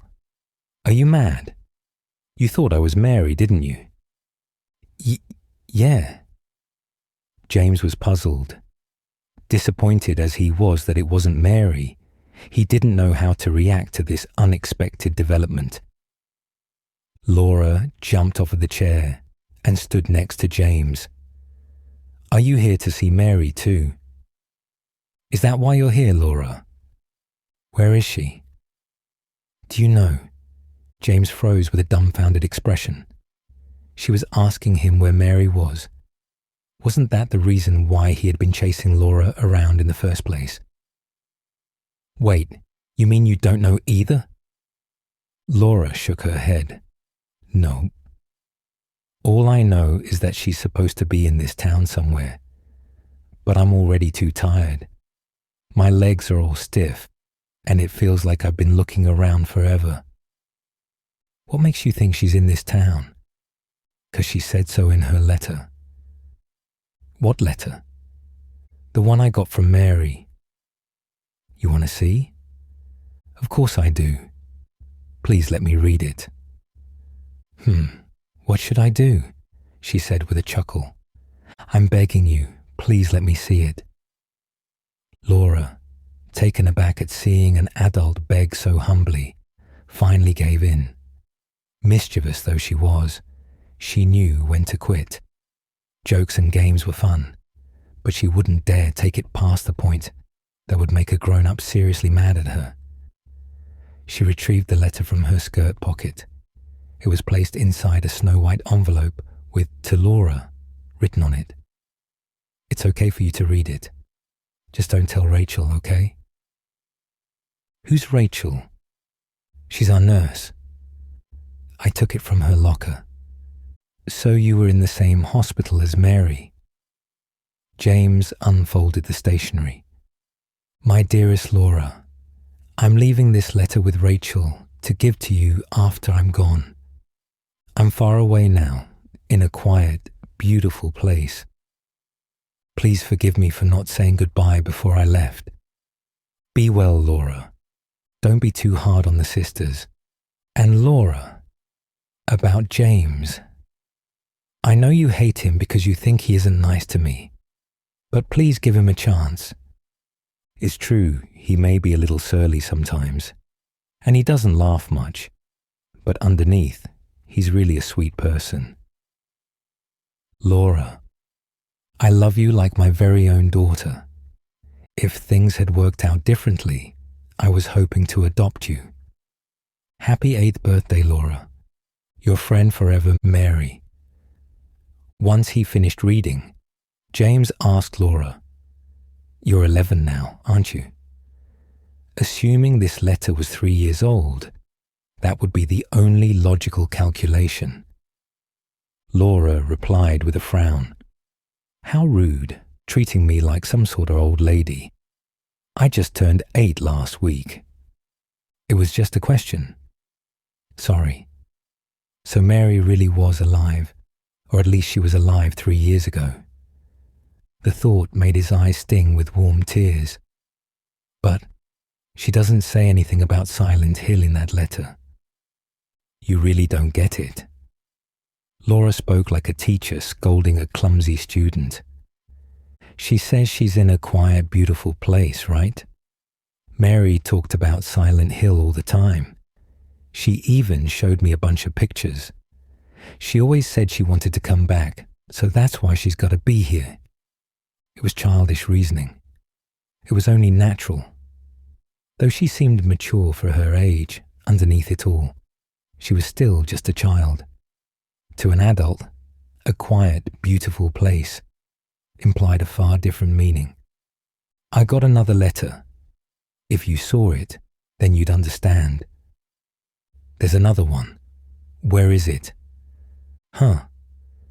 Laura frowned as she dug through her pocket. I must have dropped it. Laura? Was she trying to pull yet another trick? Where'd it go? Before James could say anything, Laura dashed out of the restaurant, leaving him with the letter addressed to her.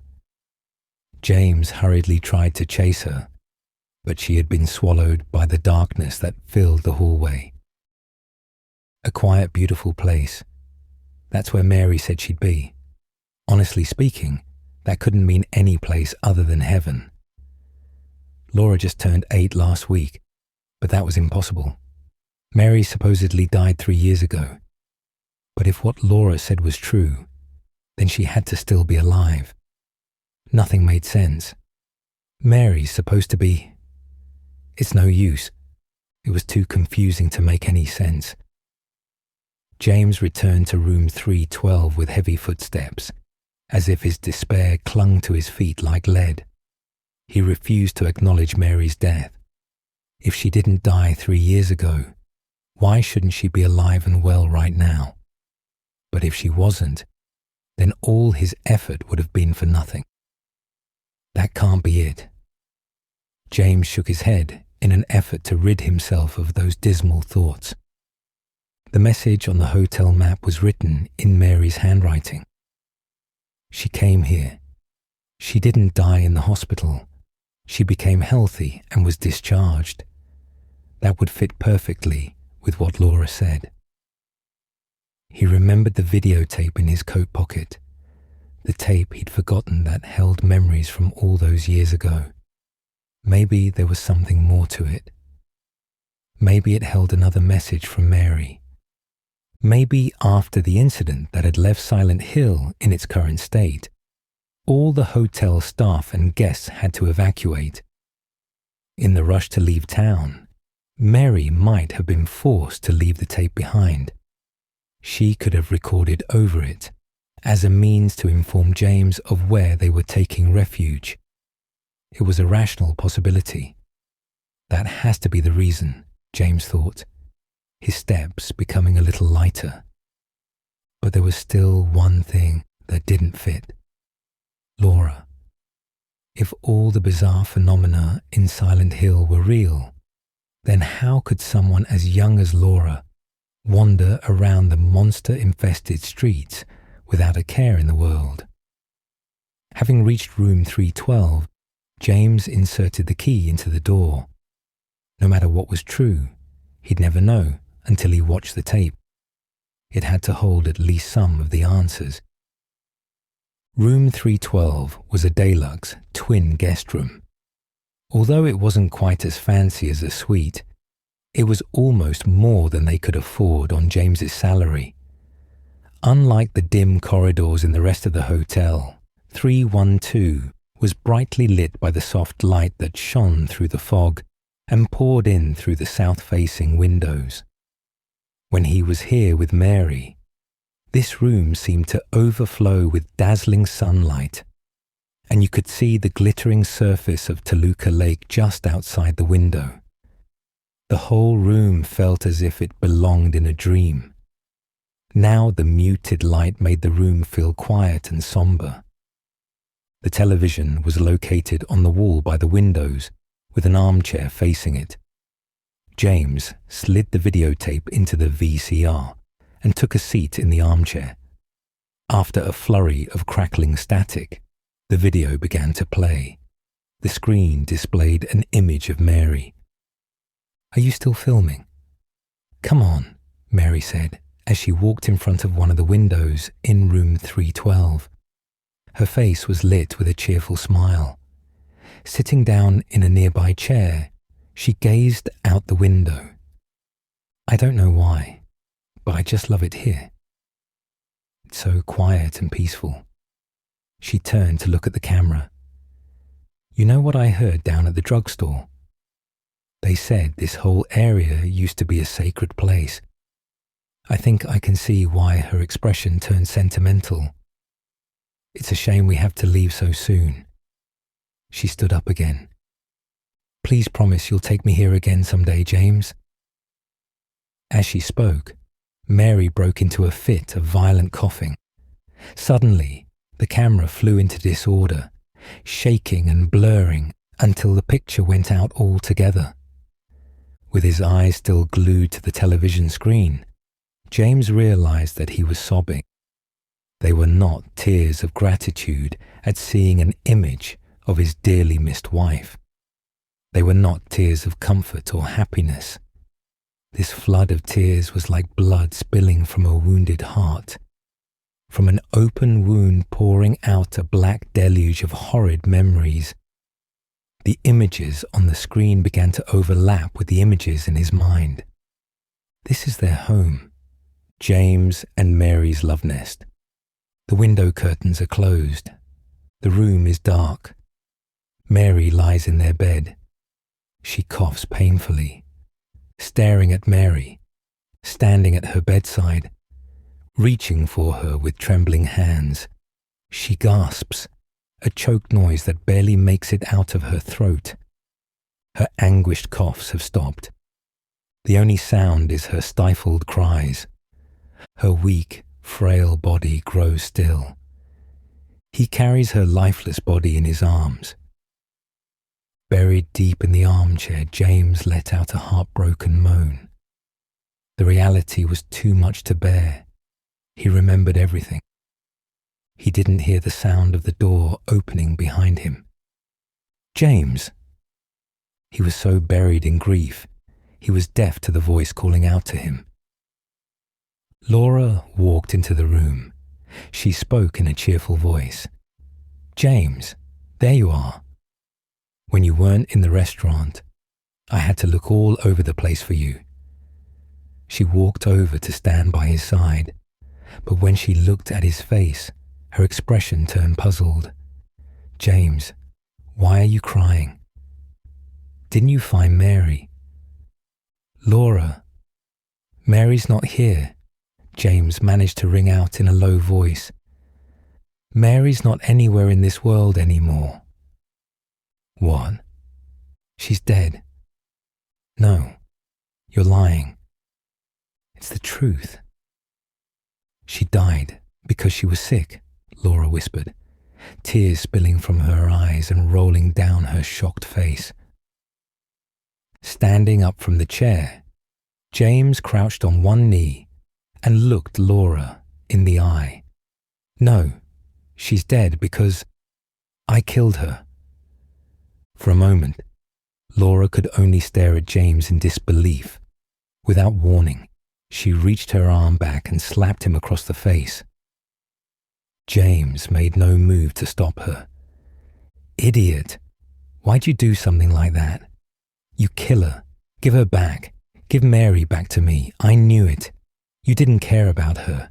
I hate you, James! I hate you! I hate you!" She added another punch with every word, the force of her fists adding strength to each blow.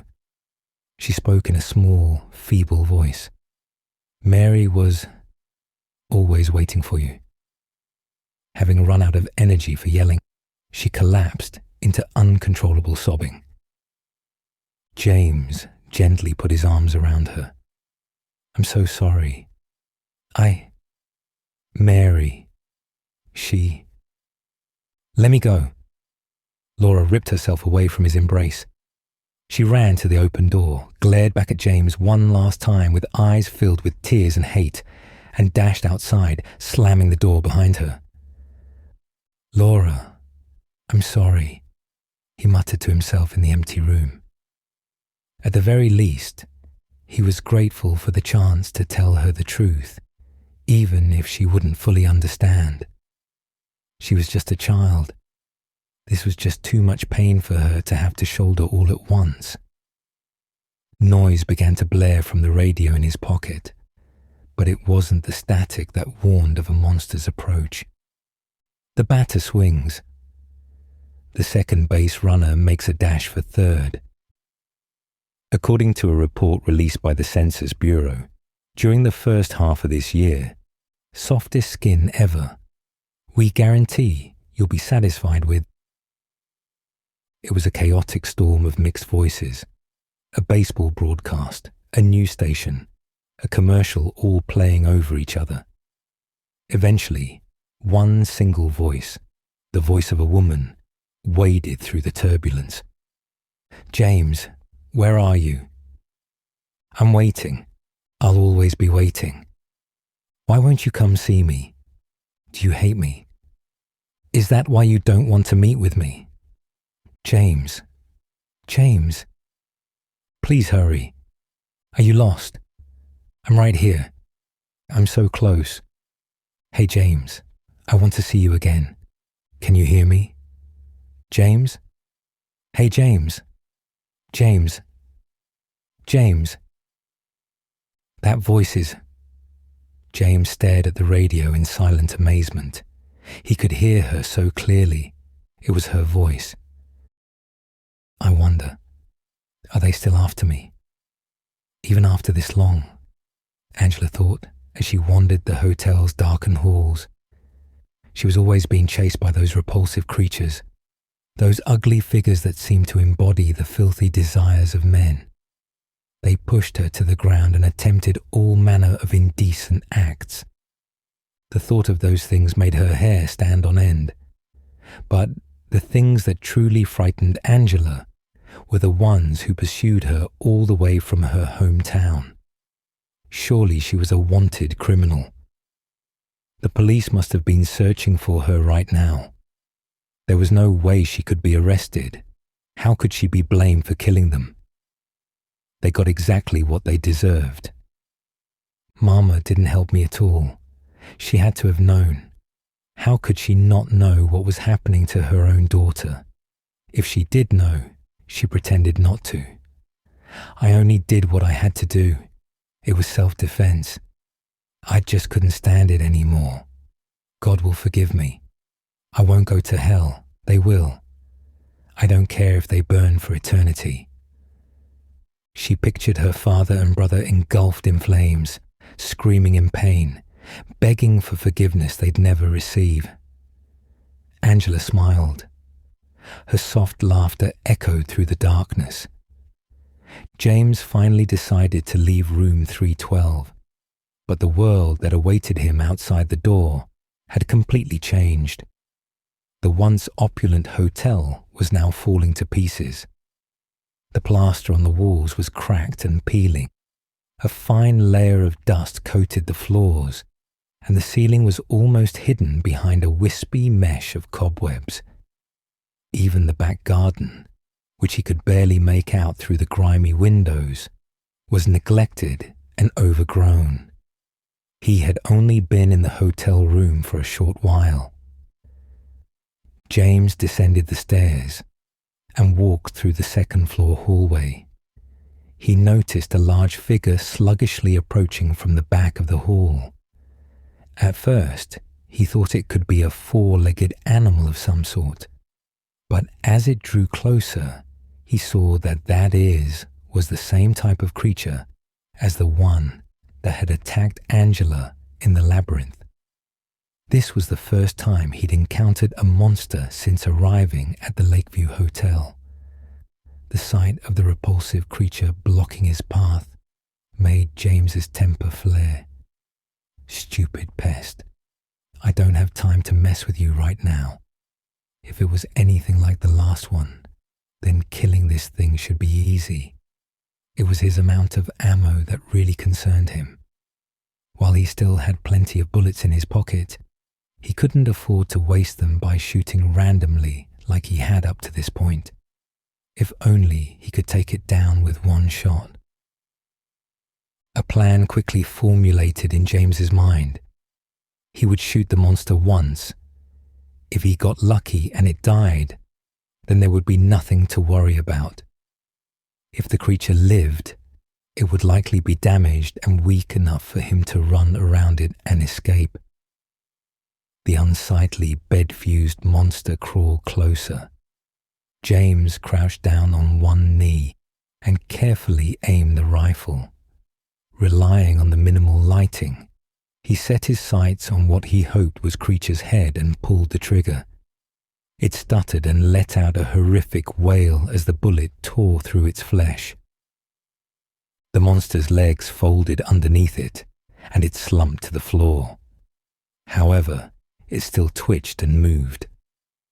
Stepping around it, James was about to break into a run when he suddenly felt the monster's forearm clamp onto his ankle. A ghastly chill snaked up his spine at the repulsive touch of the cold, slimy hand. His rage and frustration reached a boiling point, and James began to brutally kick the creature in the head with his free leg. "Get the hell off of me!" Flipping around the rifle, he smashed the butt onto the monster's arm again and again. Finally, its claws released, and it lost its grip. It emitted a low moan as its body withered like a balloon losing air. This time, it was truly dead. James slid to the floor, still clutching tightly to the bloody rifle. His breath came in ragged gasps, and his heart was pounding inside his chest. The moment the monster grabbed him, he thought for sure he was going to die.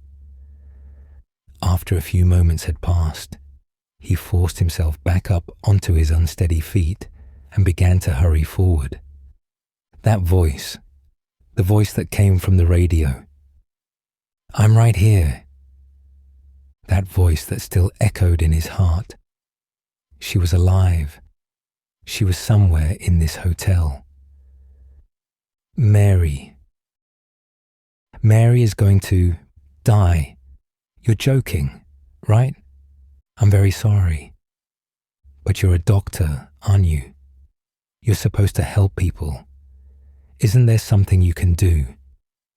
Please calm down. As a doctor, I promise to do everything I can. However, an effective treatment for her conditions has yet to be discovered. How long does she have? It's difficult to say with certainty. It could be as soon as 6 months. It could be 3 years from now. We simply have no way of knowing. As he wandered through the decaying halls, that conversation from long ago resurfaced in James's mind. That was the moment when he'd been condemned to despair. The ending to his happy life.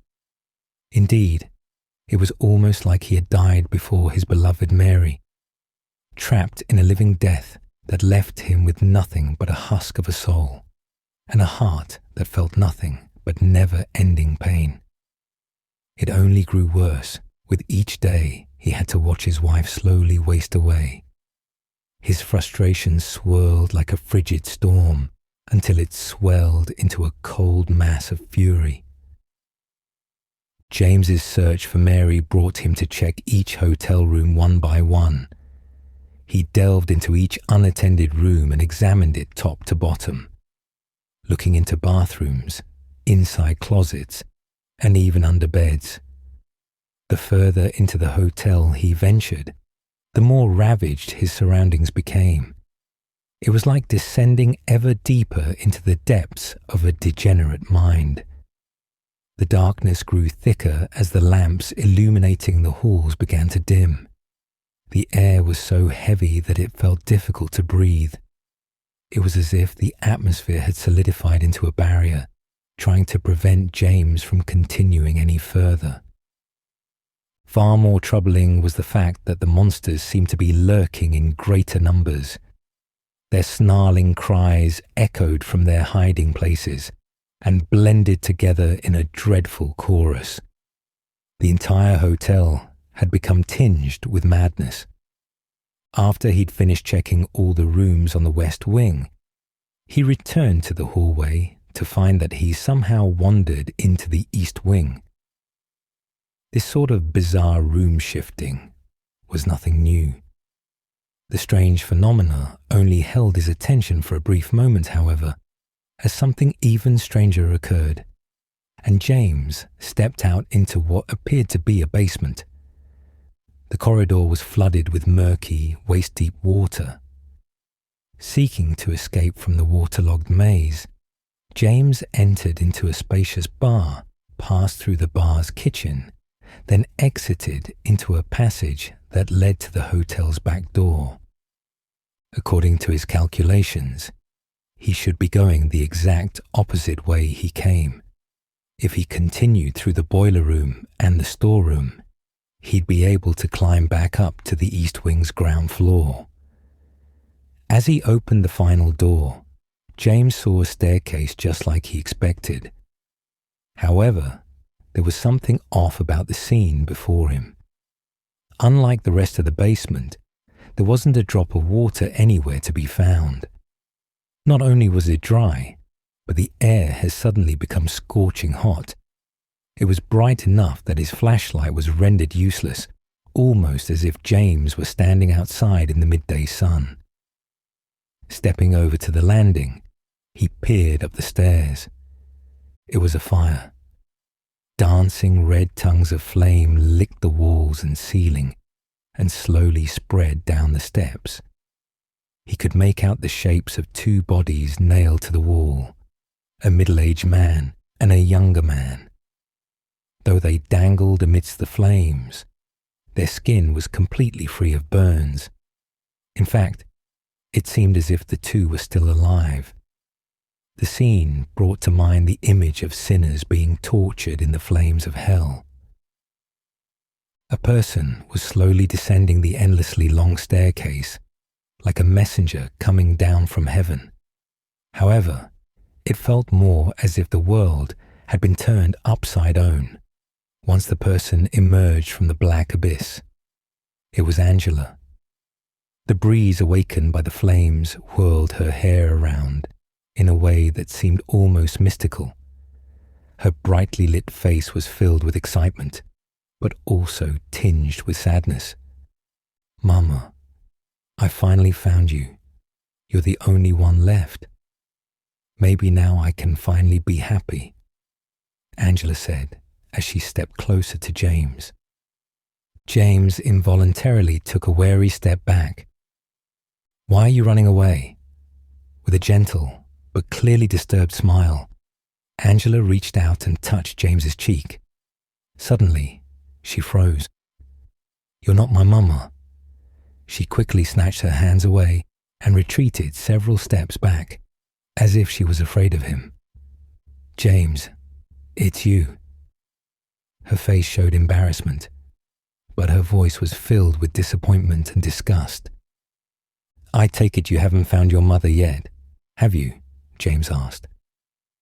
It felt incredibly strange to be holding a casual conversation while standing amidst a blazing fire. But he wasn't concerned. The far too sudden outbreak, the fact that the blaze hadn't spread beyond this room, the fact that neither he nor Angela had been burned. He was beginning to notice how unnatural the whole thing was.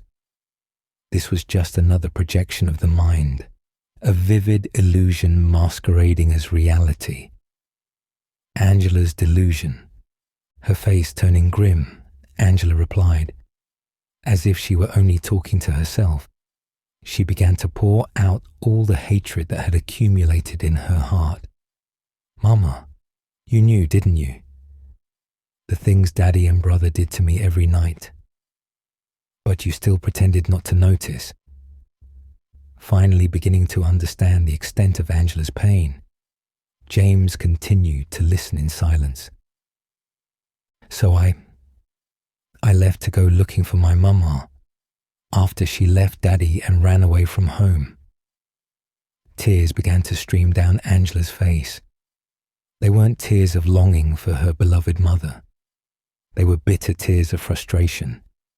The tears of someone who was left all alone and who only desired revenge for all her mistreatment. "I already took care of Daddy and my brother too," she joyfully announced as she sobbed. "I took care of both of them. With that knife." She was talking about the knife she left behind in the mirror room in the Woodside apartments. That was the weapon she used to carry out her crime. "Angela, I think you need to forgive them. Not just them, but yourself too." "You hypocrite. How dare you say something like that?" Angela glared at James so intently that the fire seemed to blaze brighter. "What about you? Will you forgive me? Save me? Will you protect me forever? Will you tell me you love me?" James couldn't bring himself to answer. His silence was met with another harsh verbal onslaught. "See, I knew it. You're just another person, dragged to this town to rot for their sins. And you think you can lecture me about forgiveness? Don't make me laugh." Angela turned her back to him and began to climb the stairs. She stopped, as if she suddenly remembered something. She looked over her shoulder and spoke. "I'd like my knife back." James stared at Angela, as if he could uncover her true intentions just by looking. He shook his head. I can't do that. I don't have it." Angela returned his gaze, her eyes filled with suspicion. Are you sure you're not just keeping it for yourself?" "No, I would never want to kill myself." At this answer, Angela gave a heavy sigh. James had hoped to read Angela's thoughts, but it seemed that she had seen right through him instead. She'd seen something James himself wasn't even aware of. Angela left, her soft laughter echoing behind her. she was off to find her grave. The flames swelled and raged out of control, the unbearable heat forcing James back into the waterlogged hallway. He fled from the blazing inferno and from Angela's harsh words. Cautiously prying open the door, James returned to the fire escape only to find that the flames had completely vanished. There wasn't the tiniest trace of fire damage anywhere. Even the two tortured men had disappeared. That was the proof that revealed everything to be only an illusion. But then, did that mean the hotel's desolate appearance was an illusion too? Nothing but a hollow apparition. James climbed the rubble-strewn staircase and made his way to the first floor of the east building. Every door that lined the winding hallway was locked. There was only one option. Just keep walking until he hit a dead end. At the end of the corridor was an open door that led to a new hallway, with the difference that this one's floor and walls were made entirely of chain-link fences. Underneath the floor, numerous monsters restlessly crawled around. With a heart so empty it could no longer feel fear, James calmly strolled down the hallway, shooting down the monsters one by one, until he had exhausted the supply of bullets he'd picked up in the basement warehouse. At the end of the hall sat yet another room. James stood before the door, feeling an unnatural heaviness in the air. It felt as though a strong resistance were coming from the other side of the metal door, as if the room itself did not want to be entered. "This is the last stop," James whispered as he pushed on the door, which opened reluctantly with a heavy, grating noise. The first floor lobby was spread before his eyes. Only this time, none of the familiar scenery was present. The sofas, the tables, the cafe, even the front desk were all gone. It was empty and bare, like an excessively large prison cell. The only part of the lobby that remained was the large, grand staircase stretching up to the second floor. At the top of the staircase, James could see a woman. She seemed to be standing upside down, or rather, hanging upside down. It looked as if she was about to be crucified. Standing beside her was the executioner, a huge man wielding an equally large spear. The red pyramid creature. James realized with a feeling of utter hopelessness that there was not one, but two monsters, each standing grimly on opposite sides of the landing. "James!" the woman shouted in a voice desperate with terror. It was Maria begging for help, pleading for her life which should have ended twice before. There was nothing he could do. Shaking his head slowly, James spoke in a voice weighed down by grief. "Stop, just stop it. Stop this endless torture." At long last, he finally understood. These abnormalities were neither chaotic nor random. The true reason for the monsters that continued to block his path, it was all according to someone's will. But he had known that from the beginning. He just hadn't allowed himself to admit it. He had been clinging to a single hope, the desire to forget reality, even if it meant sealing away all those unpleasant memories. However, James wasn't creating everything by himself. By his own choice, he had allowed the town of Silent Hill to help build up the illusion. The place was an accomplice.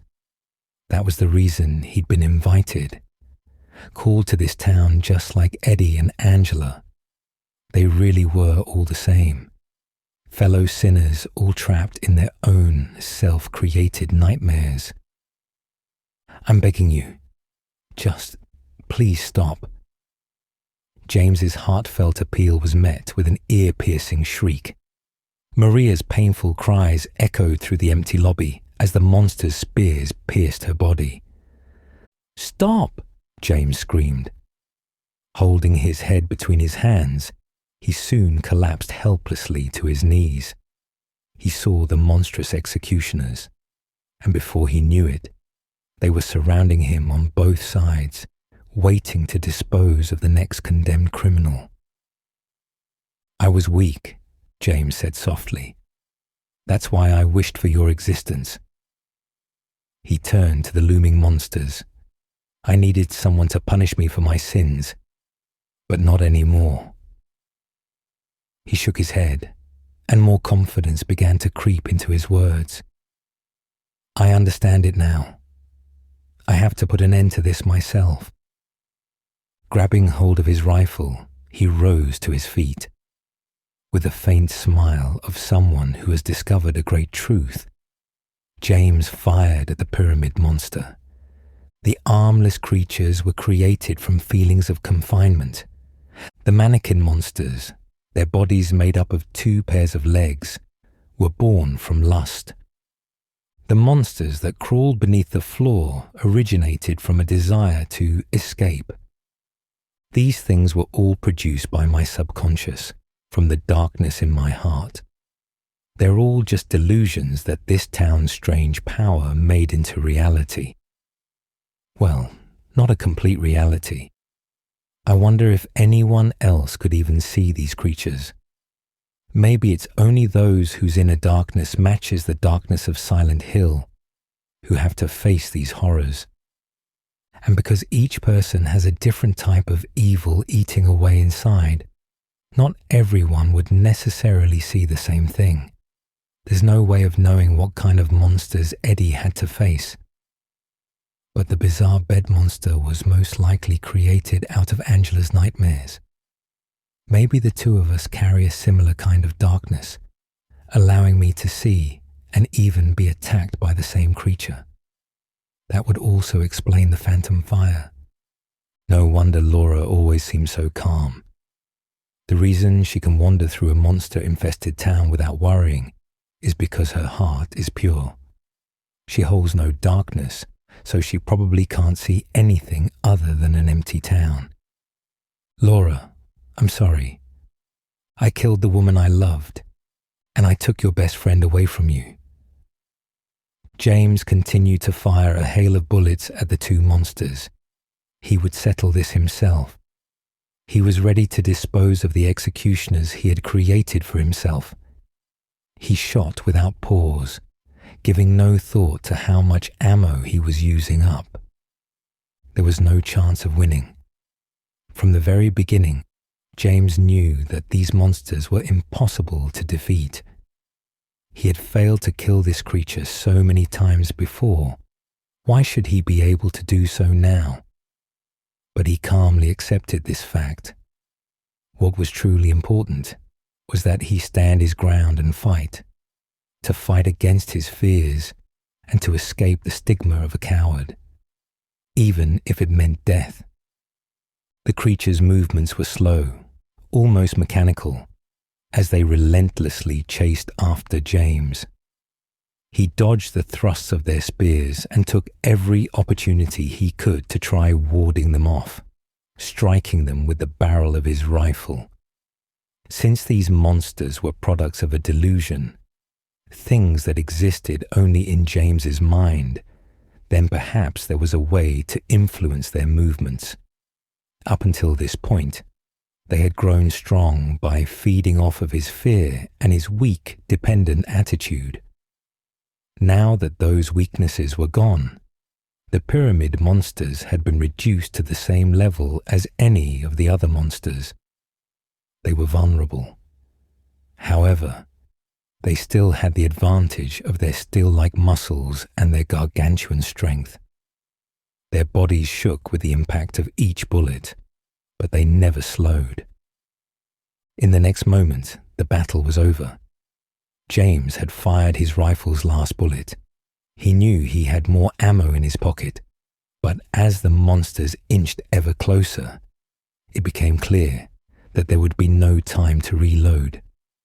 Without noticing it, he had let his pursuers back him into a corner.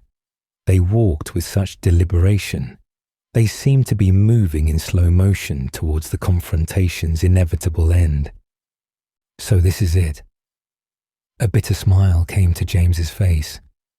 He stepped without hesitation into the range of the massive spears, his eyes fixed on their sharpened points. Kill me. Come on, you bastards. Kill me. The monsters stopped moving. They turned to each other, each lifting up its own helmet, and each thrust its ferocious spear into the other's neck. Leaning upon the wooden shafts like support pillars, the creatures fell completely still. James frowned and cautiously inched closer. He slowly reached out his hand and laid it on the closest monster. It was as cold and hard as stone. The pyramid monsters had petrified and now stood as statues, like monuments to the remains of a nightmare. At that exact instant, as if in response, the original letter from Mary disappeared from James's pocket. There was no sign of Maria's body at the top of the grand staircase. He'd expected as much. James passed from the lobby into the entrance hall. Its state had deteriorated even further, charred from a large fire, like black scars running over what had once been such a beautiful hotel. The only available path was through the main front entrance. However, when James opened the door, he saw neither the fog nor the lake, but instead a new hallway that stretched forward. It seemed to go on forever. He could hear a voice. It was Mary's voice, a sealed memory that had been released, drifting to James's ears. "What do you want?" "You brought me flowers." "Oh, they're lovely. Did you bring those just to spite me?" "Get the hell out of here." When I first saw my face in the mirror, I was disgusted. Between the disease and the drugs, I looked like a monster. "What are you staring at? Why won't you just leave?" "I'm no use to anyone. I'll be dead soon anyway. Why wait?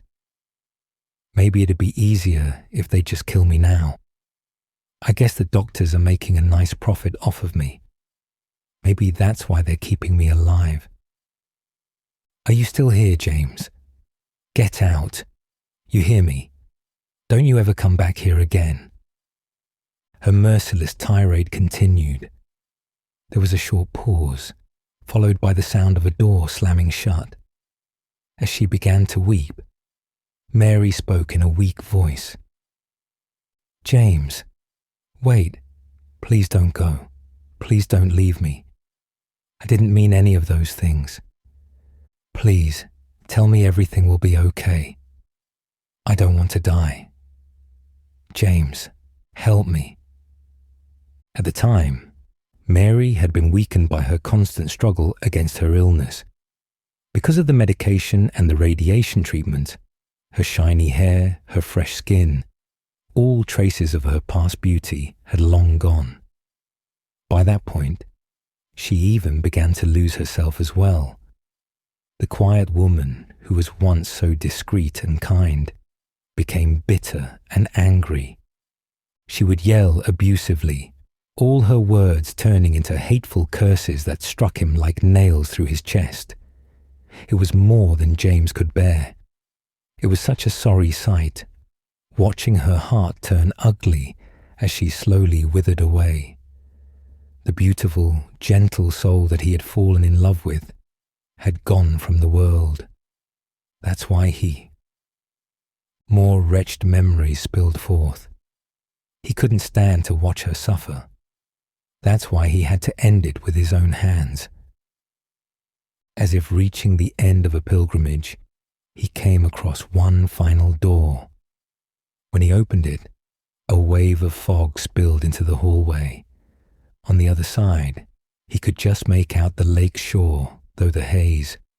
He felt an alarming and strange presence. Through the fog lay the true demon that hid in Silent Hill. A rusty iron staircase extended upwards until it vanished into the white sky. It looked like a fire escape leading to the roof of the hotel. He knew he was meant to climb it. He couldn't care less whether this guidance came from God or the devil.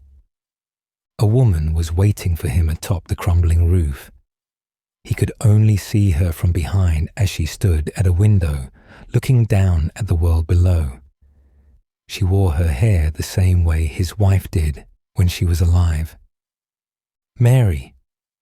At the sound of James's voice, the woman slowly turned around. Suddenly, she let out a burst of scornful laughter. "Why can't you get your facts straight? Mary's dead, remember? You killed her. She's not here anymore." As he stared at the woman, James smiled a sad, lonely smile. "That's enough." "What? You can drop the act now." "What are you talking about?" "You don't have to pretend to be Mary anymore. I'm Maria.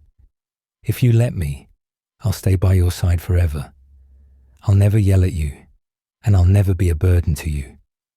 Isn't that what you wanted, James?" "I remember everything now. You're not Mary, and you're not Maria either. You never existed from the beginning." "Liar! I exist. I'm standing right in front of you. I'll be with you forever." Hatred distorted her face, and anger twisted her body until she had completely transformed into a monster. Was this another illusion, or was this Maria's true form?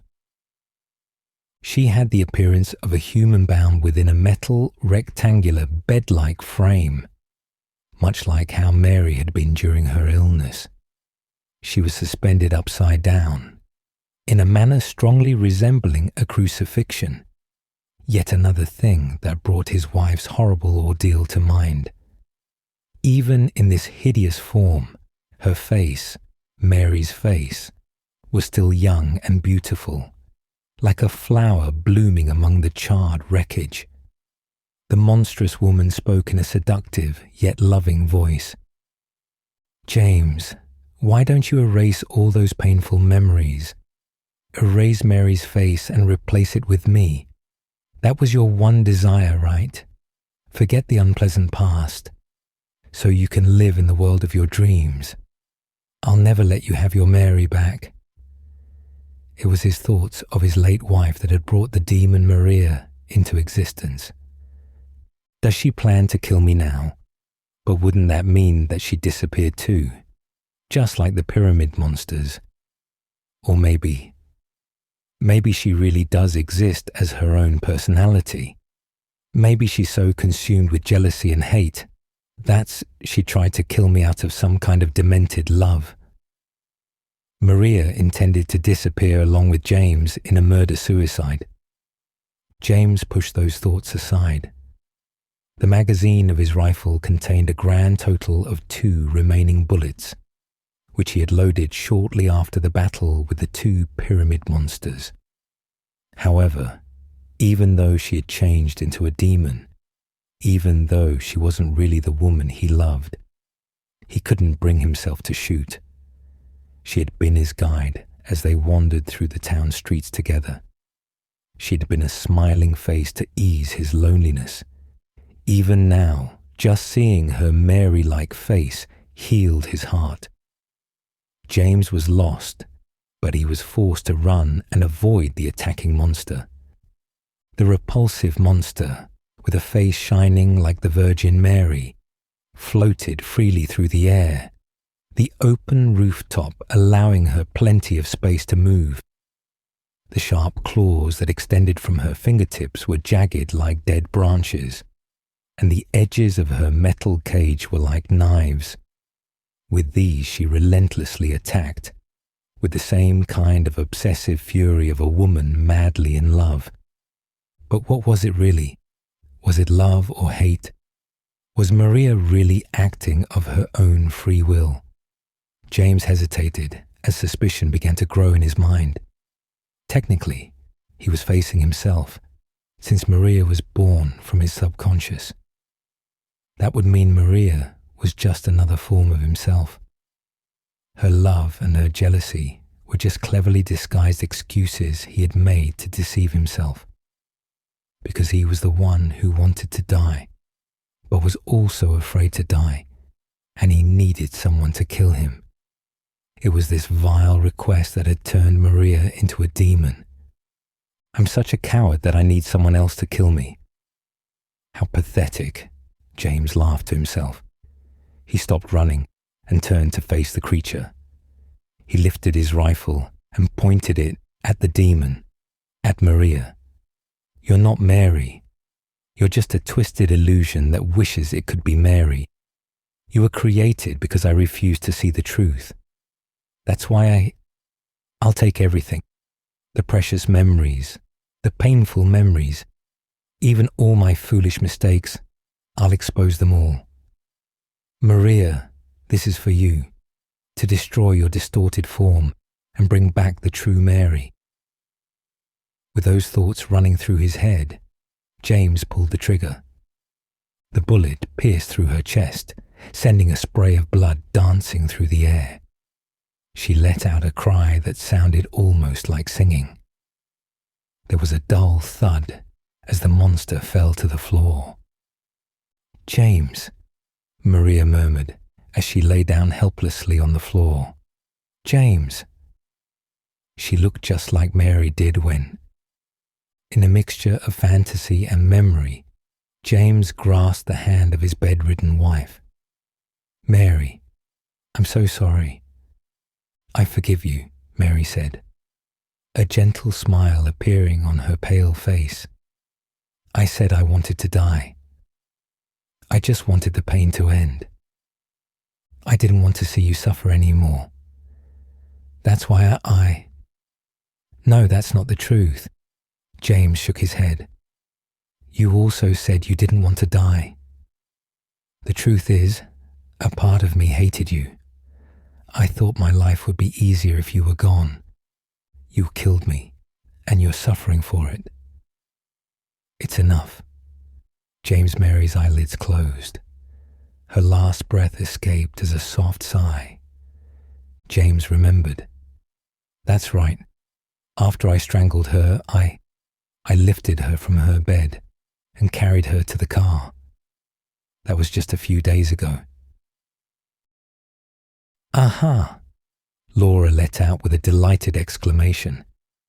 I can't believe I lost it in such a stupid place. Laura picked up Mary's letter, which had been sitting next to the leg of the piano stool the entire time.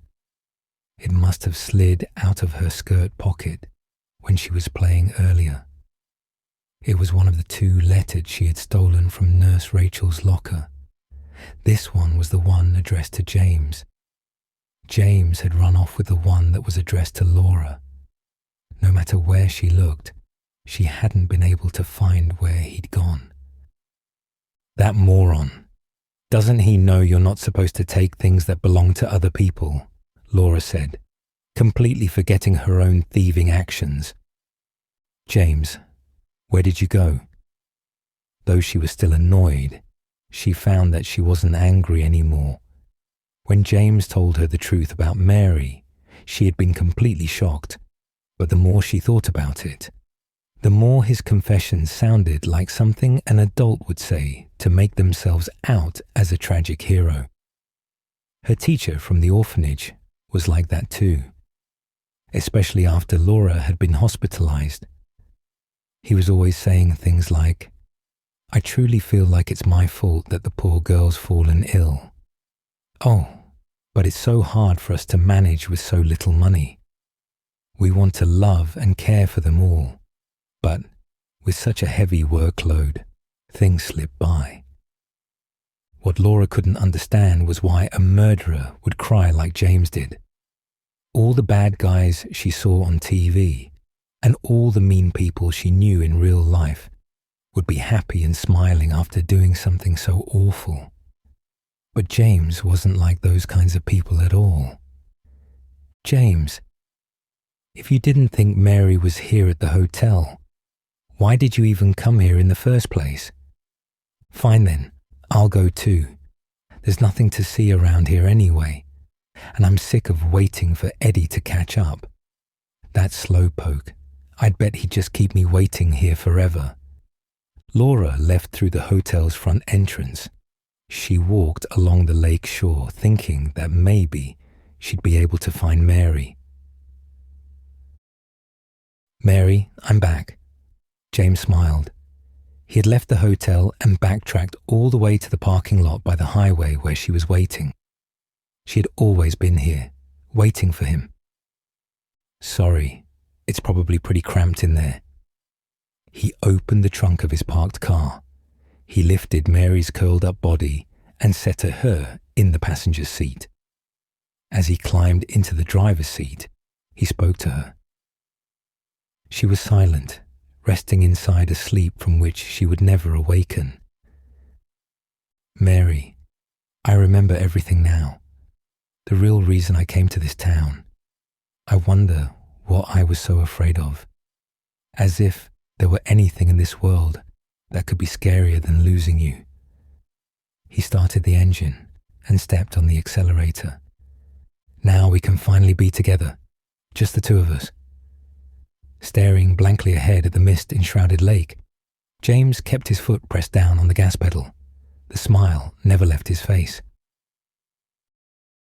Resting in a grassy meadow by the lake shore, Laura spread out Mary's letter on the ground in front of her. It was the one addressed to James.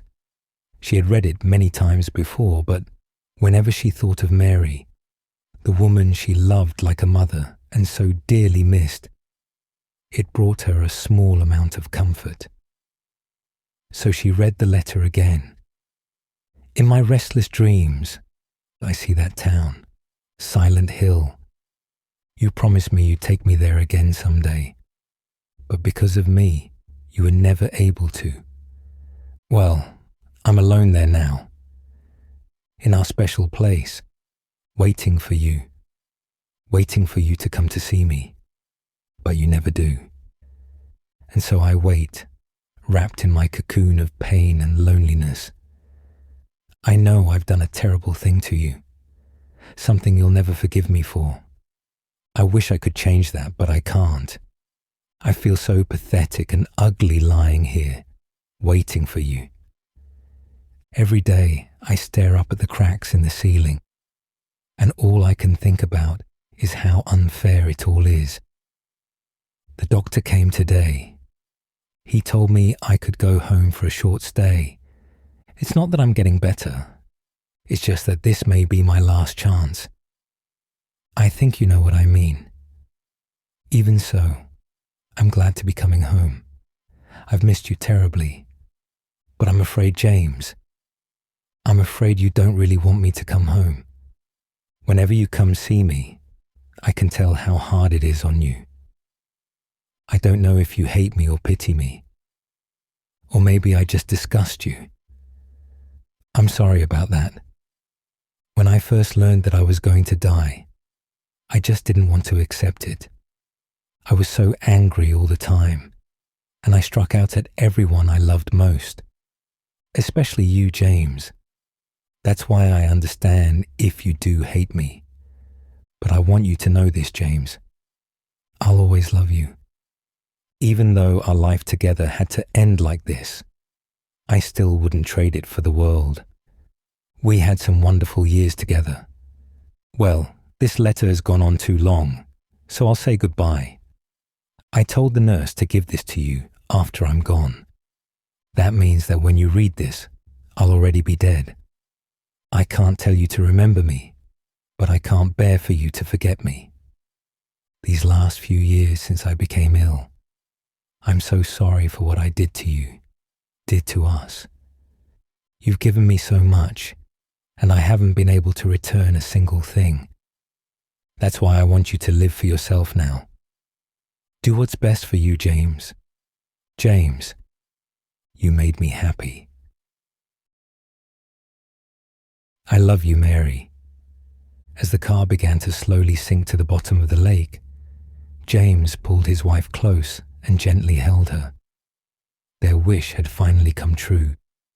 They would be together, and now they had an eternity to enjoy their happiness.